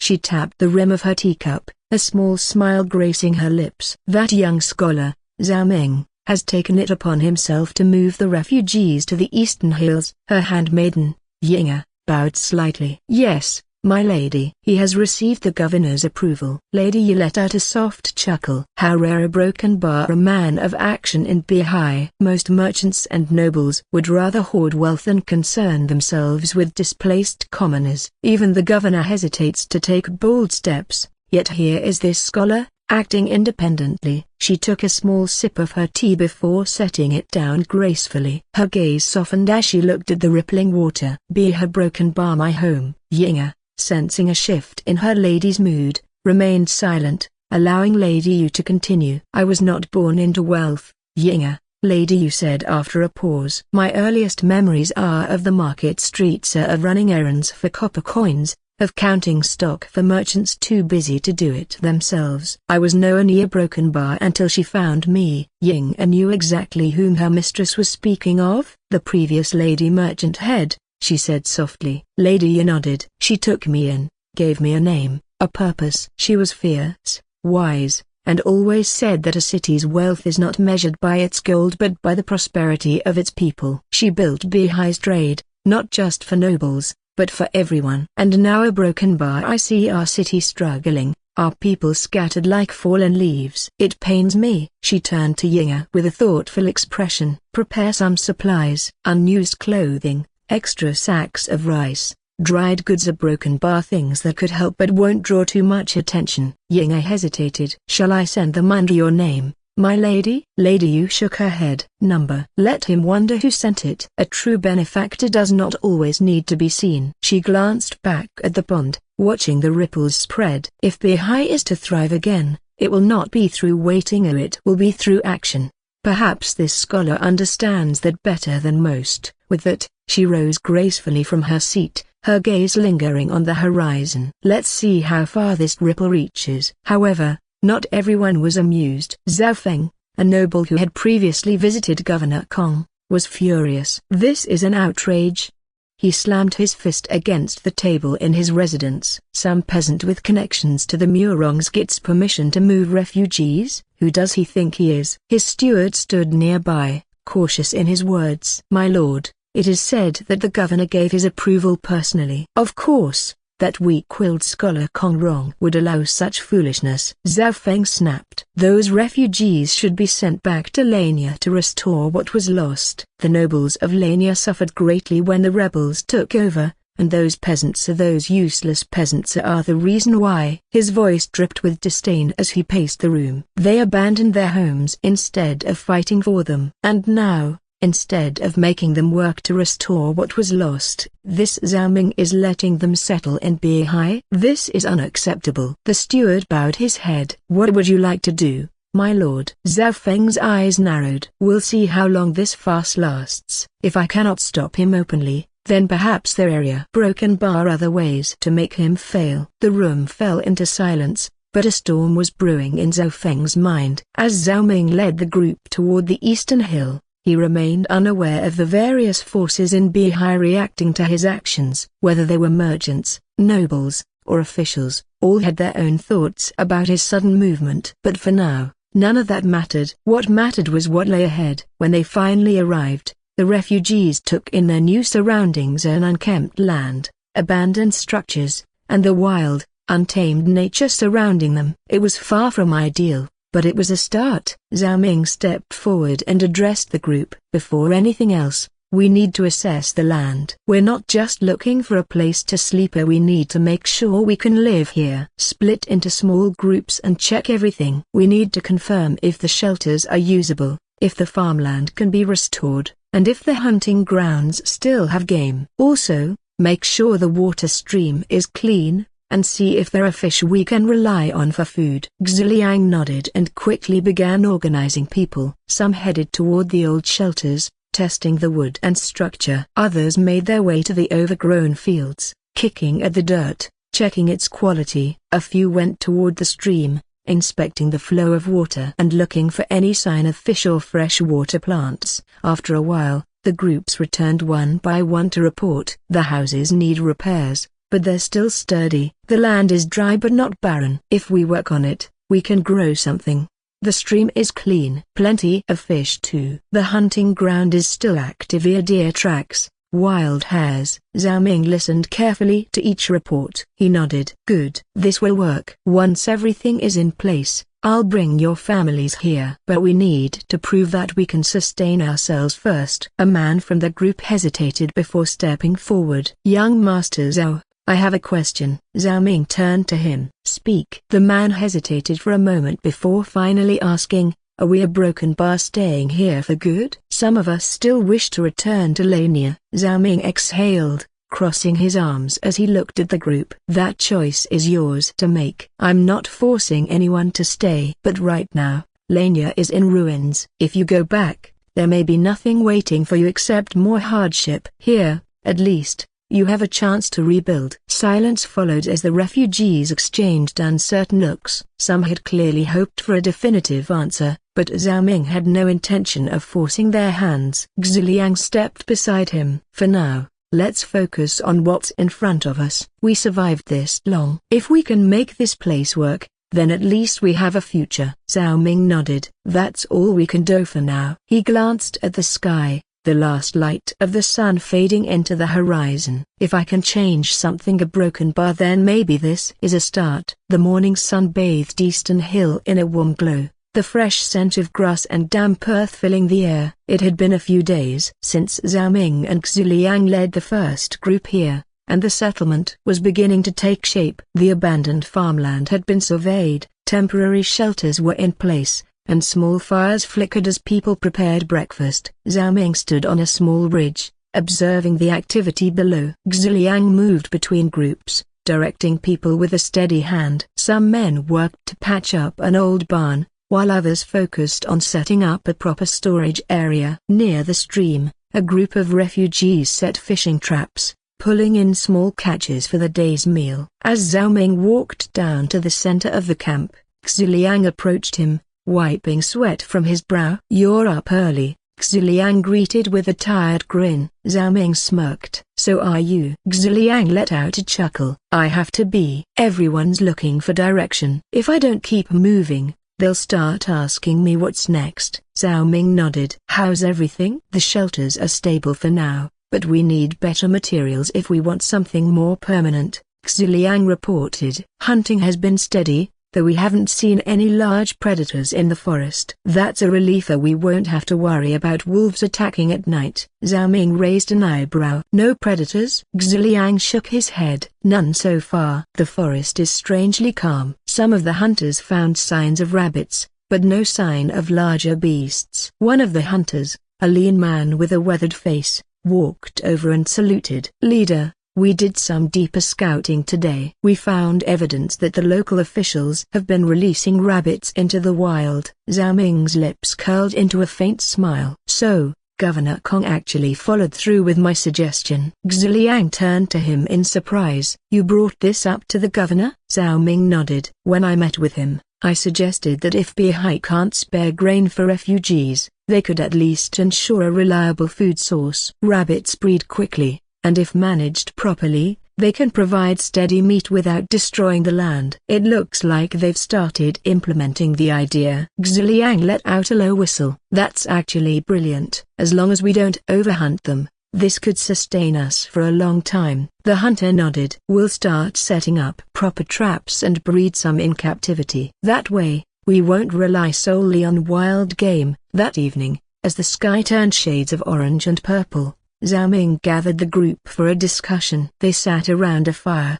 the flickering flames casting long shadows. Xiliang began the report. "Fishing has been consistent, and the forest has enough small game to sustain us for now. The farmland is in rough shape, but if we work on it, we can restore it in time. The biggest challenge is resources, so we need tools, proper farming equipment, and eventually livestock." A man from the group spoke up. "We've been working hard, but when can we bring our families?" "Some of us left them behind at the refugee camp, waiting for the right time." Zhao Ming glanced at Xiliang before answering. "We need to be sure this place can support them first. Right now, we have food and shelter for a small group, but doubling or tripling our numbers too soon could be a disaster. We need to secure water, food, and tools first." Xiliang added, "If we can get more farming equipment and make progress on the fields, we can bring in more families sooner." "But we can't rush it," another man asked.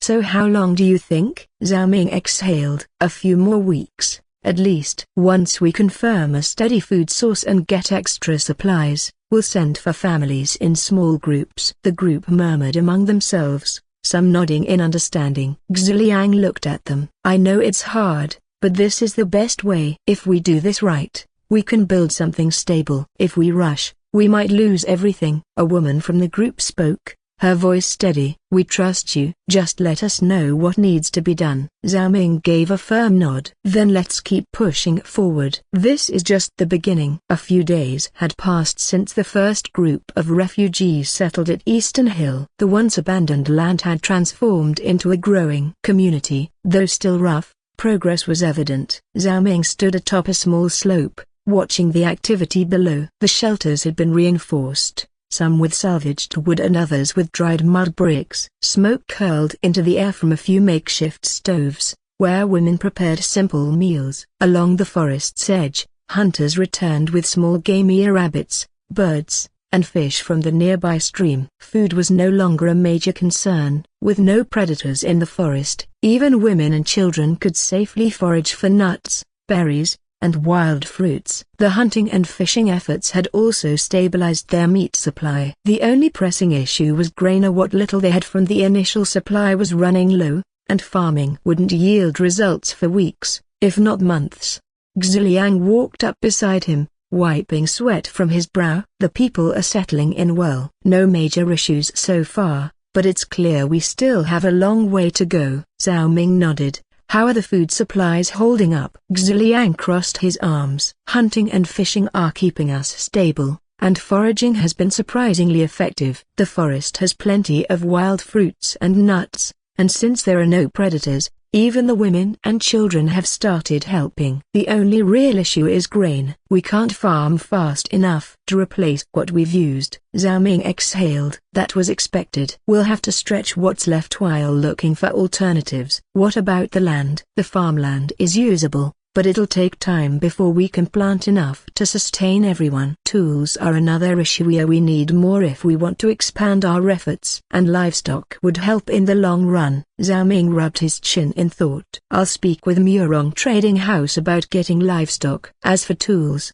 we might need to trade or forge them ourselves. Xiliang hesitated for a moment before speaking again. People are asking when their families can join them. Zhao Ming glanced around the camp. The foundations with air shelter, food, and water. If they wanted to move forward, they had to take the next step. We'll start bringing them in, he finally said. In small groups. We need to be careful not to overwhelm our resources, but waiting any longer will only cause unrest. Xiliang sighed in relief. I'll make the arrangements. Just as their conversation ended, the distant sound of carriages rolling along the dirt path caught their attention. The convoy of carriages slowed as they entered the camp. Refugees stopped their work, murmuring in curiosity. From the leading carriage, a well-dressed woman stepped forward, her movements graceful yet deliberate. Zhao Ming and Xiliang approached. The woman bowed politely. We bring grain and simple clothing, sent by a benefactor who wishes to aid your efforts here. Zhao Ming's brows lifted slightly. A benefactor? That's quite generous. The woman smiled, but it was a practiced expression. Indeed. Xiliang frowned. And who might this benefactor be? I'm afraid I cannot say, she replied smoothly. Zhao Ming chuckled, then walked to the carriages, inspecting the goods. The sacks of grain were of good quality, not extravagant but enough to last a while. The clothes were simple yet durable, useful for the refugees who had little to their name. As he moved through the bundles, his fingers brushed against a piece of fabric different from the rest. He pulled it out to a single cloth embroidered with the word elegance in jade green thread. His lips curled into a smirk. He turned back to the woman. This benefactor, should I assume I'm expected to visit them soon? The woman stiffened, caught off guard. Yeah, Zhao Ming chuckled. No need to pretend. Send word that I will visit Lady Yu at my earliest convenience. The woman, clearly flustered, bowed. Understood, sir. The goods were unloaded, and as the woman returned to her carriage, Zhao Ming called out, tell her I appreciate the gesture. She hesitated, nodded quickly, then left in a hurry. Yu Ying rushed into Lady Yu's chamber, her face slightly flushed. Mistress, he knew. Lady Yu, seated by a window with a cup of tea in hand, glanced up with a knowing smile. Of course, he did. Yu Ying hesitated before continuing. He said he would visit soon. Lady Yu chuckled. Then we should prepare for an interesting conversation. Yu Ying fidgeted. Mistress, I thought I was subtly broken bar. Lady Yu raised an amused brow. You slipped in one piece of cloth with the elegance branding in jade green thread. Did you think he wouldn't notice? Yu Ying lowered her head. Yeah, broken bar may have miscalculated. Lady Yu shook her head, laughing softly. Zhao Ming is not someone easily fooled. If anything, I suspect he enjoyed uncovering the truth. Yu Ying sighed. Do you think he will take this help the wrong way? Lady Yu smiled. He is not the type to be insulted by kindness. If anything,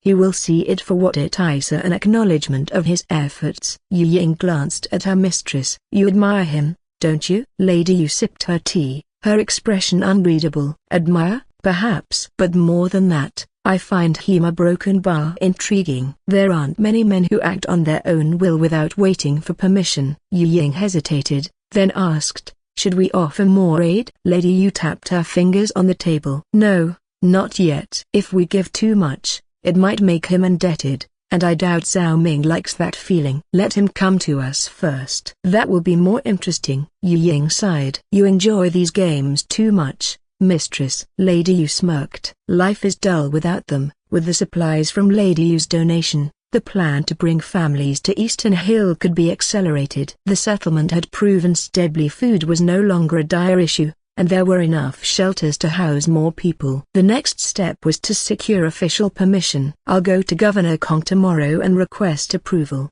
Zhao Ming said, standing with Xuliang near the center of the camp. Xuliang nodded. I'll inform the group. Once we get the governor's agreement, we'll head back to the refugee camp and bring our families here. Zhao Ming's gaze swept across the settlement. The people had worked hard to make this place livable. Families reuniting would strengthen their morale even further. I'll return to Murong Estate to make preparations for tomorrow's meeting, Zhao Ming continued. In the meantime, keep the people ready. If things go well, we'll start moving families by the end of the week. Xuliang patted his chest. Understood. I'll make sure everything is in order. As the camp settled down for the evening, a shadow moved quietly between the tents. A man slipped away from the settlement. His steps hurried as he made his way back toward Beihai. His destination, the noble district. At Zhao Feng's grand estate, a steward knocked urgently on the door to his master's study. Come in. Zhao Feng's sharp voice rang out. The steward entered and bowed. Master,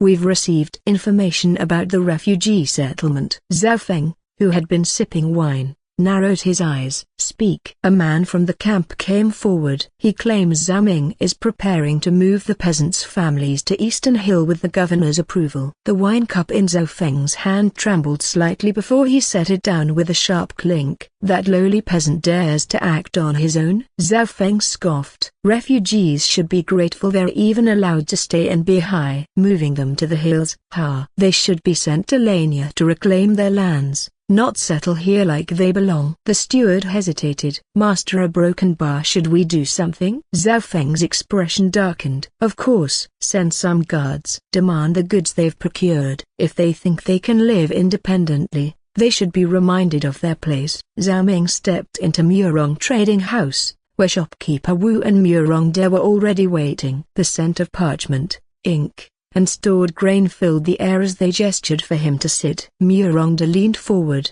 his sharp eyes studying Zhao Ming. How's the situation at Eastern Hill? Zhao Ming smiled slightly. Better than expected. The people are settling in well. We've secured food from hunting and fishing, and foraging has been productive.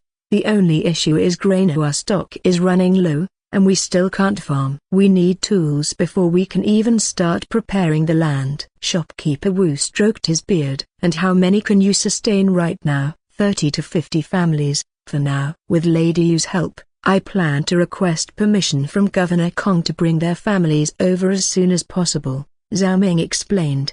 Murong De raised a brow, surprised at the swift progress. That fast? I expected things to take longer. Zhao Ming nodded. Everyone is eager to build new life. The sooner we stabilize, the better. Shopkeeper Wu chuckled. And let me guess, you're here because you need something? Zhao Ming grinned. Chickens. If we can get a small flock, we can produce eggs, and they'll breed, providing long-term food security. Also, we desperately need farming tools to prepare the land. Murong De exchanged a glance with shopkeeper Wu before nodding. I can arrange that. Consider it an investment in Eastern Hill's future. Shopkeeper Wu added, we have extra farming tools in storage. Some are slightly worn but still usable. I'll send them along with the chickens. Murong De smirked. No need to wait. I'll have them sent to Eastern Hill today. It'll give the people something to work on while you handle the permissions. Zhao Ming clasped his hands in gratitude. Thank you. This will make a big difference. Murong De chuckled. If you truly want to show gratitude,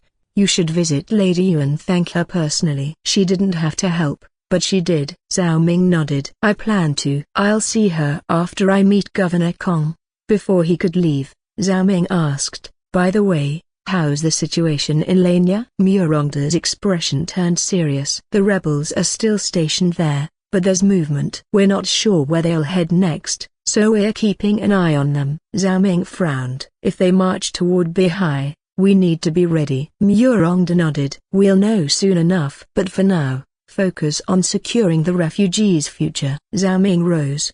Then I'll head to the governor's office first. After that, I'll visit Lady Yu. Murongda waved him off with a chuckle. Go on, just don't keep her waiting too long. As Zhao Ming approached the governor's residence, the guards at the entrance straightened slightly. By now, they were familiar with him. His efforts at Eastern Hill had gained some recognition among Beihai's officials. One of the guards, a middle-aged man with a scar along his jaw, gave a nod. Zhao Ming, back again? Word's been going around about what you're doing for the refugees. Zhao Ming clasped his hands in greeting. All thanks to Governor Kong's support. Another guard chuckled. Still, not many would take in refugees and actually make something of it. Most would just leave them to their fate. Zhao Ming smiled. Well, let's hope the governor sees it that way too. I need to speak with him regarding bringing their families over. The first guard turned to his comrade. Go inform Maid Chen. As one of the guards disappeared inside,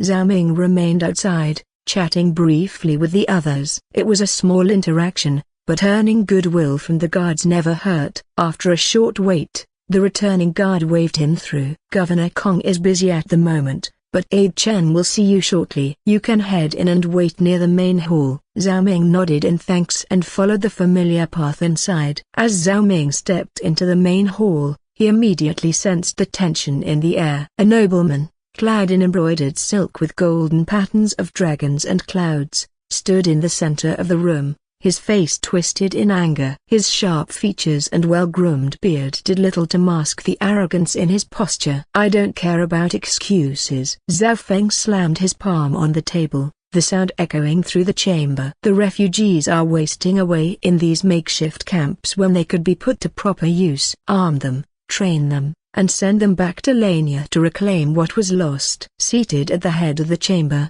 Governor Kong Rong rubbed his temples, his patience visibly thinning. Master Zhao Feng, the situation in Lania is dire. We do not have the resources to launch an offensive, let alone expect displaced civilians to reclaim a war-torn land. Lu Zi, standing to Kong Rong's side, gave Zhao Feng a cold glance. Do you believe untrained commoners, who have just lost everything, can stand against seasoned rebels? Do you intend to send them to their deaths? Zhao Feng scoffed. Seasoned rebels? You speak as if these bandits are unstoppable. What difference is there between a peasant and a soldier? Both wield weapons, both fight. If they are willing to work, they should be willing to fight. Lu Zi's eyes narrowed. You misunderstand war, Master Zhao. A soldier is trained, disciplined, and prepared for battle. A farmer forced onto the battlefield is nothing more than fodder for the enemy. Kong Rong sighed. If we were to follow your suggestion, we would only increase the number of corpses, not reclaim Lania. Zhao Feng's lip curled. Better to die reclaiming their homes than to become beggars. Instead, you coddle them, allowing them to wander freely like rootless weeds. Lu Zi's voice turned sharp. These so-called weeds are people, Master Zhao. You speak of them as if they are tools to be discarded at your convenience. Zhao Feng sneered. Tools? That is exactly what they are. Peasants exist to serve the land and their lords. If they refuse to fight for their homeland, what use do they have? What kind of ruler allows his people to rot in idleness while their rightful lands are taken? Kong Rong exhaled through his nose. And what kind of ruler sends his people to slaughter without a plan? Tell me, Master Zhao, have you considered how they will fight? Where will they get weapons, armor, supplies? Who will command them? You ask for an army, but you offer nothing to make them one. Zhao Feng waved his hand dismissively. That is the governor's responsibility. I bring the problem.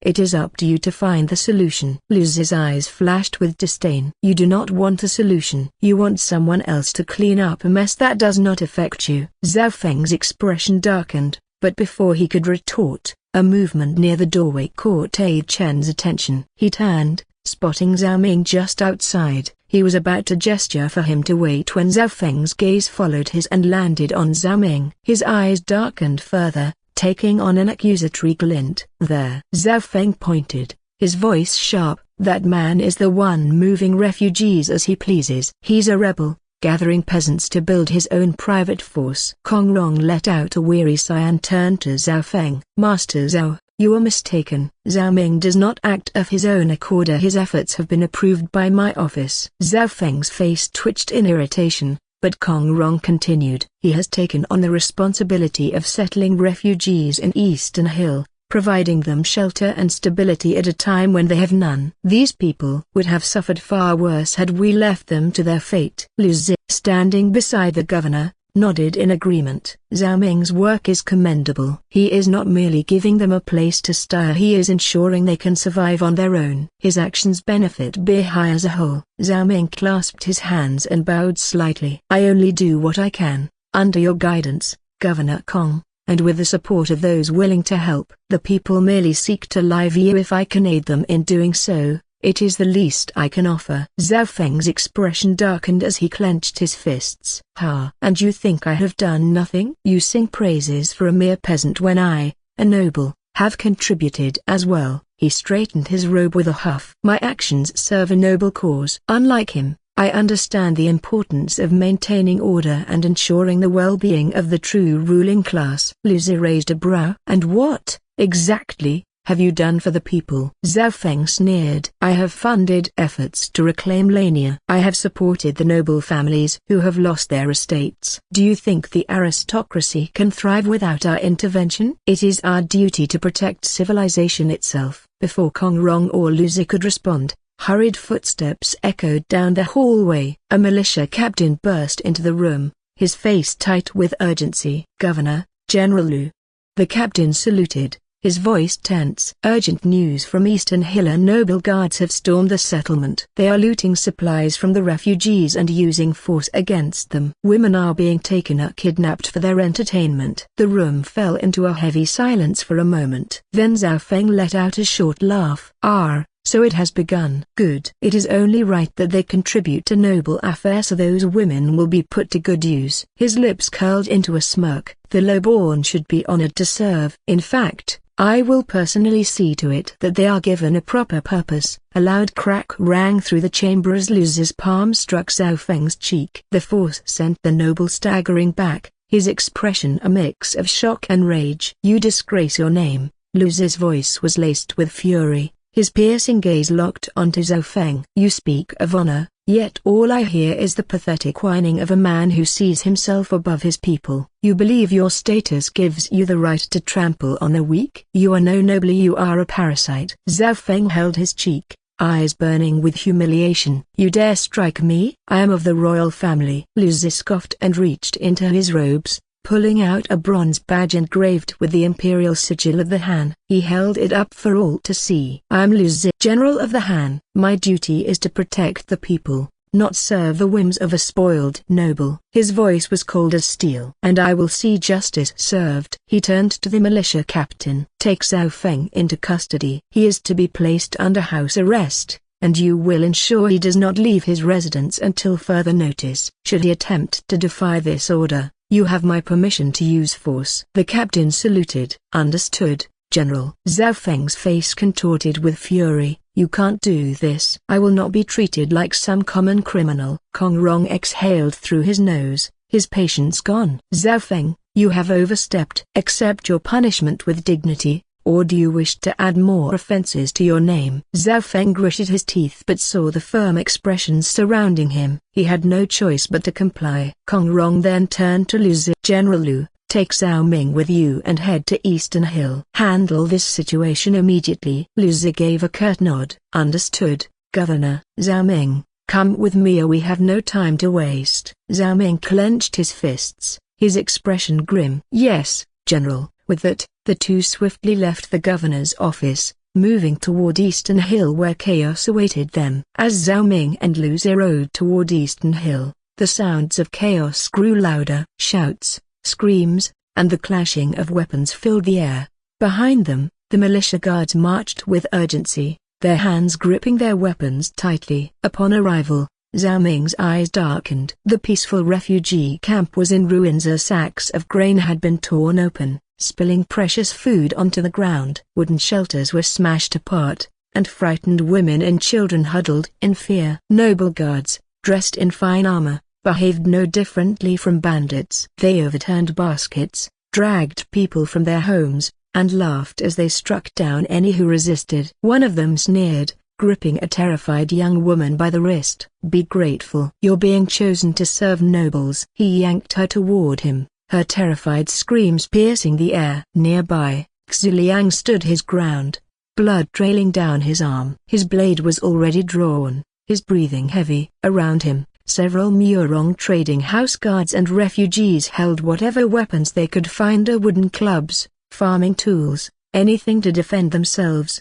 A noble guard sneered at him. "Do you really think a few peasants can stop us?" He swung his sword at Xiliang, but the latter parried the strike and countered with a quick slash, cutting into the guard's arm. One of Murong trading house's guards shoved another noble lackey back, his voice sharp. "Try looting again, and I'll cut off your hands." The battle raged on, but the noble guards had the advantage in both numbers and equipment. The refugees fought desperately, but without proper weapons. They were barely holding on. Vina clang. The resounding clash of metal on metal silenced the chaos for a brief moment. Lu Zi stepped forward, his hand general's badge glinting under the sun. Behind him, the militia guards fanned out, their weapons at the ready. "Enough!" Lu Zi's voice boomed across the battlefield. "Lay down your weapons, or face the consequences." Some of the noble guards faltered, unsure of what to do. They exchanged glances, realizing who they were facing. But others, those drunk on power, ignored the warning. A noble captain scoffed. "A general siding with peasants. How pathetic. We serve the nobility. These people should be grateful we are." Thwack! A heavy fist collided with his jaw. Zhao Ming pulled back his arm, shaking his fist as the man crumpled to the ground. The noble guards blinked in shock. Zhao Ming's voice was cold. "You lot have two choices: surrender or be cut down." Lu Zi didn't wait. He raised his arm, and the militia surged forward. The noble guards hesitated, but as soon as the militia attacked, their arrogance turned to panic. Some tried to fight back, but they were no match for the trained soldiers. Within moments, they were disarmed and restrained, their faces pressed into the dirt. Lu Zi turned to the militia captain. "Round them up. Those who resisted, take them to the dungeons. The rest bind them and await judgment." "Yes, General." As order was restored, Zhao Ming walked over to Xiliang, who was breathing heavily. "Are you all right?" Xiliang nodded, though his grip on his sword remained tight. "We held on as long as we could." "You did well," Zhao Ming said firmly, then turned to the refugees. "It's over. You're safe now." Tears of relief filled their eyes, but Zhao Ming knew this was only the beginning. Lu Zi stood firm, his sharp gaze scanning the group of subdued noble guards. The refugees watched from a distance, some still shaken, others whispering among themselves. The militia had done their job, rounding up every last one of the attackers. The so-called captain of the noble guards, a burly man with a rough beard, struggled against his restraints, his voice filled with desperation. "This isn't what I signed up for. We were told it was just a group of weak refugees." No one said anything about the militia or a hand general. Lu Zi's eyes narrowed. "Who gave you the orders?" The man hesitated, glancing toward his captured men. When none of them spoke up, he scowled. "We were told to come here and claim supplies for the nobles. What's wrong with that? The peasants should serve the aristocracy." Before Lu Zi could respond, one of the newly arrived militia members stepped forward. "General Lu," he saluted before continuing, "I've just returned from delivering Zhou Feng to house arrest." His steward tried to intervene, but he didn't dare go against your orders. Lu Zi nodded in approval before turning back to the captured captain. "Bring him forward," he ordered. The militia shoved the man ahead, forcing him to kneel in front of Lu Zi. His defiant expression wavered as Zhao Ming and Xiliang stepped closer, studying him carefully. The militia captain suddenly stiffened. His face darkened as he stepped forward and grabbed the prisoner's chin, tilting his head to the side. His voice was filled with realization and disgust. "I know this man." Lu Zi's brows furrowed. "Who is he?" The militia captain's grip tightened. "This bastard is no noble guard. He's a bandit. A scar-faced bastard who used to operate south of Bihai. His group is infamous for kidnapping women and selling them like cattle." He pointed at the deep scar running across the man's left eye. "I'd recognize this mark anywhere." A murmur ran through the crowd as the refugees, particularly the women, recoiled in fear and disgust. Lu Zi's expression darkened. "You're certain?" "Absolutely," the militia captain confirmed. "His group was notorious for human trafficking before they disappeared. I thought they had been wiped out, but it seems they just changed tactics, hiding behind noble banners instead of bandit flags." Zhao Ming clenched his fists, anger burning in his chest. This wasn't just a noble abusing power, this was organized crime hiding under the guise of nobility. Liu Zi turned to the militia. Take them all to the dungeon. Interrogate them properly. If any more of these noble guards turn out to be criminals, I want names and connections. The militia saluted and dragged the struggling bandits away. As the commotion settled, Zhao Ming exhaled and glanced at Liu Zi. It seems Zhao Feng is even more foolish than we thought. A noble relying on bandits. Liu Zi scoffed. Foolish doesn't even begin to describe it. With the noble guards restrained and taken away, Liu Zi turned to Zhao Ming. This place will need to be reorganized after today's mess. Zhao Ming, take charge and make sure the settlement is secured. Zhao Ming gave a firm nod. Understood. He made his way to Xiliang, who was already checking on their people. The makeshift shelters showed signs of struggle, some overturned, a few broken, but still standing. Scattered supplies lay on the ground where the looters had been stopped, but fortunately, most of it was still intact. How bad is it? Zhao Ming asked. Xiliang sighed. A few injuries, but nothing serious. Some men got bruised trying to defend their families, but thanks to Murong Trading House's guards and the militia's quick arrival, no one was taken. We can continue our work without any major issues. Zhao Ming exhaled in relief. Good. We can't let this shake our progress. He looked over the people. Some were still on edge, gripping makeshift weapons, while others were tending to their wounded. Let everyone rest today. Tomorrow, we focus on rebuilding. Xiliang gave a firm nod, then hesitated. And what about the families? They've been waiting a broken bar. Do you think it's time? A small smile formed on Zhao Ming's lips. Yes, it's time. His voice carried over the settlement, drawing the attention of the refugees. I've spoken with Governor Konga. We have approval. You can bring your families here. For a moment, silence. Then, cheers erupted. The once weary faces brightened with joy and relief. Some men embraced each other, others let out triumphant shouts. Women wiped away tears, and children, sensing the excitement, clung to their parents with bright smiles. A middle-aged man stepped forward, his hands trembling. Truly, we can bring them here safely? Zhao Ming nodded. Yes. The settlement is stable enough, and with the militia keeping watch, we won't let anything like today happen again. Thank the heavens. An elderly woman clasped her hands together. My grandchildren won't have to suffer any longer. Finally, a place we can call home.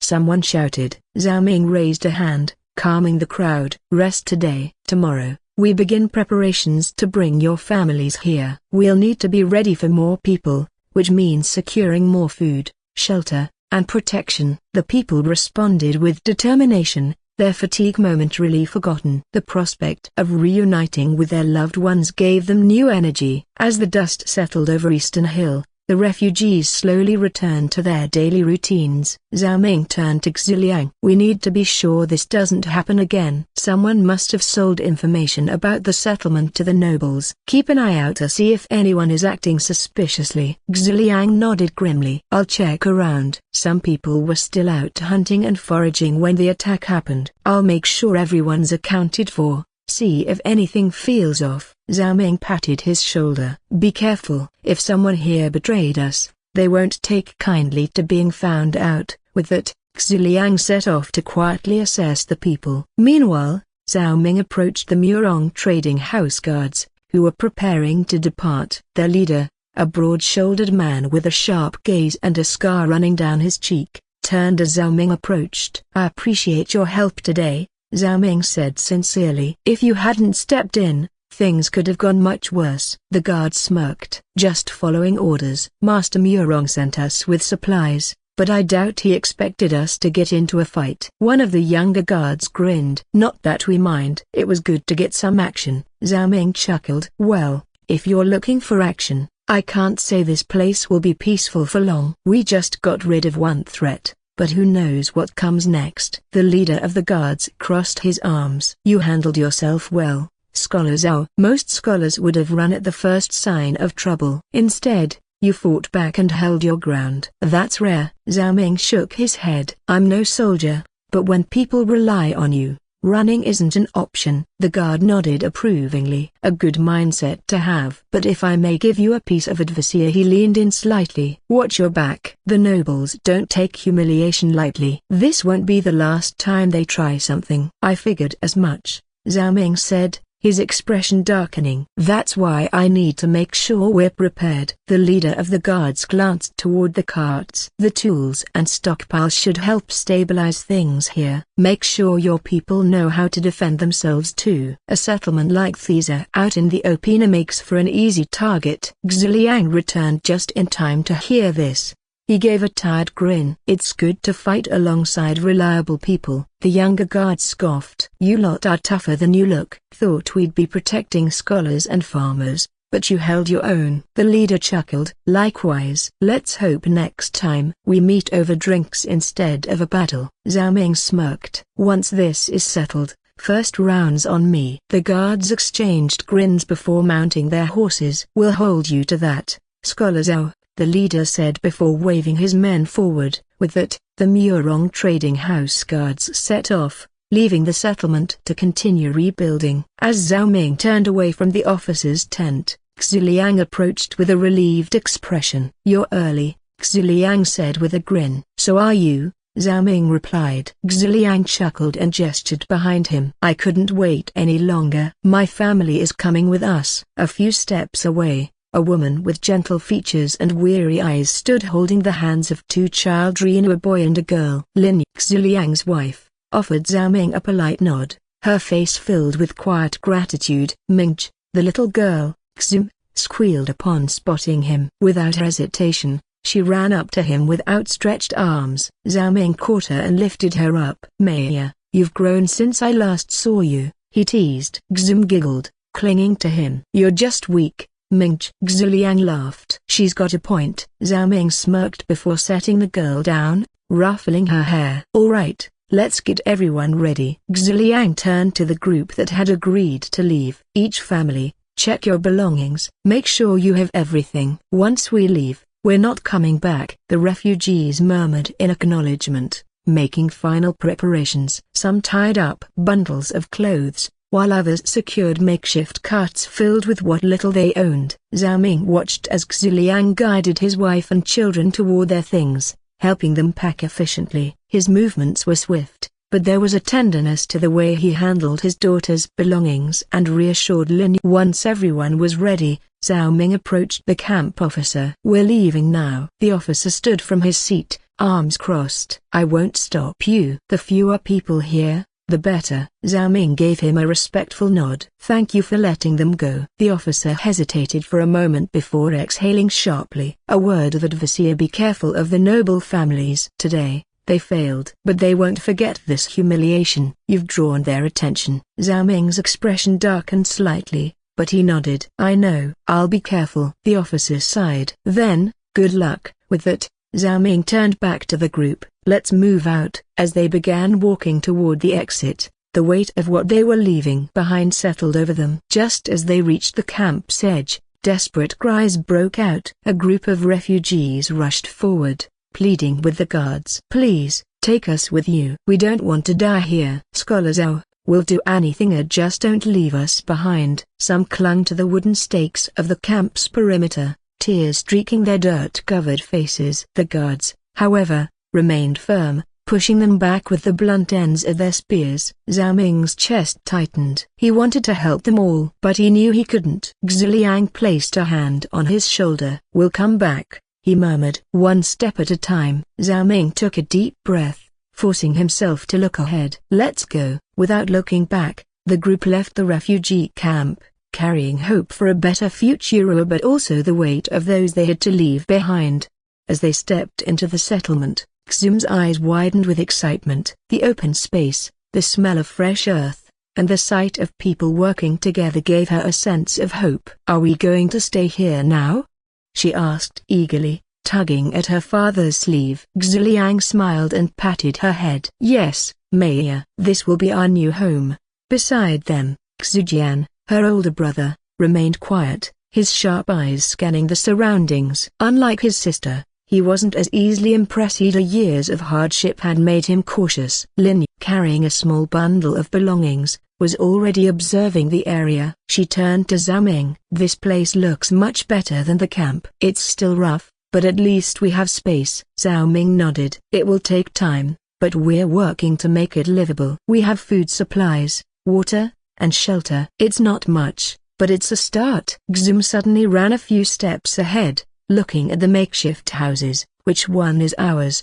she asked excitedly. Lin chuckled. "We'll set it up soon. But first, stay close to me." She turned to her husband. "Where should we put our things?" "We'll find a spot near the others," Xuliang said. He looked around and pointed toward an open area near some already built shelters. "Over there should be good." Xum, still holding on to her father's sleeve, looked up at her mother. "Can I help?" Lin smiled warmly and knelt down to her daughter's height. "Of course, but you have to listen carefully. We need to unpack first, then set up our bedding. After that, we can see what else needs to be done." Xum nodded eagerly. "I'll be the fastest helper." Xujian, who had been quiet, finally spoke up. "What about food?" His voice was calm but firm, carrying the weight of responsibility beyond his years. Lin turned to him and placed a gentle hand on his shoulder. "We'll have a proper meal today, Gianna. No more waiting in long lines or eating cold porridge." The boy's expression remained serious. "And after that? What if food runs out again?" Zhao Ming crouched slightly to meet his gaze. "That's a good question. Right now, we have supplies, and we're working on securing more. Hunting, farming, and trade will help us stay stable." He paused before adding, "But what we need most is people willing to help." "Are you willing to work hard for your family, Xujian?" Xujian met his gaze without hesitation. "Of course." Zhao Ming smiled. "Good. Then we'll make sure no one here goes hungry." The boy gave a small nod, accepting the answer, though he still looked deep in thought. Lin sighed in relief. "Thank you, Zhao Ming, for giving us this chance." Zhao Ming shook his head. "It's not just me. This settlement exists because of everyone working together. We're all building a future here." Xuliang placed a hand on Zhao Ming's shoulder. "And that future starts today." With that, the family moved to set up their new home. Xum was already chattering about how she would decorate their space, while Xujian quietly helped his father unpack, his mind still processing everything. As the sun dipped lower in the sky, casting long shadows across the settlement, Zhao Ming and Xuliang moved through the newly arrived families, assigning tasks to help them integrate into their new home. Some were sent to assist in building additional shelters, while others were directed toward food storage and the farming plots where early crops were being prepared. Everything was progressing smoothly until a figure came rushing toward them. Xuliang. Zhao Ming, the man, one of Xuliang's trusted scouts, was panting, his expression grim. "We found the one who leaked information to the nobles." Zhao Ming's eyes sharpened. "Who?" The scout hesitated before answering. "Jiang Fu." Xuliang's expression darkened. "You're sure?" The man nodded. "He got drunk at an inn last night and started a fight. The guards had to drag him back. When they searched him, they found some leftover silver tools, far more than he should have." Zhao Ming's jaw tightened.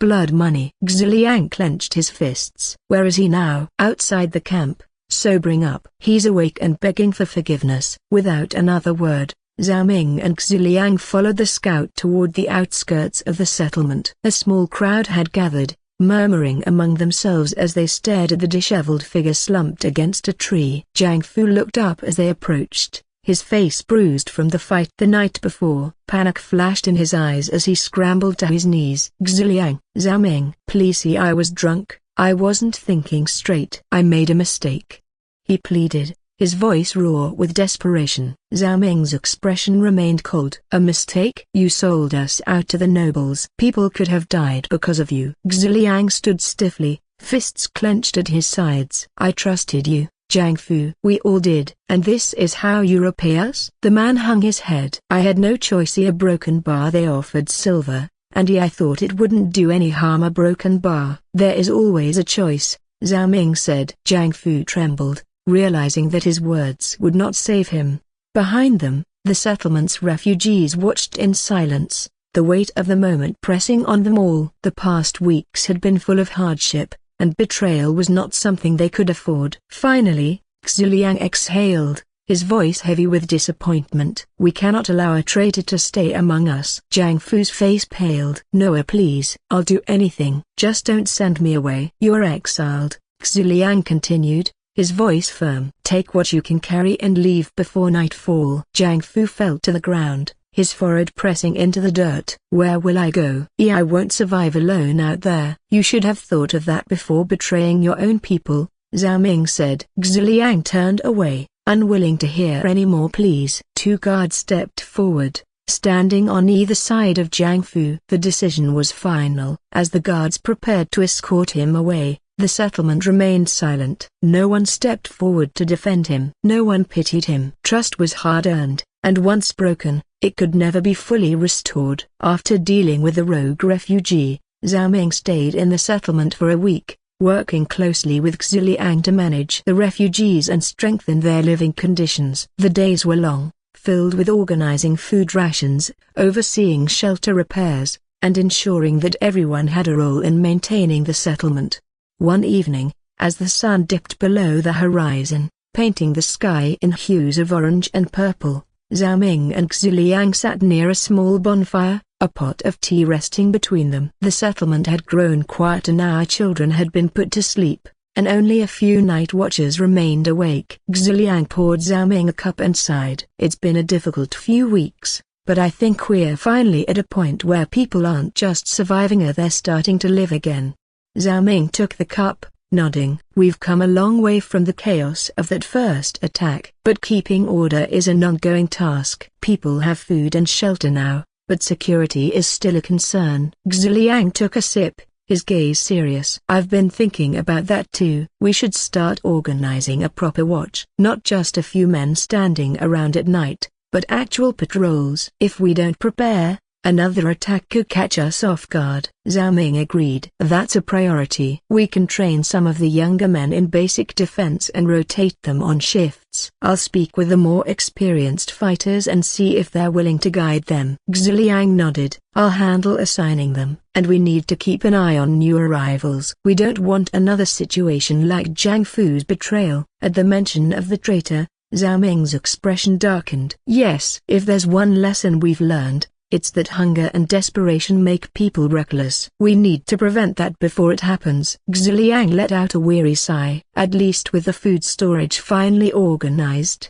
we don't have to worry about shortages anytime soon." Zhao Ming took another sip of tea and leaned back. "Which means it's time for me to return to Murong Trading House. There are still things I need to take care of there. Besides, we'll need more supplies if we're going to keep this place running long-term." Xu Liang smirked. "Just don't forget to bring back some good wine." "After all this, I think we've earned it." Zhao Ming chuckled. "That, I can do." The two sat in comfortable silence for a while, watching the flames flicker. Despite everything, the settlement had survived. It was a small victory, but a victory nonetheless. At dawn the next day, Zhao Ming set out for Murong Trading House, ready for the next steps. After a week of hard work in the settlement, Zhao Ming finally set off for Murong Trading House. The journey back was smooth, and as he arrived, the familiar sight of the bustling market greeted him. Vendors called out their wares, carts rolled past with fresh goods,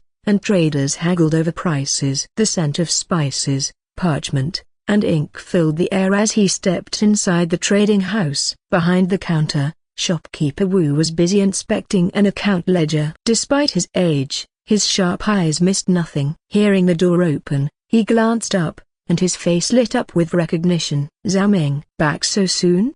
he greeted with a chuckle, setting his brush aside. "I half expected you to get swallowed up by all that work in the settlement." Zhao Ming clasped his hands in greeting. "Nearly did. But things are finally settling down. Food stable, shelters are repaired, and security's tight now." He exhaled, shaking his head. "Still, there's always more to do." Shopkeeper Wu nodded sagely. "That's the way of leadership, always another fire to put out." He motioned for Zhao Ming to sit. "You came at an interesting time. Murongda isn't here. He left on a short trading trip to secure more grain supplies." Zhao Ming arched a brow. "Grain supplies? He must be expecting shortages." The shopkeeper grinned. "You catch on quick." "The market's been unpredictable, and with all the unrest, It's best to prepare before prices spike. Zhao Ming accepted the tea brought over. Speaking of unrest, any word on the rebels in Lanya? Shopkeeper Wu stroked his beard. Surprisingly quiet. No major movements. Either they're biding their time or dealing with their own problems. Zhao Ming's gaze darkened. That won't last. If they stay quiet for too long,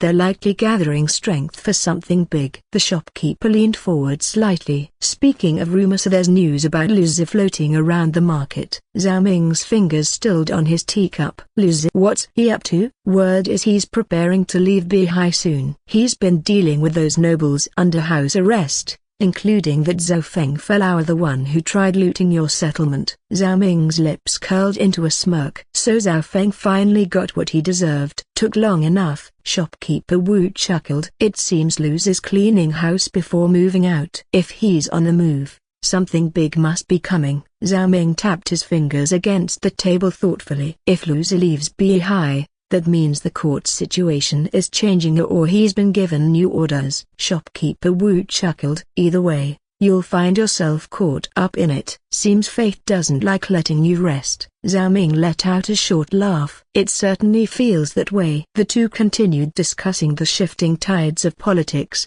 trade, and the uncertainty looming on the horizon. Though things were stable for now, change was inevitably and Zhao Ming would have to be ready. As their conversation wound down, Shopkeeper Wu took a small sealed letter from the counter and slid it towards Zhao Ming with a knowing smirk. This arrived from the estate. From the young lady. His tone carried a hint of amusement. Zhao Ming raised an eyebrow but picked up the letter, feeling the delicate weight of the fine parchment. Murong's. Who else? Shopkeeper Wu chuckled. She must have reached Zhu County. Probably worried you've been working yourself into the ground again. He waved a hand. Go on, get some rest. I'll arrange for a few men to keep an eye on the settlement while you're here. No sense in you collapsing from exhaustion. Zhao Ming smirked but nodded. Appreciate it. Shopkeeper Wu. Pocketing the letter, he left the trading house and made his way to the Murong estate. The grand courtyard was as lively as ever, servants moving about their tasks with quiet efficiency. After days of rough living in the settlement, just stepping into the estate felt like entering another world. Inside, a servant quickly brought out a meal for him. Simple, but warm and filling. He ate slowly, savoring the flavors before finally allowing himself the luxury of a long, hot bath. The tension from days of travel and work melted away as he sank into the steaming water, closing his eyes for a moment of peace. Once refreshed, he settled in his room, breaking the seal on Murong's letter. Zhao Ming, I've just arrived in Zhu County and will be staying here for a short while before heading back to the Azure Dragon sect. The journey has been uneventful so far, though I can't say I enjoy traveling without the comforts of home. On my way back to the sect. Until we meet again, stay safe. Murong's. Zhao Ming exhaled, staring at the letter for a moment before reaching for his brush and ink. He dipped the brush in ink, pausing slightly before putting his thoughts to paper. Murong's. It's good to hear you've arrived safely in Zhu County. The world outside is chaotic, so be careful on your way back to the Azure Dragon sect. You may not enjoy the road, but at least you have a clear path ahead. Some of us are still trying to find our place. There's something I haven't told you yet. Over the past weeks, I've been helping a group of refugees. They had nowhere else to go, so I stepped in to help them build a settlement. But it wasn't easy. We were attacked by nobles who saw us as an easy target, and Worthy, one of our own, betrayed us. Someone sold information about our location in exchange for silver. I had no choice but to exile him, but the damage had already been done. Despite all that, the people here refuse to give up. They fight to survive, and I can't turn my back on them now. The Murong trading house has been a great help, but I can't rely on them forever. If this settlement is to last, we need to be self-sufficient. For now, food supplies are steady, and defenses are improving, but there's still much to do. I know you'll tell me not to push myself too hard. I won't promise anything, but I'll try to keep your words in mind. Take care on your journey back to the sect. Let me know when you arrive safely. Zhao Ming. After sealing the letter, Zhao Ming handed it to a servant for delivery. He set the brush down and leaned back, staring at the ceiling for a moment. Murong's was right, he wasn't one to stop and rest. But there was still too much to do. After spending a few days handling settlement matters, Zhao Ming finally found time to visit the Murong trading house again. The settlement was running more smoothly now, and while there was still much work to be done, at least immediate concerns like food and shelter had been stabilized. Inside the trading house, shopkeeper Wu greeted him warmly. "Zhao Ming, it's been a while. Have you finally come to take a break, or are you here to put more work on my plate?" Zhao Ming chuckled. "If only I could afford to take a break. Actually, I wanted to talk about business." Shopkeeper Wu raised an eyebrow. "Business? That's new. Go on." Zhao Ming leaned slightly against the counter. "The Murong trading house has been a great help to the settlement. Without your support, we wouldn't have survived the past few weeks. I want to return the favor. That land and livestock you provide originally belonged to the Murongs. If there's anything I can do to assist with your business, I'd like to help." Shopkeeper Wu waved a hand dismissively. "There's no need to be so formal. As the future son-in-law of the Murong family, of course, we'll support you." Zhao Ming blinked. "A broken bar future what?" The old shopkeeper grinned knowingly. "Oh, you didn't know? Young Lady Murong speaks highly of you, and the master himself seems to approve. Who knows what will happen in the future?" Zhao Ming sighed, rubbing his temple. "Let's focus on the matter at hand." Before shopkeeper Wu could tease him further, the door opened, and a scholar from the academy stepped inside, looking slightly anxious. His robes were well kept but dusty from travel. He glanced around before approaching the counter. The scholar paused at the entrance, his gaze scanning the room before settling on shopkeeper Wu. He adjusted his sleeves and stepped forward with an air of urgency. "Shopkeeper Wu, I need a moment of your time, privately, if possible." Shopkeeper Wu exchanged a glance with Zhao Ming before nodding. "Of course." "Let's move to the back room." As they entered the quieter chamber, the scholar's eyes flickered towards Zhao Ming. His posture stiffened slightly as if measuring the situation. "Before we proceed, may I ask who is he?" Shopkeeper Wu gave a knowing smile. "This is Zhao Ming. He represents Master Murong in matters like these." The scholar studied Zhao Ming briefly before nodding in acknowledgement. "That simplifies things. In that case, I will speak openly." His expression turned serious as he lowered his voice. "I have come on behalf of the Academy with a request. We require assistance from your master blacksmith to refine and further develop a certain weapon." Shopkeeper Wu leaned back slightly. "And what kind of weapon are we talking about?" The scholar hesitated before continuing. "It is part of the weapon cargo brought in from Penglai, a special designer, one with the potential to change warfare as we know it." Zhao Ming's mind quickly sifted through the cargo manifests he had reviewed earlier. Among the various weapons, there had been one that stood out. He narrowed his eyes slightly. "It's a crossbow, isn't it?" The scholar's expression briefly flickered with surprise before he nodded. "Yes, but not just any crossbow. This model is unlike anything commonly used. If properly refined,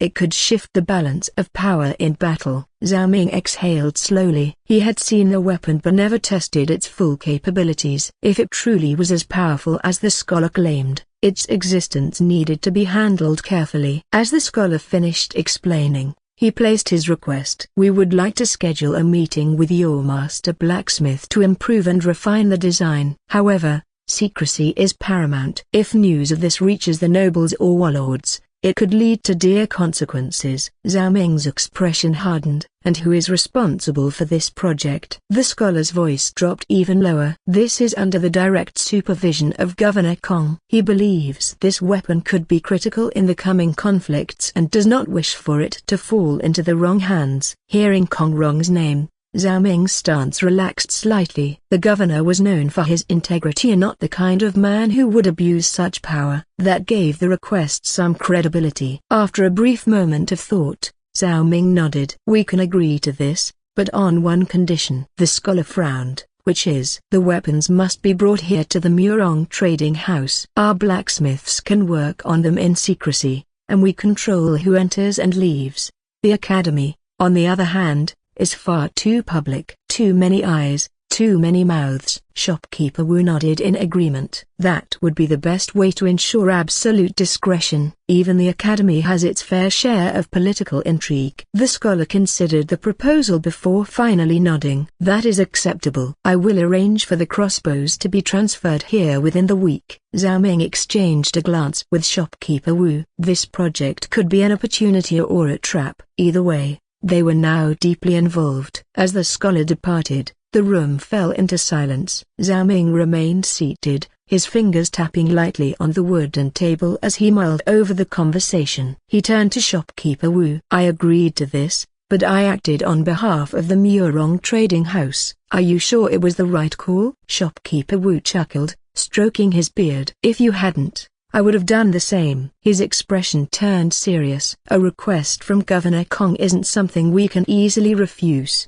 Besides, earning favors from both the academy and the governor could prove useful in the future. Zhao Ming exhaled and nodded. That's true. But working on a weapon of this scale requires knowledge we might not have. Do we even have a blacksmith or weaponsmith experienced with crossbows? Shopkeeper Wu leaned back, rubbing his chin in thought. The Murong trading house specializes in metal weapons as swords, spears, and armor. Crossbows are another matter. We don't produce them regularly. But a broken bar. He paused, recalling something. We do have some craftsmen who work with bows and other hunting weapons. They might not be master crossbow makers, but at the very least, they'll understand the principles. Zhao Ming nodded slowly, processing the information. Even if their expertise was limited, it was a starting point.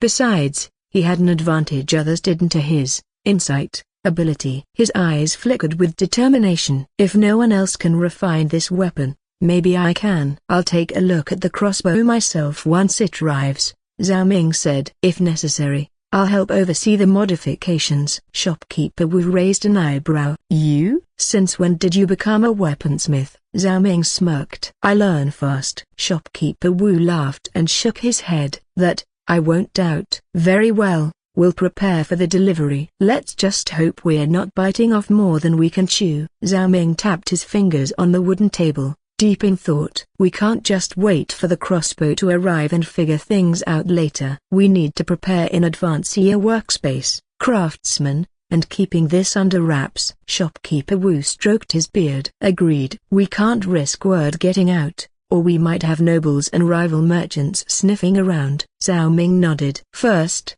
the workshop. We need a secure place to work on the modifications, away from prying eyes. Shopkeeper Wu pondered for a moment. We have a smaller smithing station at the back of the trading house. Normally, it's used for bow repairs and arrow crafting, but it's secluded enough. We can clear it out and use it for this. Zhao Ming smirked. That works. We'll make sure only trusted workers have access. Now, for the craftsman, we'll need a skilled blacksmith for the metal components and someone who understands bows. Shopkeeper Wu's eyes lit up. Uncle Qian. Zhao Ming raised an eyebrow. Who? An old bower who works with us. He's been crafting bows and crossbows for years. One of the best. The problem is, he's stubborn. He doesn't like working on military weapons. Says war makes people forget the value of hunting. Shopkeeper Wu explained with a sigh. Zhao Ming chuckled. That's going to be a problem. I'll talk to him, Shopkeeper Wu offered. He owes me a favor. If I frame this as improving hunting tools,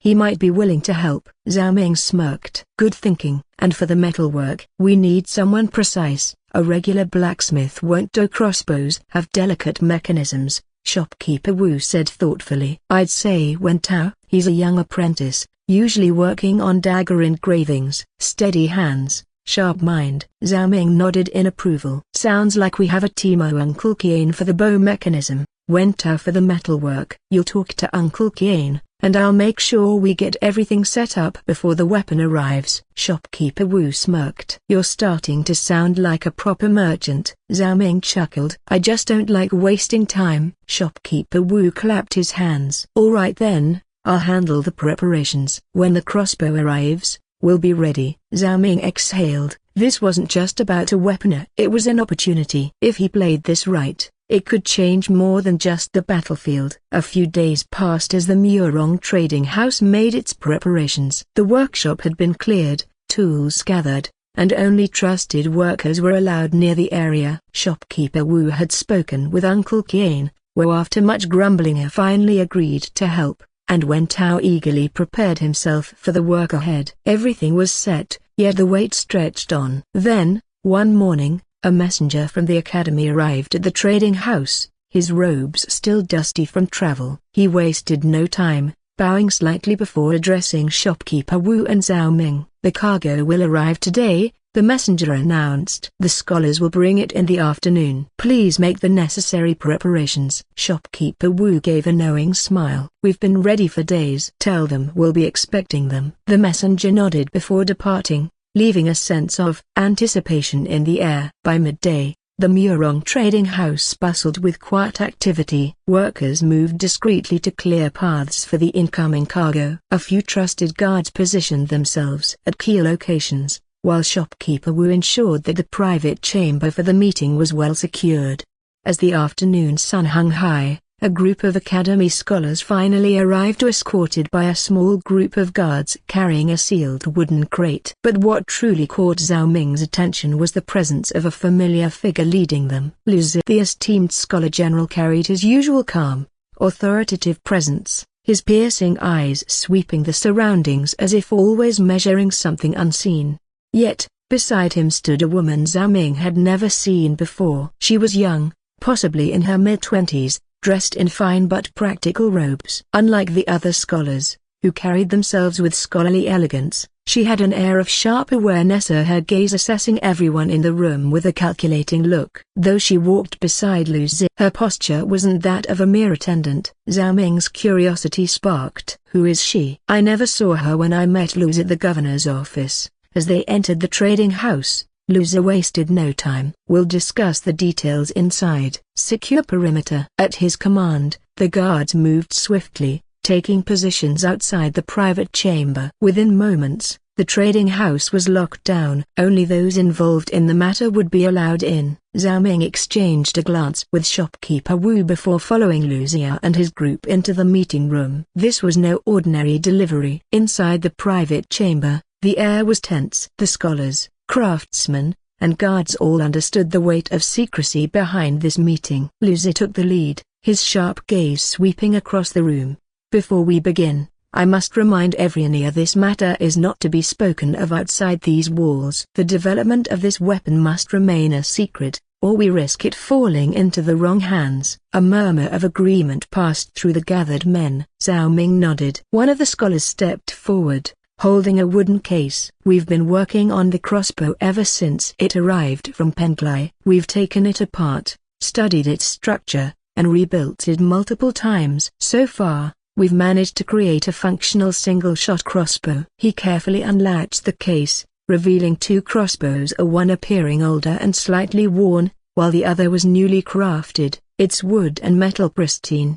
"However," the scholar continued, "the records claim that this crossbow is capable of firing multiple arrows in rapid succession. We cannot figure out how that mechanism works." He gestured toward the duplicated crossbow, then carefully detached a small wooden and metal component from its upper section. "This is what we believe to be the key to the mechanism, but our attempts to recreate its function have failed." Zhao Ming stepped closer, his eyes drawn to the original crossbow. He reached out and took it into his hands, feeling its weight and balance. The wood was old but well maintained, the drawstring taut, and the trigger mechanism oddly structured. A voice scoffed from the side. "And what exactly can he do that we cannot?" Zhao Ming turned his head slightly. The words had come from Lu Zi's assistant, the woman who had accompanied him. She stood with her arms crossed, her eyes sharp with skepticism. Before Zhao Ming could respond, Lu Zi's expression hardened. "Be quiet." The woman pressed her lips together but said nothing more. Zhao Ming narrowed his eyes slightly. "Interesting." Lu Zi sighed. "Forgive her. She is my daughter, Lu Qianyi. She speaks her mind more than she should." Zhao Ming simply nodded before shifting his focus back to the crossbow. He tightened his grip slightly, activating his insight, ability. A faint shimmer passed over his vision as the system provided him with information. Repeating crossbow, a specialized mechanical crossbow capable of firing multiple arrows in rapid succession. The firing mechanism involves an auto-loading magazine system. His eyes flashed with realization. A repeating crossbow, that explained the confusion. The scholars had been treating it like a standard single-shot crossbow when its true function relied on a magazine-based reloading system. Zhao Ming activated weapon design, further analyzing the structure. Critical issues detected: missing gear in the loading mechanism. Magazine misaligned, preventing smooth arrow feeding. Zhao Ming exhaled slowly. That's the problem. The mechanism is incomplete. Uncle Qian ran his calloused fingers along the frame of the crossbow, his experienced gaze tracing each component with careful scrutiny. Beside him, Wen Tao squinted at the detached mechanism the scholars had presented, tilting it slightly under the dim lamplight. "This broken bar is unlike anything I've ever worked with," Uncle Qian finally muttered. "The design is intricate, too precise for ordinary craftsmanship." Wen Tao nodded in agreement. "The main issue I see is the firing mechanism. A standard crossbow releases a single arrow when the trigger is pulled, but this Ania, if the records are correct, is meant to shoot multiple arrows in succession." He tapped his finger on the separated piece of wood and metal. "This is supposed to be the key to that, but it's a broken bar, incomplete." One of the scholars adjusted his sleeves and cleared his throat. "We believe this component is what loads and releases the arrows. But when we reconstructed the weapon, it only worked as a normal crossbow. Something is missing." Another scholar chimed in. "We've examined the records from Pengala and the original documents that describe this weapon, but there are inconsistencies. Some descriptions suggest it was used effectively in battle, while others say the mechanism often jammed." Uncle Qian frowned. "If it jammed, then there was likely a flaw in the alignment." He turned to Wen Tao. "What do you think?" Wen Tao took the duplicated crossbow and tested its draw weight. "Structurally, it holds up well. The tension on the string feels right. But if this was meant to fire multiple arrows, it should have an automatic reloading system. Without that, you'd need to manually place each arrow." Zhao Ming, who had been silent up to this point, finally spoke. "That's exactly the problem. The design isn't meant to be a single-shot crossbow at all." The scholars turned to him, curiosity flickering in their eyes. "What do you mean?" one of them asked. Zhao Ming set the original crossbow down and gestured toward the magazine-like attachment. "This isn't just a storage compartment. It's supposed to feed arrows into the chamber. If it was working correctly, every time the user pulled the trigger, another arrow would drop into place and be fired immediately." The scholars exchanged glances, murmuring among themselves. Uncle Qian rubbed his chin. "That makes sense. But if the design is flawed," Zhao Ming interrupted, "it's not just flawed. It's incomplete." He picked up the separated mechanism and pointed at the small grooves. "There's supposed to be a gear here to control the reloading, and the magazine needs to be realigned so the arrows can feed properly." Wen Tao leaned in. "A gear? That would mean it's a mechanical reload system, not just a gravity-fed one." A younger scholar's eyes widened. "That would explain why it doesn't function properly. We thought it was just a normal arrow compartment." Lu Zi, who had been observing quietly, finally spoke. "So you're saying the mechanism we received was already missing pieces?" Zhao Ming nodded. "Yes. Either the original craftsman didn't finish it, or some parts were lost over time." Lu Zi's expression darkened. "Then this means we will need to reconstruct it properly." Uncle Qian let out a breath. "That's not going to be easy. If this was made by a master craftsman, it means the original design is far beyond what most blacksmiths are capable of." Wen Tao added, "And if the missing parts are custom-made, we'll need to figure out their exact specifications before we can reproduce them." One of the scholars hesitated before speaking. "We might be able to find clues in the old blueprints, a broken bar, but they are vague. Without a working prototype, it will be difficult." Zhao Ming exhaled. "We don't need to rely solely on the old records. We now know what's missing, and we have craftsmen skilled enough to recreate the parts. It'll take trial and error, but it's possible." Lu Zi's daughter, Lu Qianyi, who had remained silent after being scolded earlier, scoffed. "And what makes you so sure you can fix something even our scholars couldn't?" Zhao Ming met her gaze calmly. "Because now, We know why it doesn't work. Liu Zi gave his daughter a sharp glance, silencing her again. Then, he turned back to Zhao Ming. If you believe it can be done, then prove it. Zhao Ming nodded. We will. But to keep this secret, all work must be done here at the Murong Trading House. Too many eyes are on the academy, and we don't want word getting out. Liu Zi considered this, then nodded. Very well. We will leave the reconstruction in your hands. But be warned, this crossbow may change the future of warfare. If it falls into the wrong hands, it could cause unimaginable destruction. Uncle Qian crossed his arms. Then we'd best make sure it's in the right hands first. The meeting ended with a new determination. A Murong Trading House would take on the challenge of rebuilding the lost mechanics of the repeating crossbow. As Liu Xia and the scholars made their exit, the room gradually emptied, leaving behind an air of secrecy and lingering tension. The heavy wooden doors of the private meeting chamber closed behind them, muffling the sounds of the trading house beyond. Zhao Ming remained standing near the table, his eyes fixed on the disassembled crossbow parts laid out before him. The meeting had given him answers, yet it had also raised far more troubling questions. Shopkeeper Wu let out a slow breath, watching as the scholars disappeared from view. That old man still carries the weight of the empire on his back, he muttered. Liu Zi has always been a man of principle. If even he insists on such secrecy,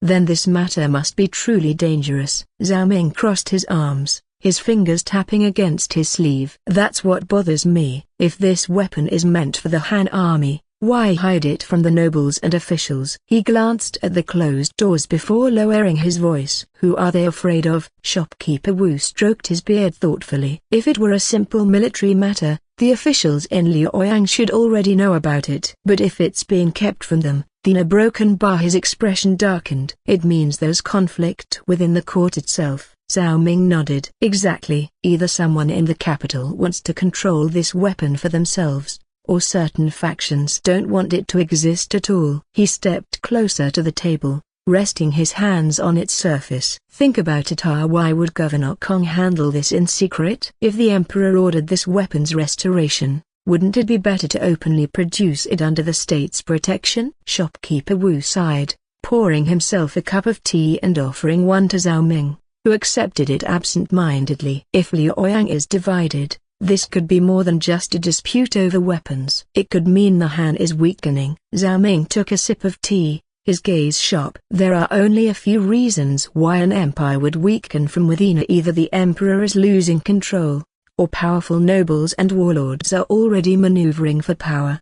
Shopkeeper Wu set his cup down with a soft clink. Liaoyang has always been a nest of political vipers, but if what you say is true, then we may be on the verge of something far worse. A power struggle in the imperial court could send ripples throughout the entire land. Zhao Ming exhaled slowly. Then we need more information. Does the Murong Trading House have a network in Liaoyang? Shopkeeper Wu shook his head. Not directly. Our business is focused on trade, not politics. But we do have connections in surrounding cities. Chen, Xukeng, and even Runan. Traders and the merchants always have an ear to the ground, even if they don't realize it. A few well-placed inquiries could give us a clearer picture. Zhao Ming set his cup down, his mind already working through the possibilities. Then do it discreetly. I don't want anyone knowing we're looking into the capital's affairs. Not yet. Just gather rumors or listen for mentions of noble factions, military shifts,